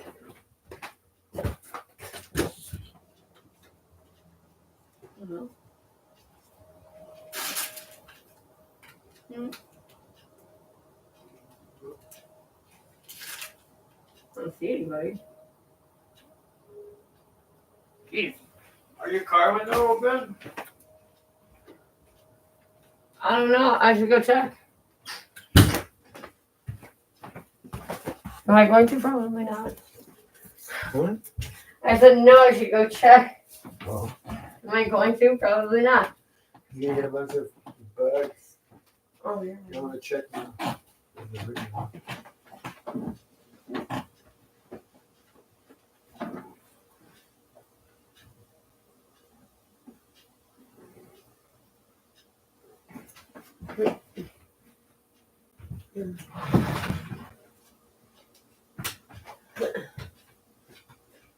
Huh?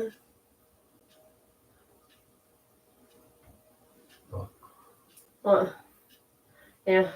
What?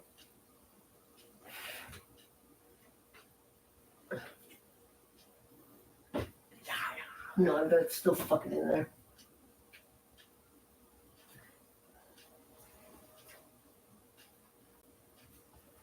Like, I don't get what all the hole in this side are either.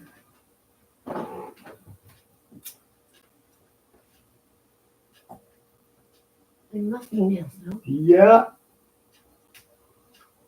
They were. Those square ones. Wonder why. That means that's from a barn? Really? How do you know? Because Because they're iron nails. Yeah. That's crazy that you could see that. Well, that fucking.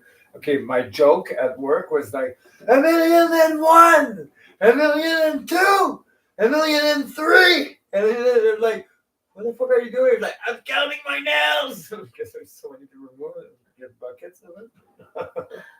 People are like, wow, you're counting your nails? I'm Oh, like, I 1,000,000. Fucking, each one is probably fucking, like, worth $1 each, probably. You're dead on it? Oh, baby. What? 3.5 inches? It's $1. Jesus Christ, 3.5 inches. Yeah. So it's $10 for 10. Isn't that crazy? We have a whole fucking bucket of them. Brand new. That's crazy. Yeah, from Commander. What's his name? Really? Mr. Commander. Oh, right. I remember that. Yeah. Mr. Commander. No. My fucking hand. You need to wear You gloves. can see, like, inside my hand. It's fucking disgusting.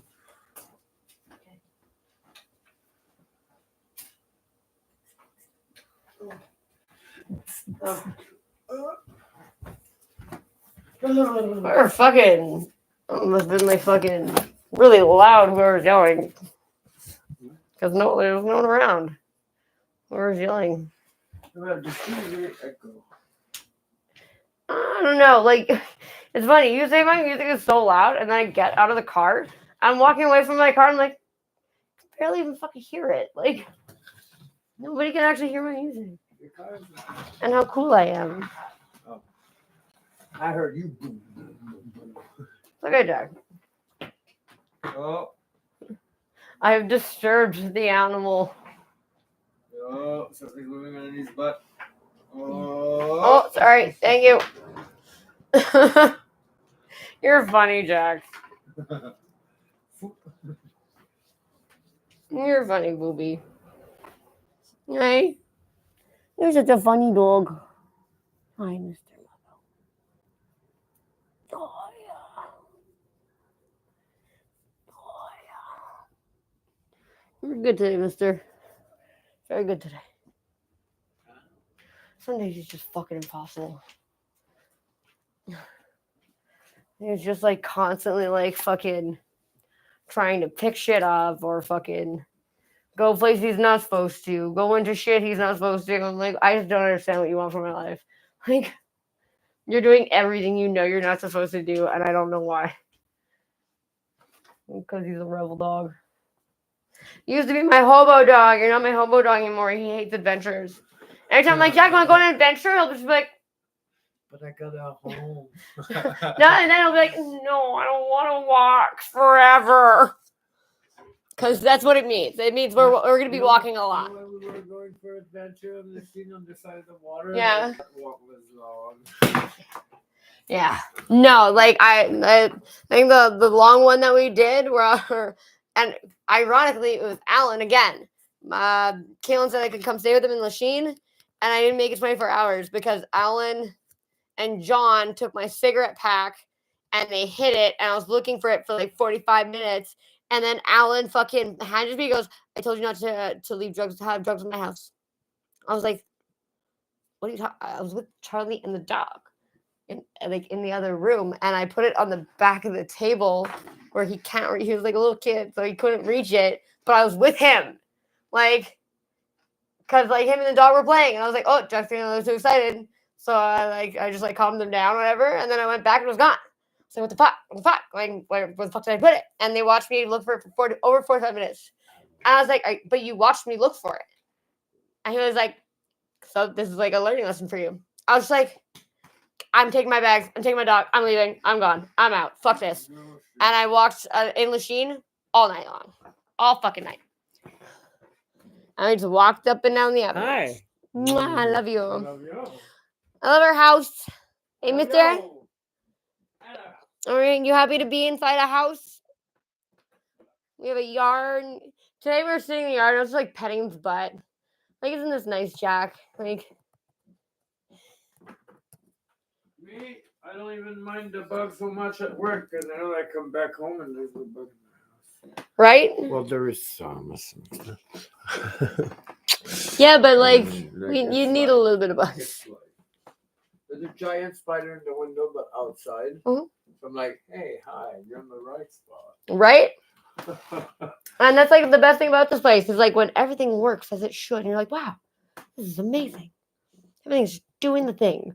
Like, bees are buzzing. Bumblebees. Bees are buzzing. I hate you. Shut up. Yeah. I love the bumblebees. I used to pet them. Yeah, I made a relationship with a bumblebee at work. I also went to the bee museum. Where's the green lighter? What? Green lighter. You ask these questions like I know. I gave it to you outside. I'm trying to think of what I can put on your head. I usually make a baking soda paste. It usually works really good. It'll be gone within like 24 hours. What do you mean this? Just the one big one. Or two.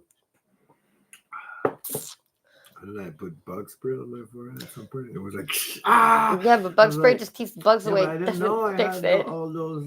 Oh, fuck. I noticed that. I always do hand sanitizer. Every time I put hand sanitizer on, I'm like, ah! Fuck you. But it's alcohol. So yeah, did you find the Robin alcohol? What? No. Why? You told me. Oh yeah, I know. I did. I did find it. So was it in the car? Yes, it was. I'm good. Yeah, we went and checked the car. I was just like, okay, then it has to be in the car. If I thought it was in the car and you thought it was in the car, it's definitely in the car.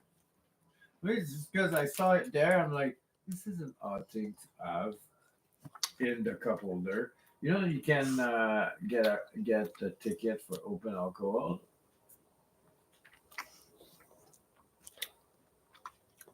I'm not kidding. I would love it. Honestly, I would love it. I'd make it so fucking. I'd literally make it I'd call the news station and be like, so this is what just happened. I want everybody to know. Because, like, I would be like, this is what we are paying for our cops to do now. Okay, so like, you know, in Alberta, people to ask the pharmacist, like a pharmacist, because they sell it over the counter. Oh, fuck off. Because people drink it. So there's like in Toronto, like beer store and shit. In Alberta? Mm-hmm. Yeah, they're They do? Okay. They're beer store, liquor store. They're open until like some places like quite late Okay. in the AM. Oh really? Like in Manitoba, Winnipeg, you got a beer store that's open until 2 a.m. Oh, Manitoba. Yeah, but yeah. There's a lot of people in Alberta now. Yeah, that's true. But anyway, yeah, they have liquor license and all that. They're talking about cracking down on microbreweries because the liquor commissions aren't making enough money. Because we're not drinking beer anymore.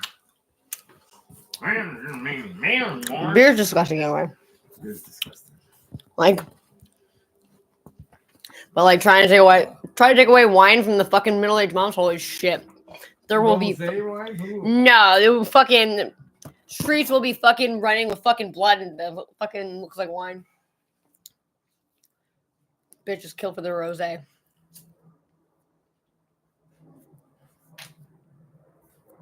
I like Vito better, dude. It's green wine. Green wine? Is that what you just said? Yeah. It's green wine. You have different color of wine. You don't just have white and red. There's orange as well. If you're gonna drink, fucking drink. Like, Huh? if you're gonna drink, drink. Unless like you're drinking, unless you're celebrating, you're drinking champagne. Yeah, but you know how there's like a white wine, but it's dry like a red wine. Yeah. Super good. It's good when you want to get on wine. Yeah, but I don't really. I find the what do you call it? Cabernet Sauvignons. I find them not as dry. They're fruity. That's what I mean. I find them Super more fruity. Like almost a fucking desert grape. I love those fucking bitches who are still like, fucking. There was a whole episode on the radio the other day, on the weekend, about this bitch talking about fucking how she's a wine expert. Like, that would prove this like a long time ago that like there's really no such thing as a wine expert because everyone's palate like tastes stuff differently. And everyone is different. Yeah, like every bottle you get is not gonna be exactly like the same bottle as before. Like that's it's. Anyway, You can make whatever. Wine that is not from grapes as well. What? Well, dandelion wine. Dandelion wine. That's disgusting. No, it's not. Really? Yeah. An old. Right. Pot water. Got it. Pot water. Got it. Ah! Water pot. Metal water pot. Metal water pot with water. I'm tired. I asked Josh today. So, did you know What? about the bird? Oh, please don't. I'll fucking kill myself. I just asked him that today. One of my first boyfriends, Jason LaRock. I had a crush on him in like grade 5, and I used to like watch him play soccer from the monkey bars.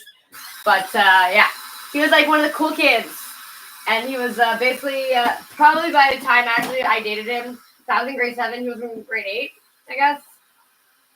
And by that time, he was probably no longer as cool as he was when we were in elementary school. But yeah, a bunch of bitches were super jealous that I was dating Jason LaRock. And then me and his sister was really cute. She was really into me, his little sister, Tracy. And fucking, well, I was at a friend's party. Not party, we just like used to hang out, but we were at a friend's place, and everyone was like fucking drinking, and everyone was playing Truth or Dare, and someone dared me to kiss Jake Mahoney Chapman. We shared the same birthday. But I dated Jake for like a week, like years later, and I dated him for a week, and then he called me babe, and I was like, oh, okay, we're gonna have to figure this out. And then it was Valentine's Day, and I was about to break up with him, and Adam was like, wow, that's pretty harsh. I'm like, what's pretty harsh? He's like, you do know it's Valentine's Day, right? And he definitely got you something. I'm like, oh, fuck. Oh, no. Fuck, I can't do that today then. Like, I have to wait till tomorrow. Fuck. Like, no, you can't wait until tomorrow. You say, keep your gift. I'm an asshole who get you something on the girl. Right? No, you don't take the gift on top of it? No, I tried to get back, and I still have those earrings today, actually. I sent him a picture once. He was like, what is this? Like, you don't remember what this is? He was like, I have no idea what this is. So you were just out of bed. No, but he was dating now he's dating my best friend, or not my best friend, but like one of my really good close friends from high school, Kim, and I love Kim and Jake. I love them together, and I love both of them. They're amazing people. But like, as soon as Jake called me babe, I was like, ugh, God, it's like your fucking sibling, like fucking calling you a pet name. It was disgusting. I don't even call you babe. Babe's a pig. Oh, it was so uncomfortable. It was so Babe, gross. Babe is the talking pig. The movie. You know, Yeah, pig. yeah, I remember. Babe. With the little mice. That thing. Yes, it's true. I love that movie. Forgot that mice. I just love that movie. How about the pig? Do, do, do, do, do, do, do, do, do, do, do. A little bit of this. Yeah. You're fine. I love No you. hard though. We're just not diving in today. No. But we need it. Oh my god. Yeah, I got it. Ew. Oh, I hear that feel. You don't have it. No.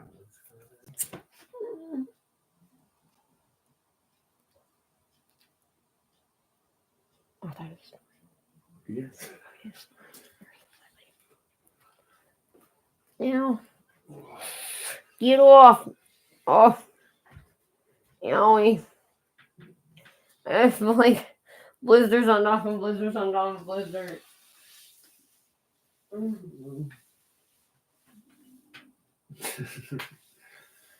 So beautiful. On the right side. Oh my god.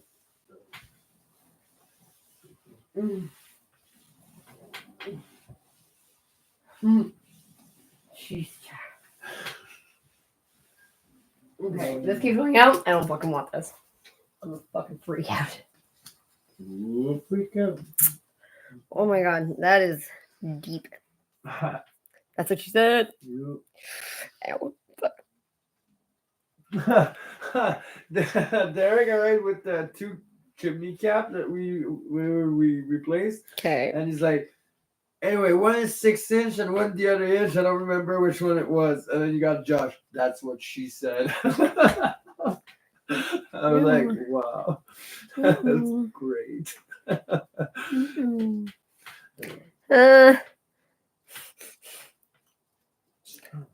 You. Look at that. It's gonna come out by itself. Okay, you want to do that? Or want to do this? That would. Oh, and I will do we.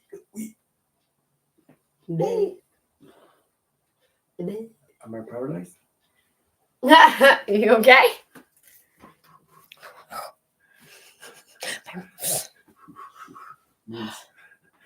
You're fucking fun. Paralyzed. Yay, not paralyzed. That's it. That every time that I can't stretch because I'm blocked or stuck anyway, and I crack it. I'm like, am I paralyzed? I'm like, there you go. I'm like, okay, I'm good. Okay. Okay.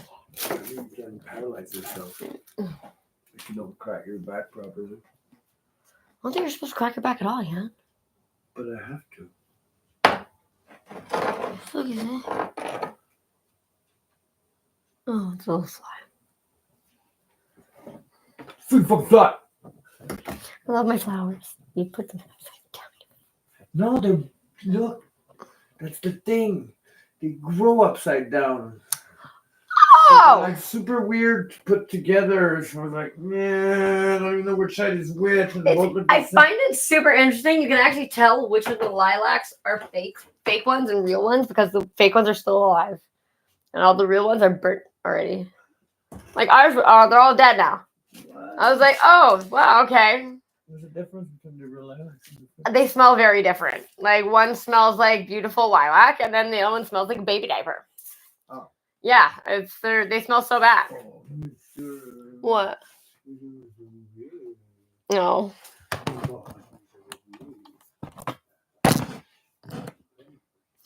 Itchy. Oh my god. Oh my god. Oh. Oh no.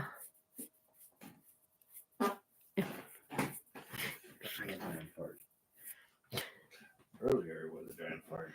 You hear me burps? They're so bad. I hear it. Windows are open. You can hear them from the mic inside. Oh yeah. Oh, okay. I'm like, oh, nice. Really? Oh, you don't hear me. I do not. Sometimes I hear people in the neighborhood giggle. I'm sure somebody sneezing and say, bless you, they'll hear me. Oh, there's a lady that the dog that she left her dog outside, but then like the dog was gone. I'm pretty sure it was probably her like fucking she was dog sitting. Because like the girl next door or the girl that was behind us is for sure like A++ dog owner. Like she's very much got a handle on that dog. and it's very much like meant for protection up north. Like they seem to be like the people that go up north every weekend, and I think the dog's for protection. But it's the dog is definitely not for like fucking loving cuddles and playing in a dog park. Like. But they're so pretty. That dog is very pretty, but she is very strict to that dog because that dog is a lot of fucking. That dog wants to hunt, like. But the lady that was beside her with it, she fucking left the dog out overnight or whatever. Fucking that bitch sneezes so fucking goddamn obnoxiously. I'm like, there's no way that is your real sneeze, and she's like sneezing repeatedly. I was like, can like someone get this bitch a Benadryl? Like, you're here in Navage. I hear wives love it. Fucking, I will voluntarily get this woman some Navage. Like, they do love their dog, yeah, because you know how much a fucking shoulder surgery is? I can't imagine. I don't even want to know. Like anything bone structure surgery, super fucking. Yeah, I heard. No, people put their dogs down because they have hip dysplasia a lot of times. Shoulder dysplasia. Oh my god, those little French bulldogs. Or no, it's called a Frenchie. Like it's like fuck. The thing is a fucking freak of nature. We passed one in front of the school. Oh my god, I just like I couldn't not laugh. I was like dying. I was like, holy fuck! So your dog had fucking that sound coming out of your dog's face, like. No, I can't even describe it. It was just fucking horrific. I was just like, what the fuck is happening to your dog? Like, is that the sound it makes? Things are freak of fucking nature. First of all, they have to be artificially inseminated. Second of all, you need a C-section. Like, how many signs do you need that something is not meant to be? And then it sounds like that when it barks. That's not a bark. I don't know what the fuck that is. Sounds like it's... That's a creature screaming from the Yeah, I was like screaming. I was like, what the fuck is that? I got a bit on the butt. Got a bit in the butt. Bit in the butt. Bit in the butt. Okay. Oh. Where is my brain? Where is my brain? Where is my brain? Today. What do you mean? You were in my kitchen. Oh shit. Love you. Thank you. Thank you. Today.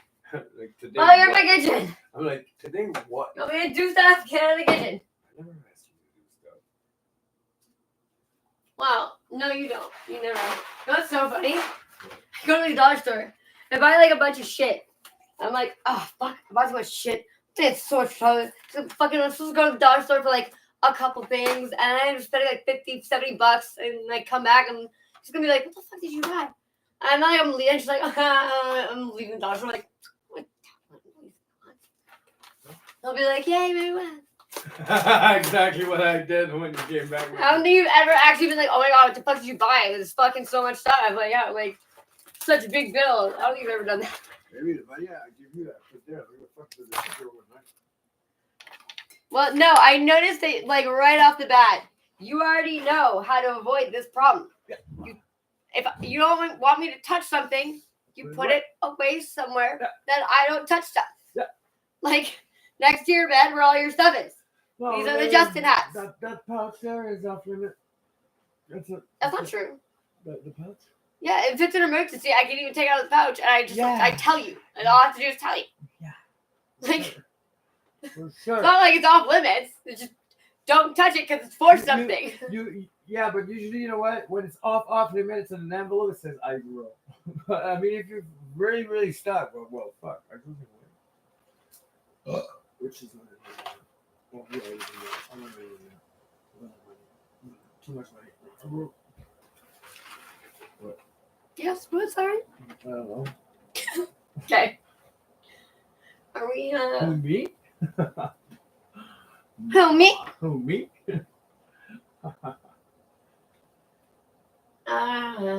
Boom! Why do I look old? I don't know, Maybe baby. because the only thing I'm not wearing is socks. Let me find you a pair of socks. Oh. You find them yourself. You're so useful. I love how you're so useful. Well, I'm useful because my girlfriend is useful, and then she folds socks into a drawer easy to find. They're all the same, so it makes it pretty easy. My socks, on the other hand, are just like a sick joke on my life. It's like a family curse. And I will never have matching socks. Your socks are maddening, get it? I just want them to be even slightly the same. That's all I ask. Just slightly the same. I want them to be resemble each other. What? Oh, my computer made a fucking weird noise. Where are the fucking socks? You're funny. That's the sound I'm gonna make when bombs. Oh no! We're missing Jim. We're missing Jim.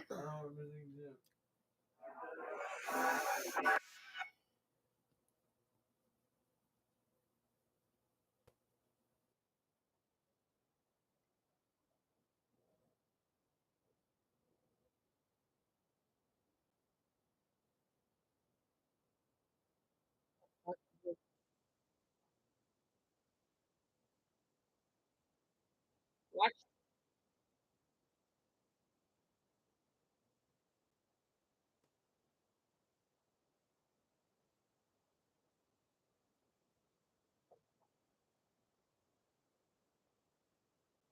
I've been talking for less than a minute, and I'm already from listening to you.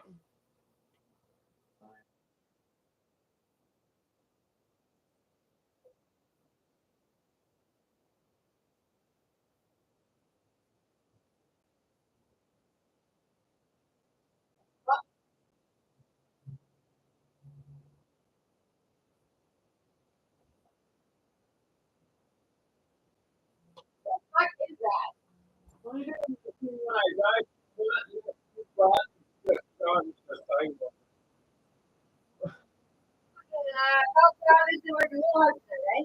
It's cold of my body.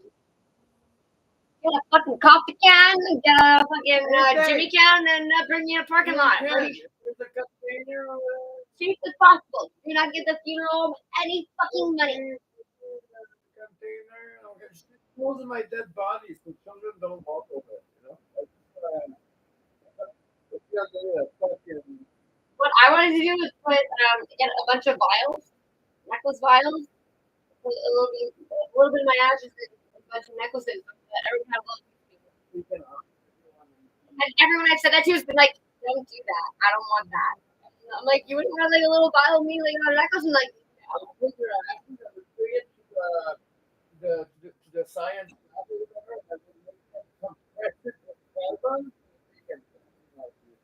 Apparently, you can make a record, a vinyl. Yeah, so you can be your favorite fucking your favorite vinyl. That's what Alvin did. I went to the Corks Museum. It's worth it. I went to the Corks Museum. It's so worth it. But apparently, a lot of the bodies that go to donation to the science don't get used for the things that people think they are used for.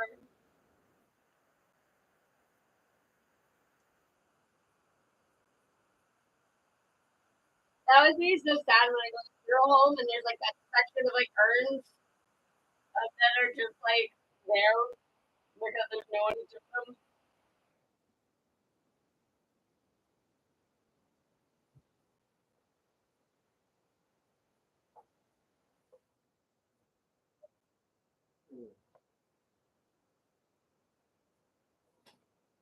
Ah!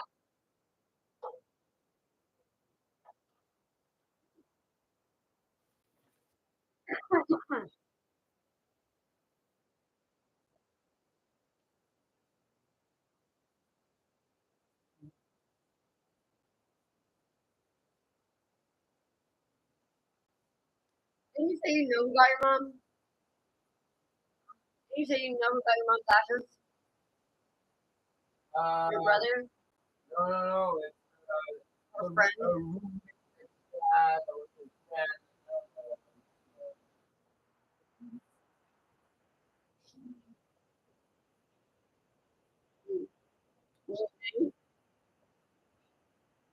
find Leo, which is their last name.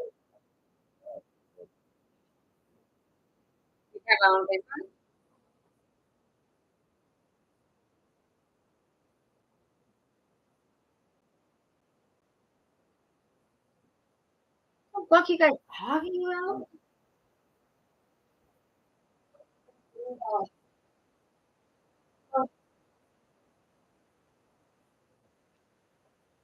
What? What?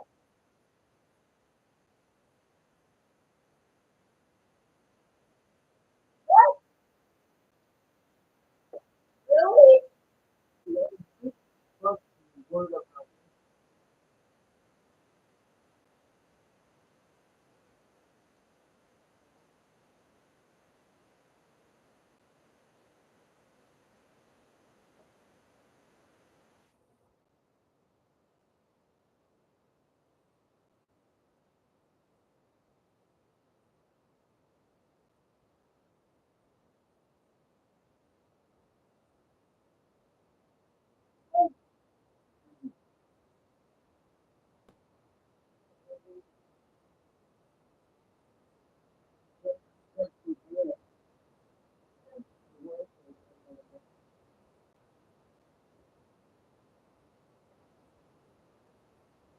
What?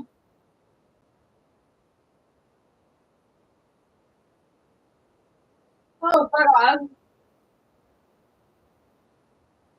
Yeah, that's what my GP said to me too.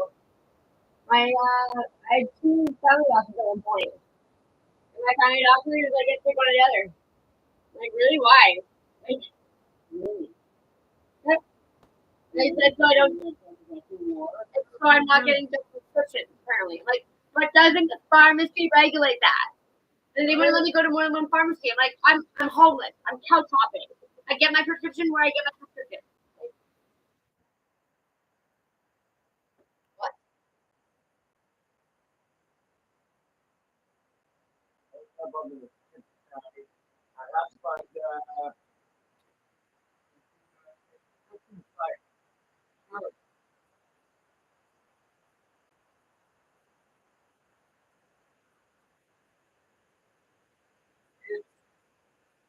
This is Wednesday. On a Wednesday night. Yeah.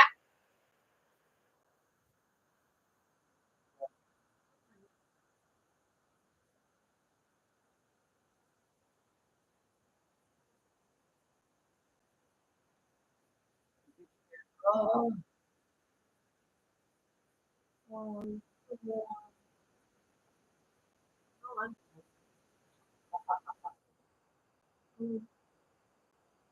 What? It's your heart.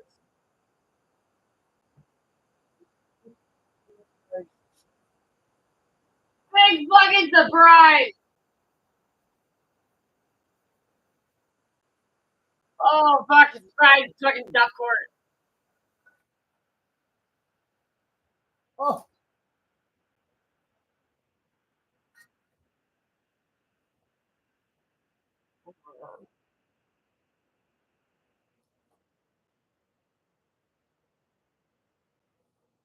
No, but that's you're saying that I was really boy out here. Pop, and then to say that we're in the area, we're doing stuff in the area. It's fucking way.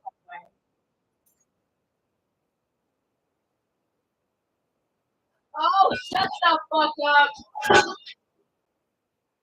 were like, dude, the school shooting at the Jewish school, elementary school. They found bullet casings or whatever, like weeks later. I'm like, bullshit, man. You fucking right. No shit.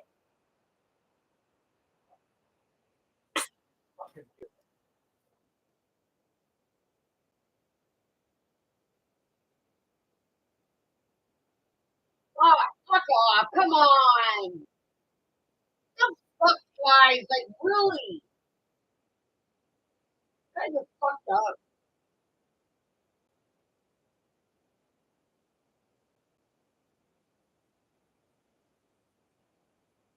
is this?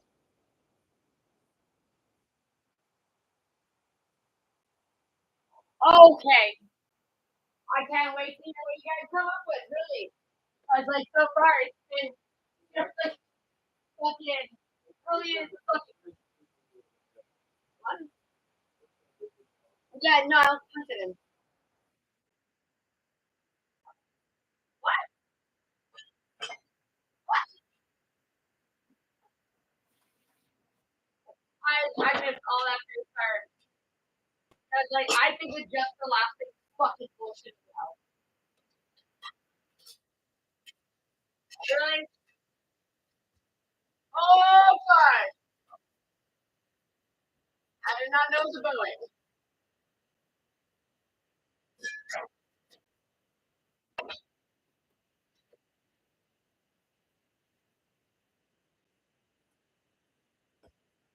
No one knows what you're saying.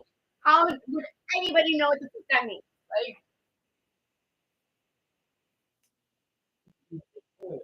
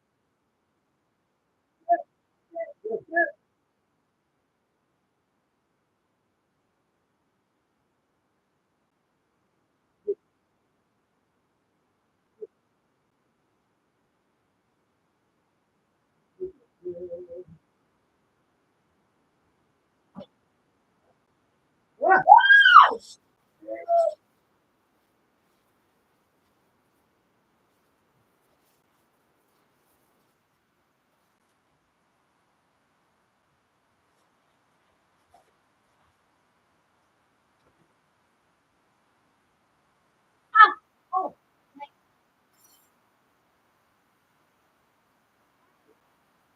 What?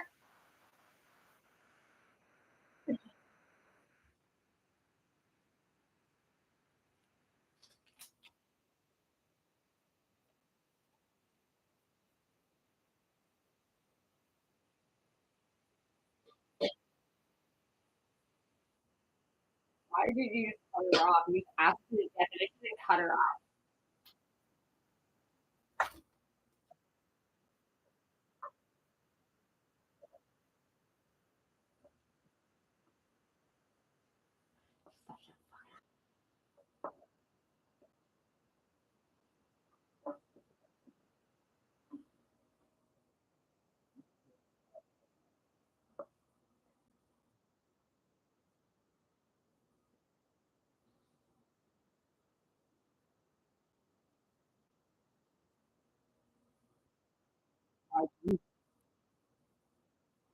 Fuck Jim.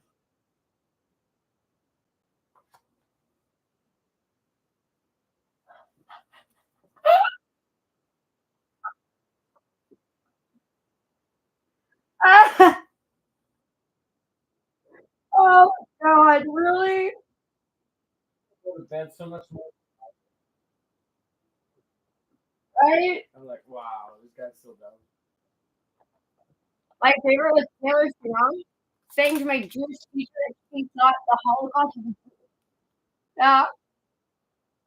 What are you doing? Why are you making your girlfriend? Wait, no. Jack, okay. Look over. Come on, Bobby.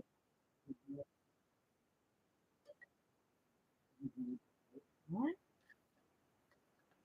What? What? don't know what a panic attack is.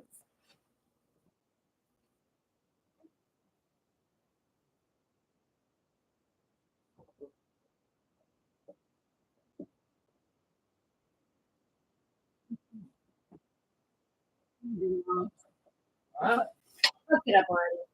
I know, but I know.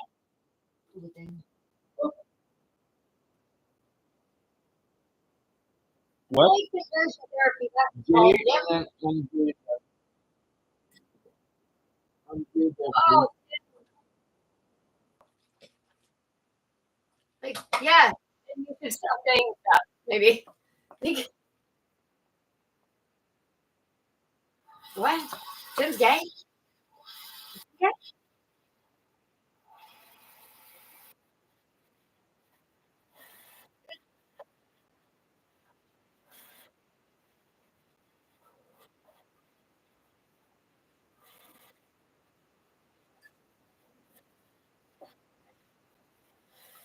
You're a fucking dick.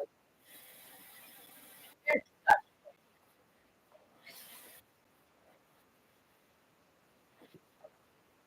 because you're a dick, that's why.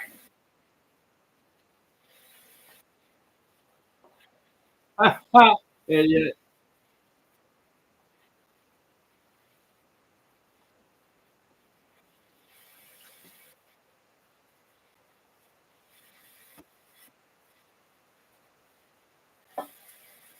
What? That's a good point. What? It's like you're trying to train someone that like me to be gay. Oh, yeah. Why? So to train someone gay to not Well, be why do gay. you think the fucking Catholic Church is all of a sudden okay with the gays? They like the gays now? And they want to push all these kids to go through all the trans kids. So they go through transitioning to the right gender so that they're fucking the right person. But they just, I guess, you can consider that maybe some kids are going to want to transgender and still be gay. Like if I ever fucking had, I said if I ever ended up alone by the time I'm 50, I'll just like get the government to pay for my sex change operation. I'll become a gay man. Because they have it pretty cool, pretty good right now, I think. I know, big swing from one side to the other, but Not funny. what? It's true. I don't want you to be a gay man. You're gonna do like a South Park. It's Garrison, yeah. Mr. Yeah. Yeah, but love me, yeah, but I think so. Right?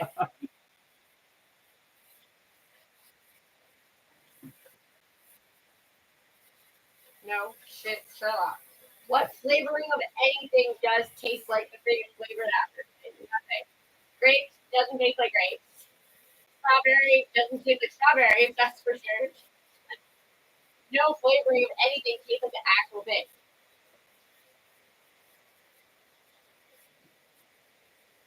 You talk with David now, Right? please. Can you put that on?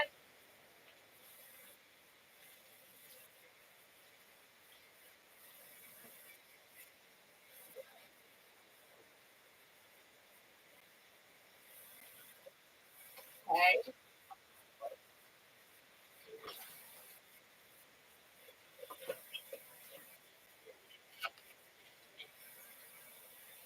Put a little carrot on it.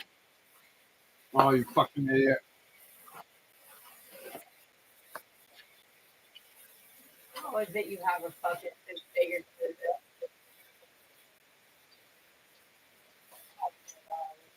Good thing you have a.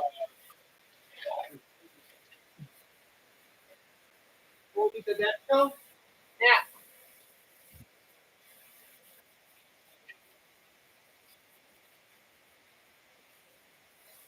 What?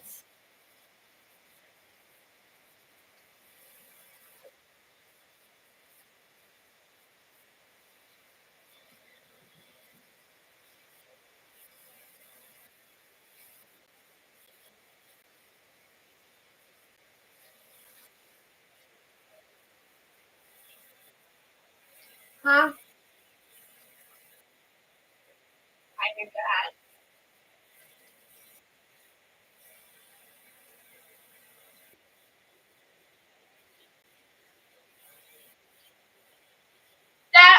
also, I was like 17 when I said hump day, and they were like, "Do you, Matt, do you know what hump day is? Like when you like go and hump somebody's leg, like the middle of the week." I was like, "Oh," and I just go like dogs, like, and they're like, "Why would you think that?" Like, I was at the morning job with an owl.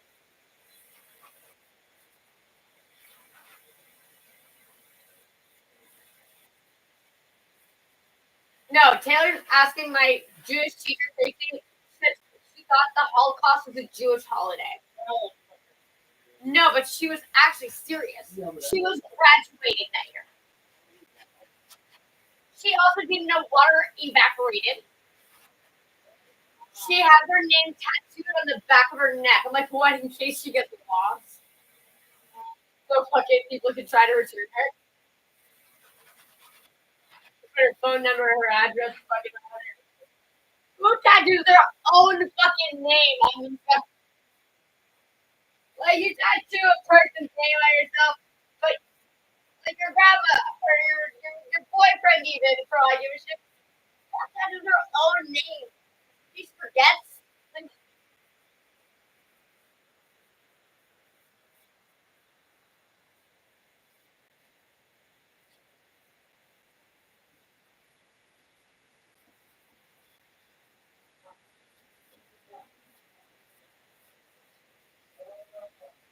what are you doing? What? All this bullshit that's spiders. Oh. You only notice those now? What?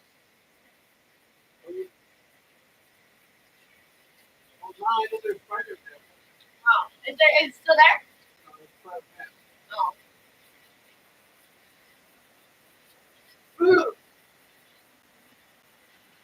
Think it's just bathroom?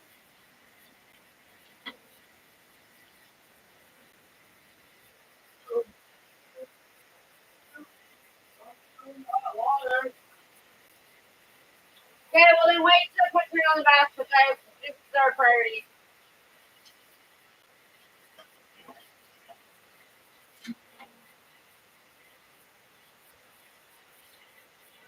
I need at least one time to fucking think of it. Are you fucking just coming out? Is that what you just did, I mean?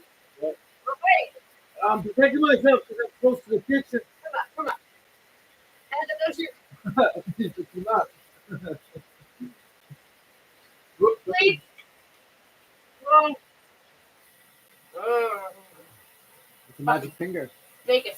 We're gonna miss David Cooper. Well, I'll turn it on back on periodically. I can't listen to fucking God Jump shit, man. What a fucking scam.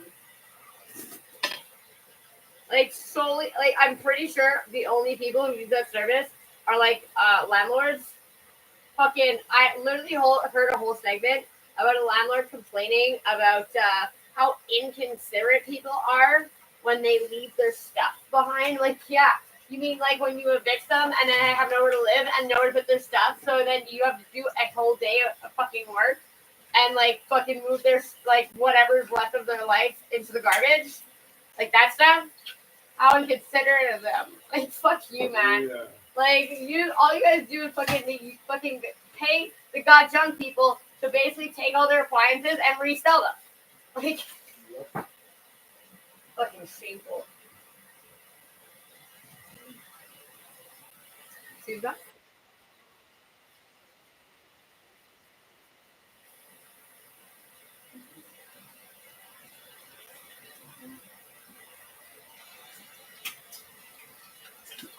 You're gonna stand there pressing it? You're funny.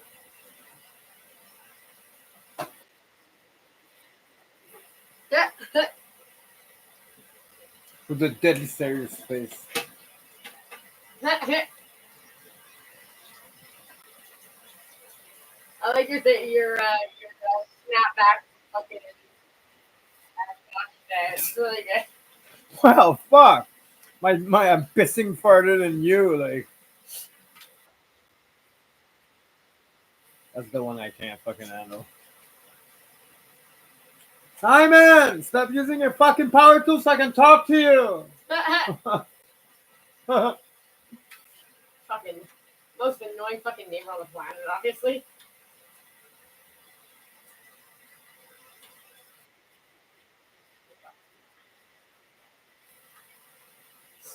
No, those the funeral home one and the retirement home one where there's one where it's like they're talking to their parent and they're just like, "Oh, did you hear the price of this retirement home? We should go check it out, right, Mom?" And it's just like, I'm like the old lady, like, "Yeah, it's like for sure that sounds awesome." I was like, "That's not how that conversation goes." No, fuck no. Like when you're putting And your then parents what? into an old You got a home. retirement home and then you got the funeral home out? Yep, always one after the other. I was That's like, fucked up. I bet it's the same people who Like- fucking own like both places. That's your step you're at now? That's your next step. Well, I bet it's the same place, like same family probably owns both. What? Oh, the bug. All places that I've like never once in my life talked to the wall.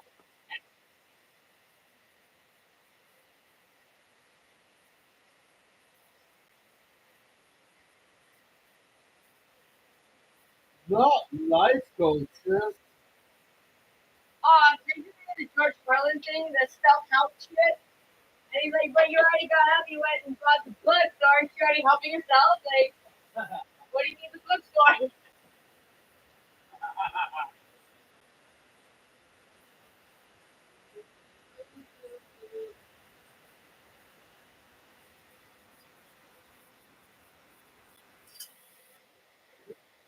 Oh, yeah. And I hope it. Woo! Yeah! Damn it. Is that intro? I think so. No.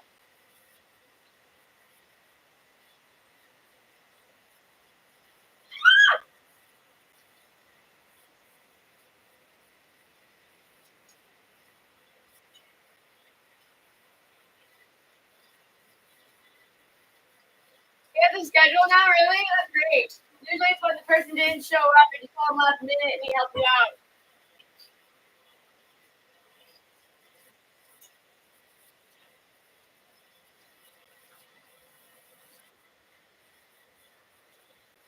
Woo!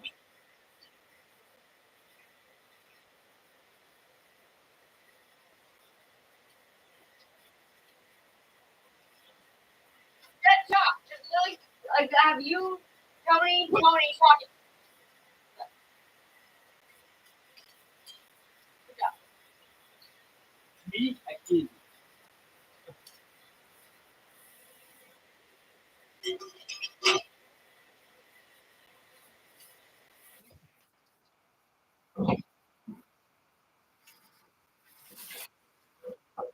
Ah!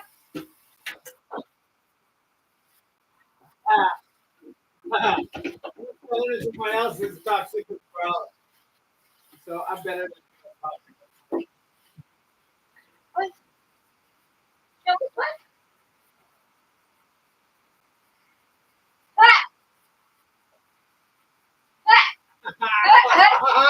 Thank you, David.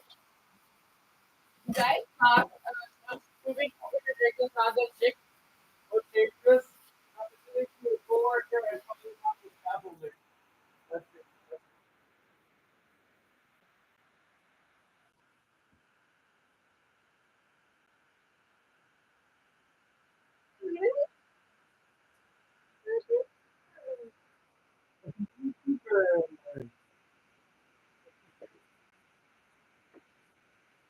We can help you.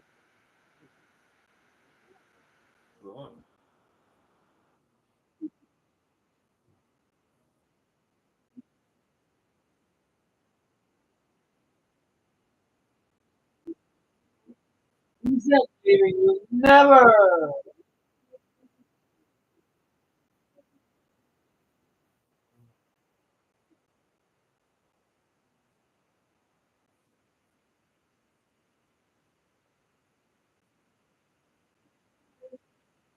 Go away.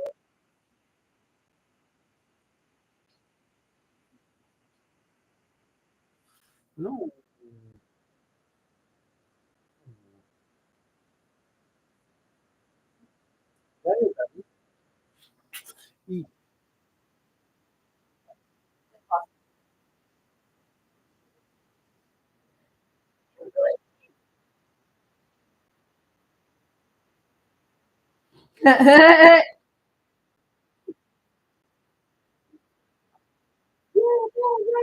Got this freaking balls off.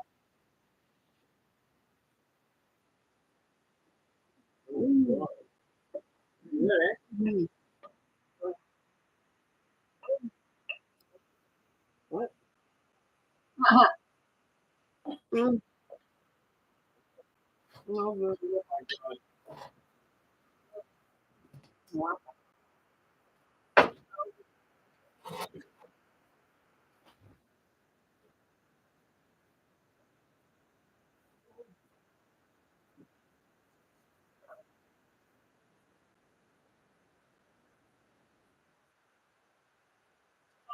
That's called it.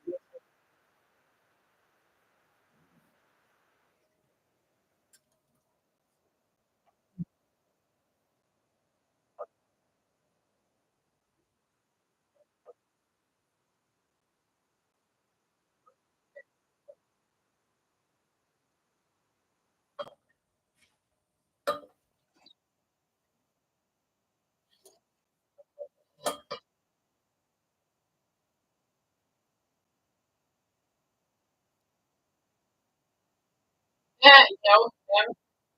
Basically him.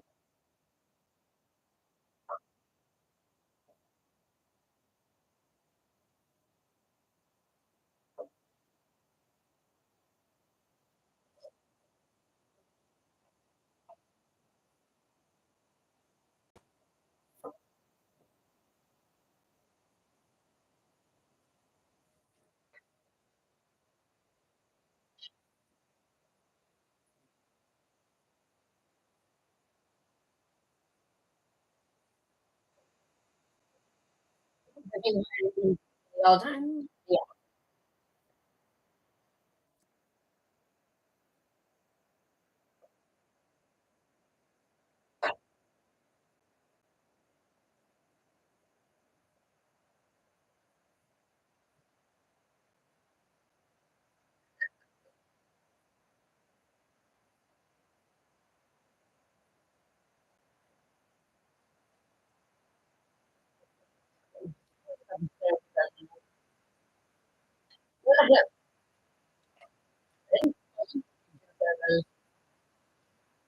Ah!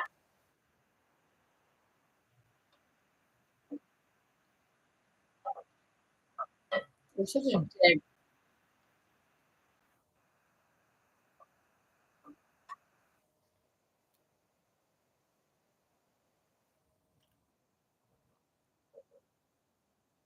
Such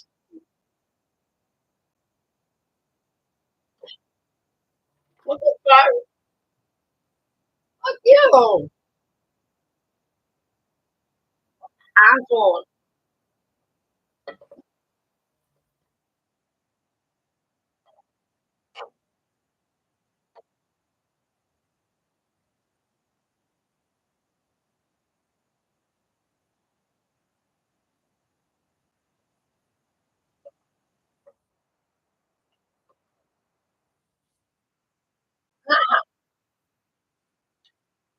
Yeah.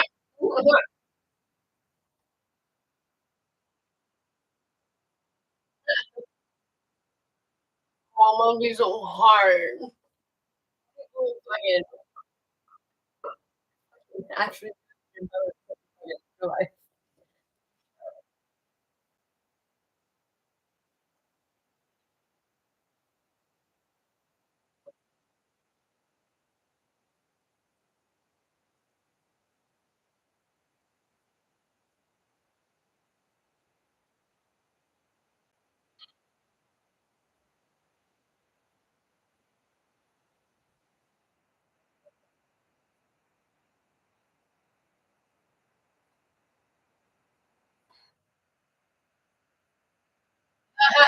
It's terrible. Terrible.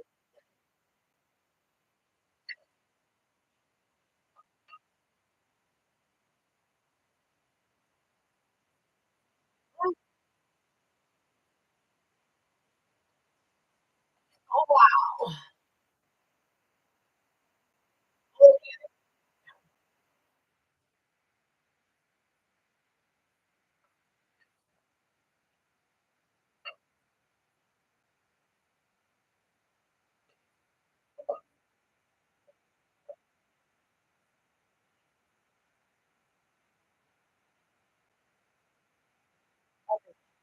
I did.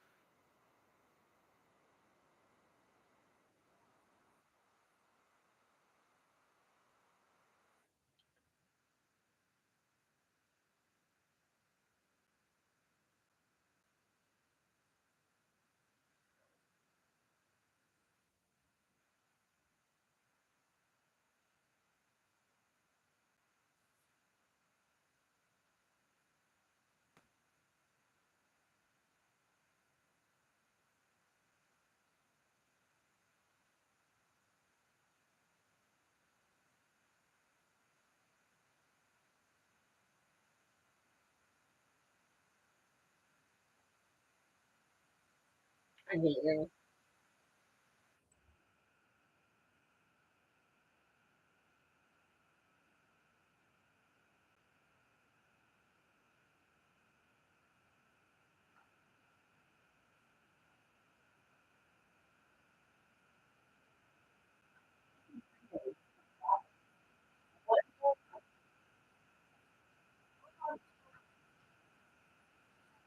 Oh.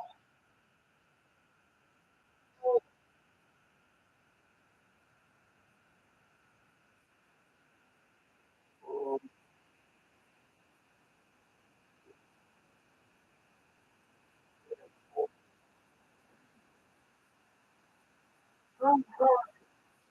Oh. Oh. Oh. So cold.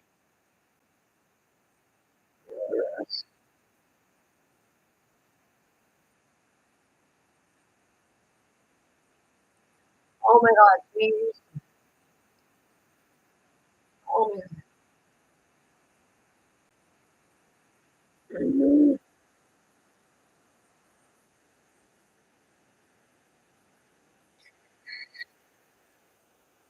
I hate you.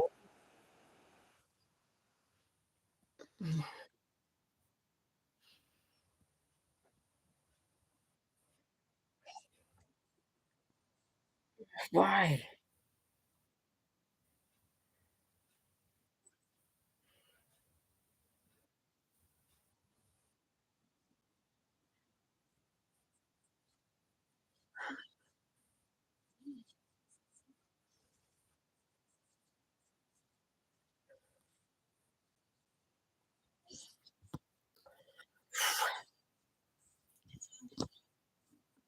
Mm.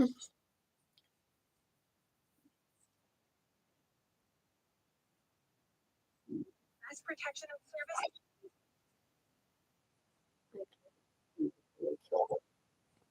I hope I get to see you back.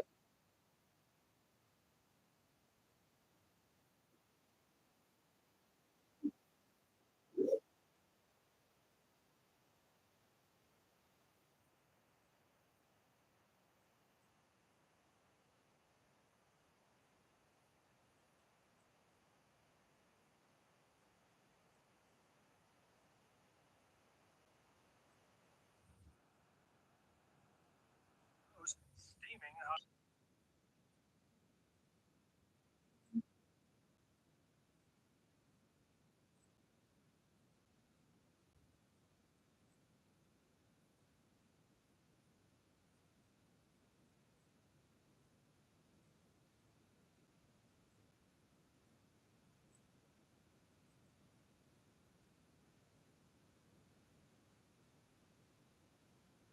Ooh.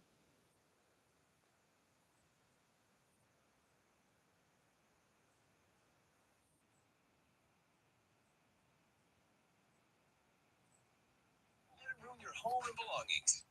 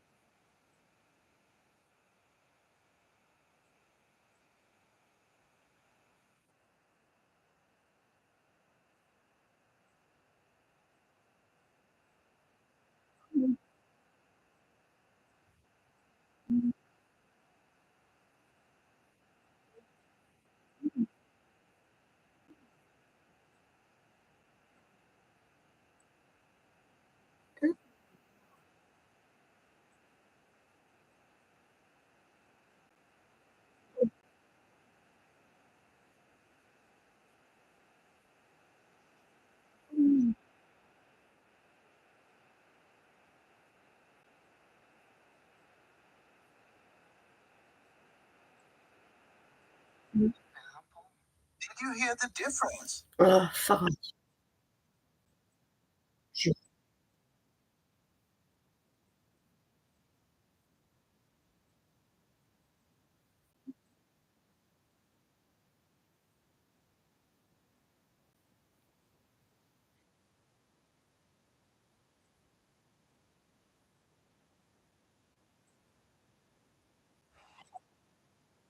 Ah. Mm. Mm.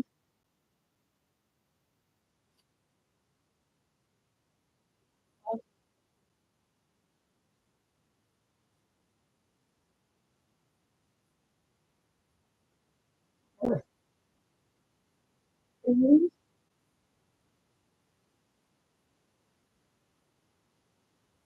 Mhm.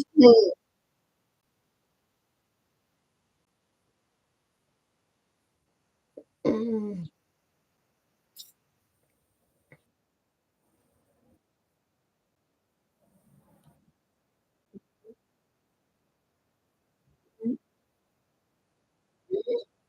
Mhm.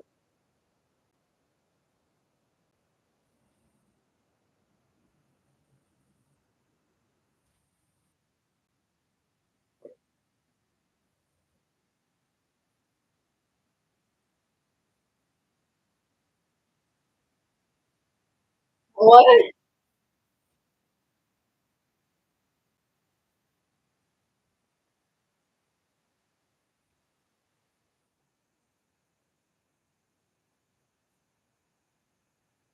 Like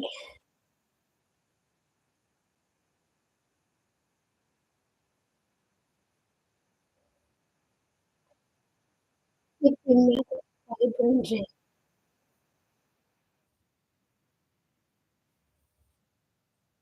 All you do is let your mind start making things.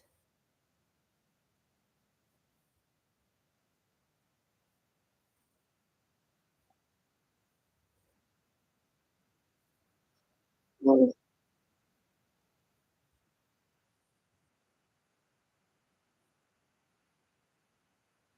yeah. Yeah, you got me favorite. Mhm.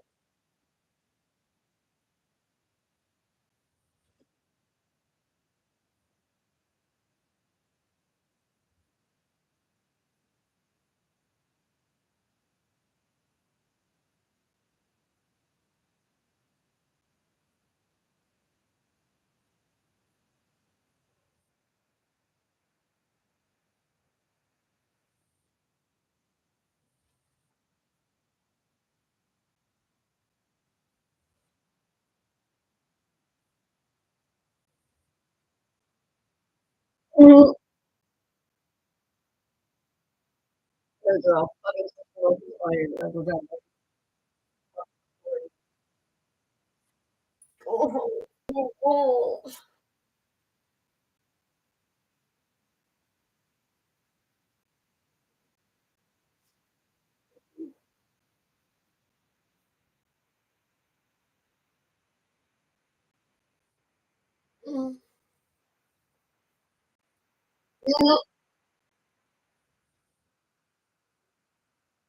What?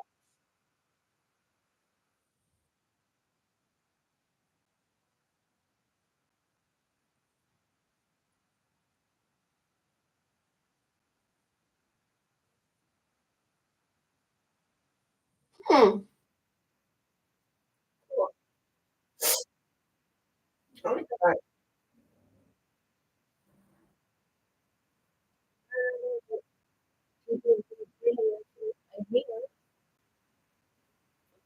Voting.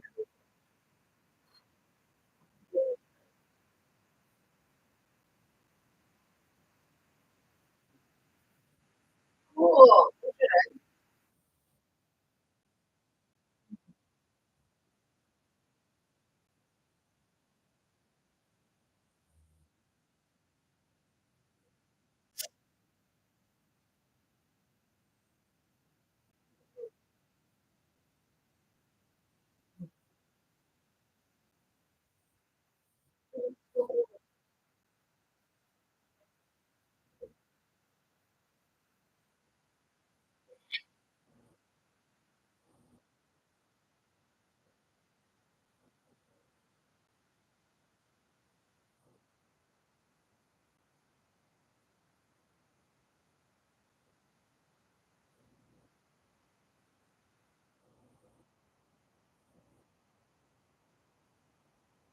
What?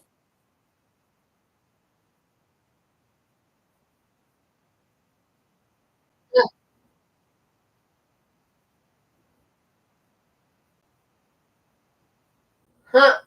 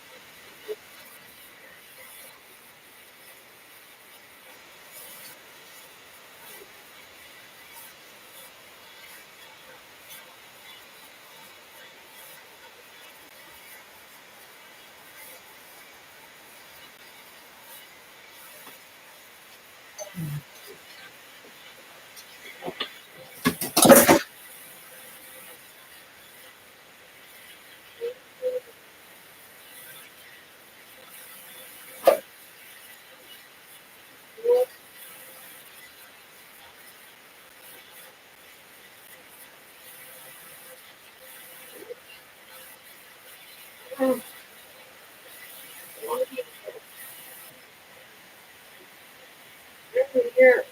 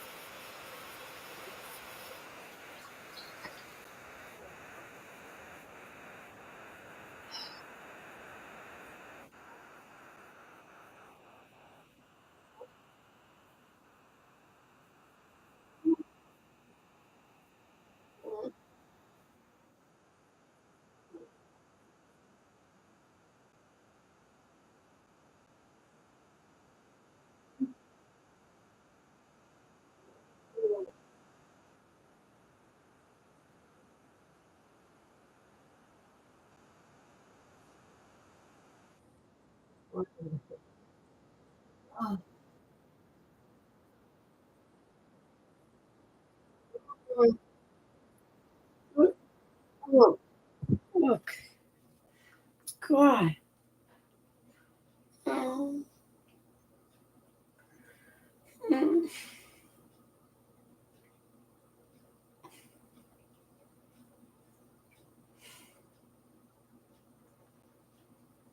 mm,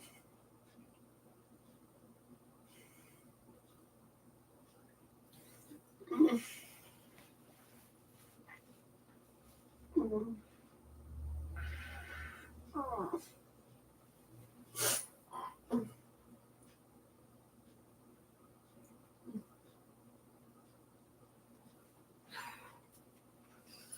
Mm, so cold. Mm. Ugh. Um,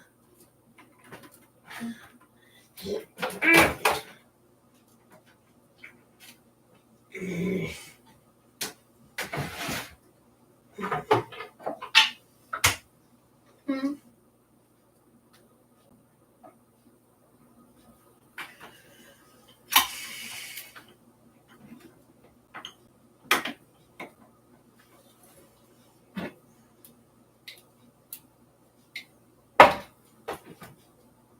More.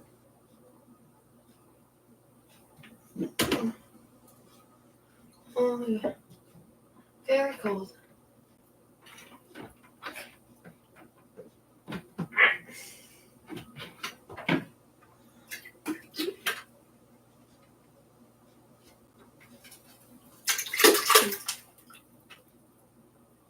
Mm. Hate cones. Mm.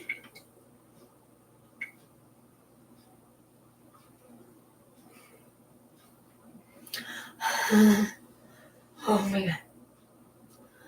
Ugh.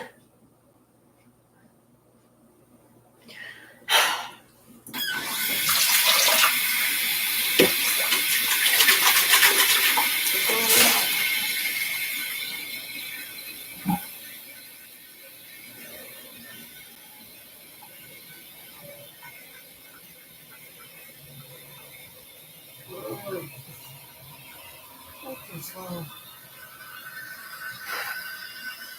Oh my god.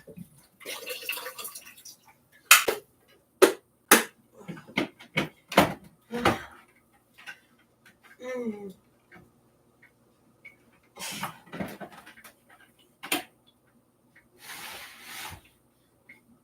Mm. Mm. Mm. Mm. Oh.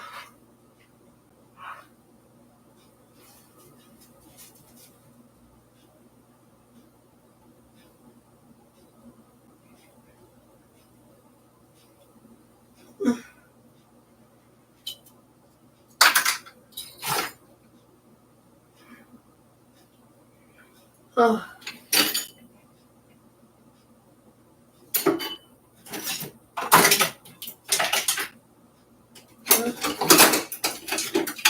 Oh.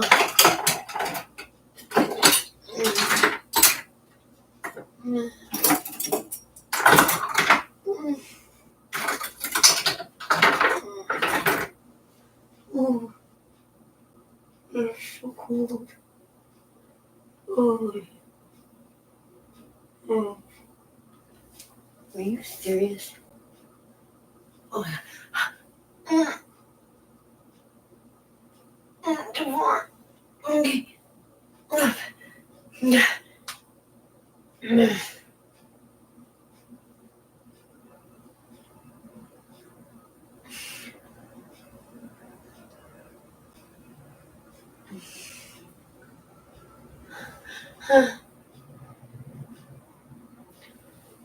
Oh my god.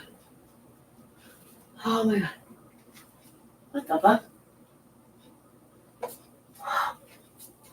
What the fuck? Fuck. Please put me in fast legit. Ooh.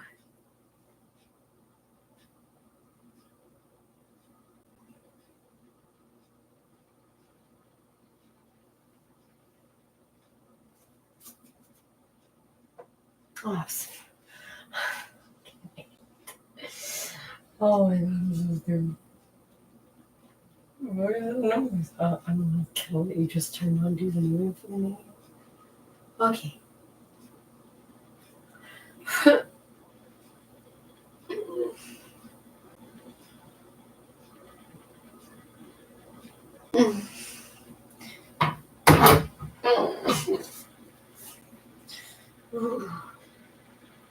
I'm so cold.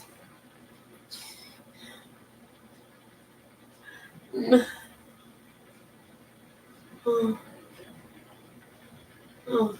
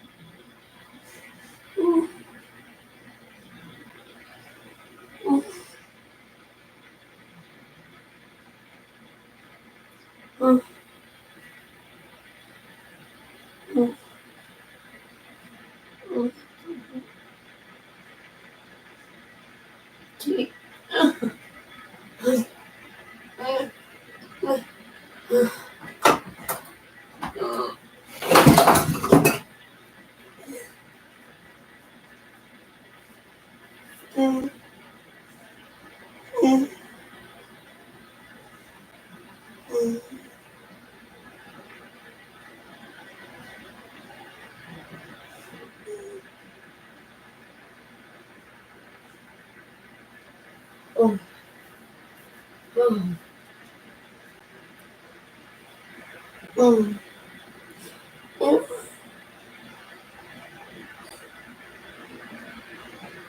Mm. Oh. Oh. Oh. Oh. Mm.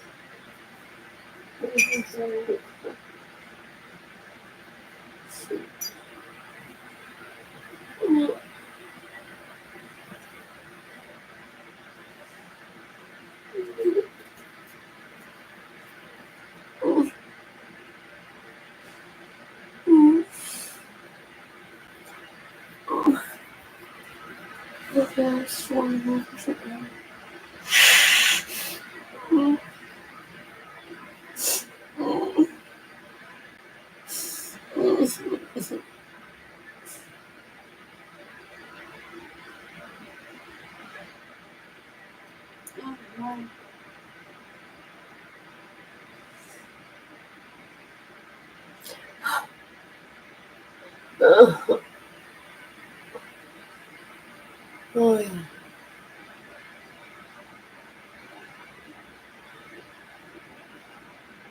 Oh.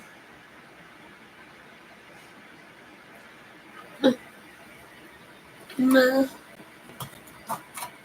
Mm. Mm. Mm. Oh, yeah. Oh, yeah. You're so fucking good. This is fucking stupid. Oh, my God.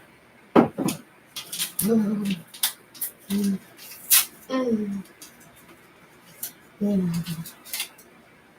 oh. Why? Oh, God. Oh.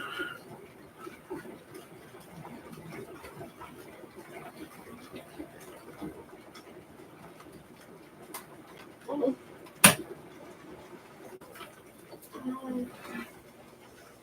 Oh. Oh.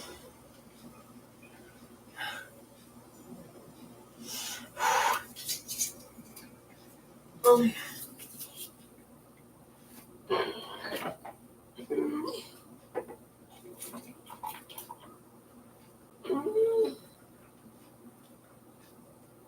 Mm.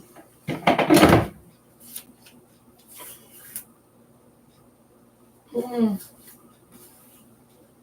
Mm. Mm. Really?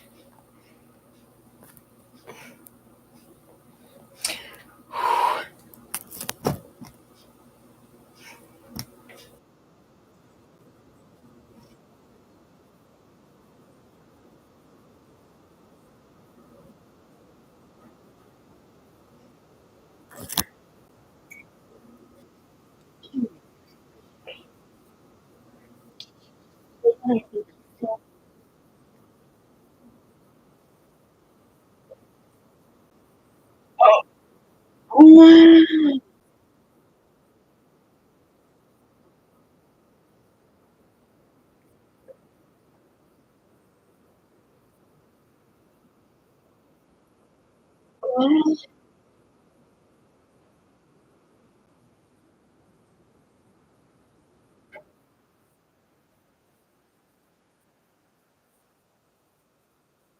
What?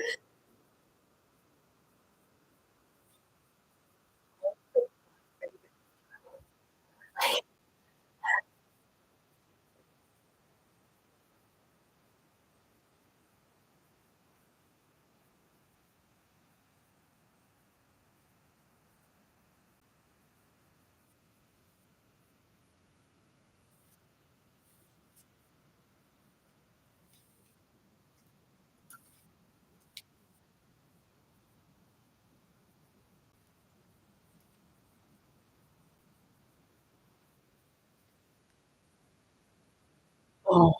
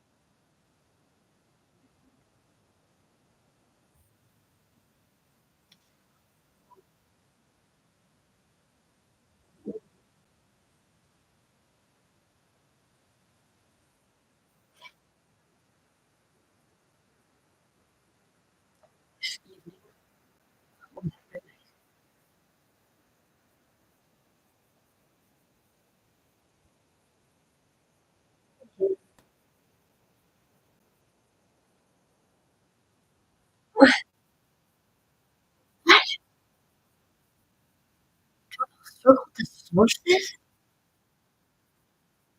What? You read between those.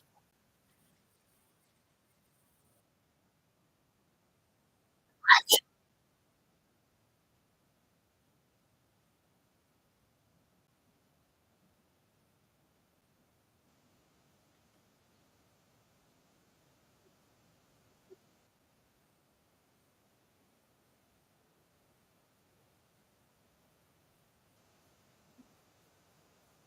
Wow. What the fuck?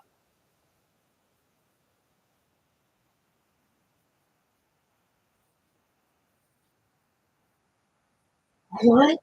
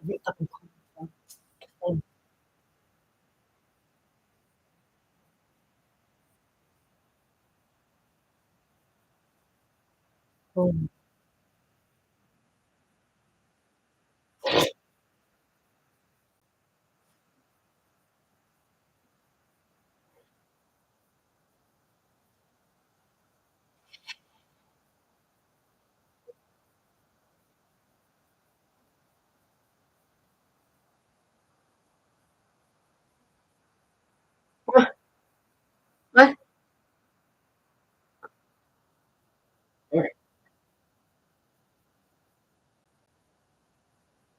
Whatever.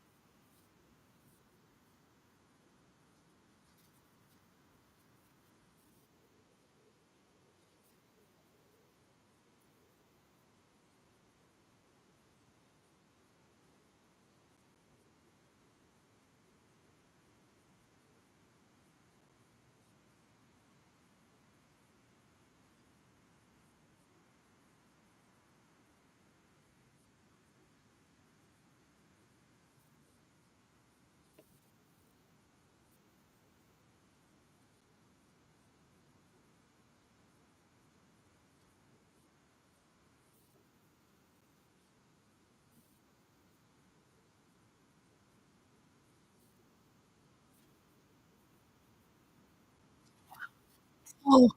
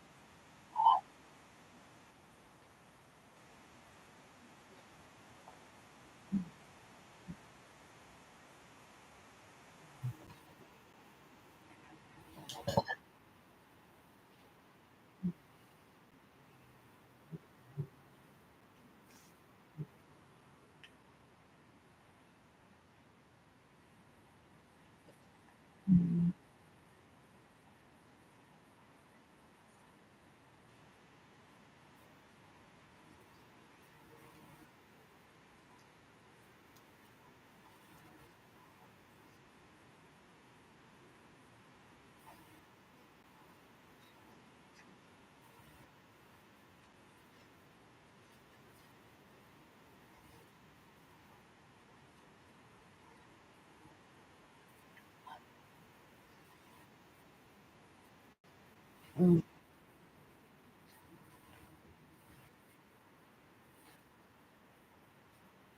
Oh.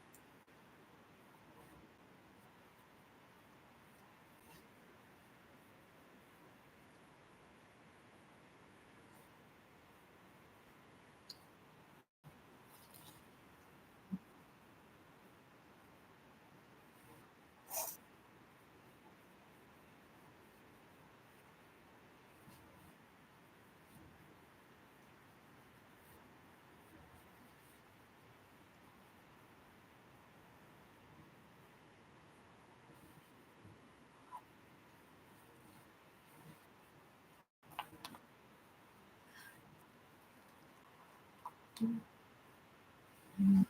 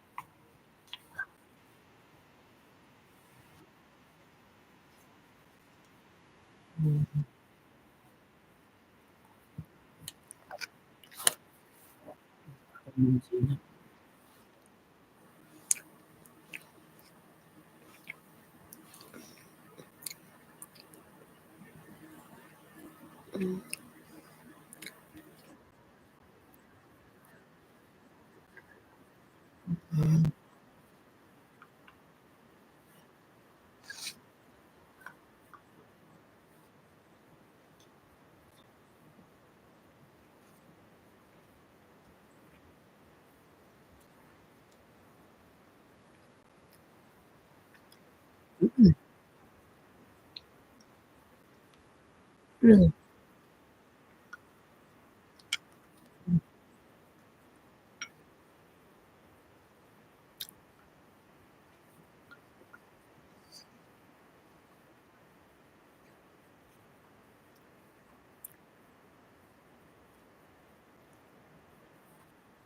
Yeah.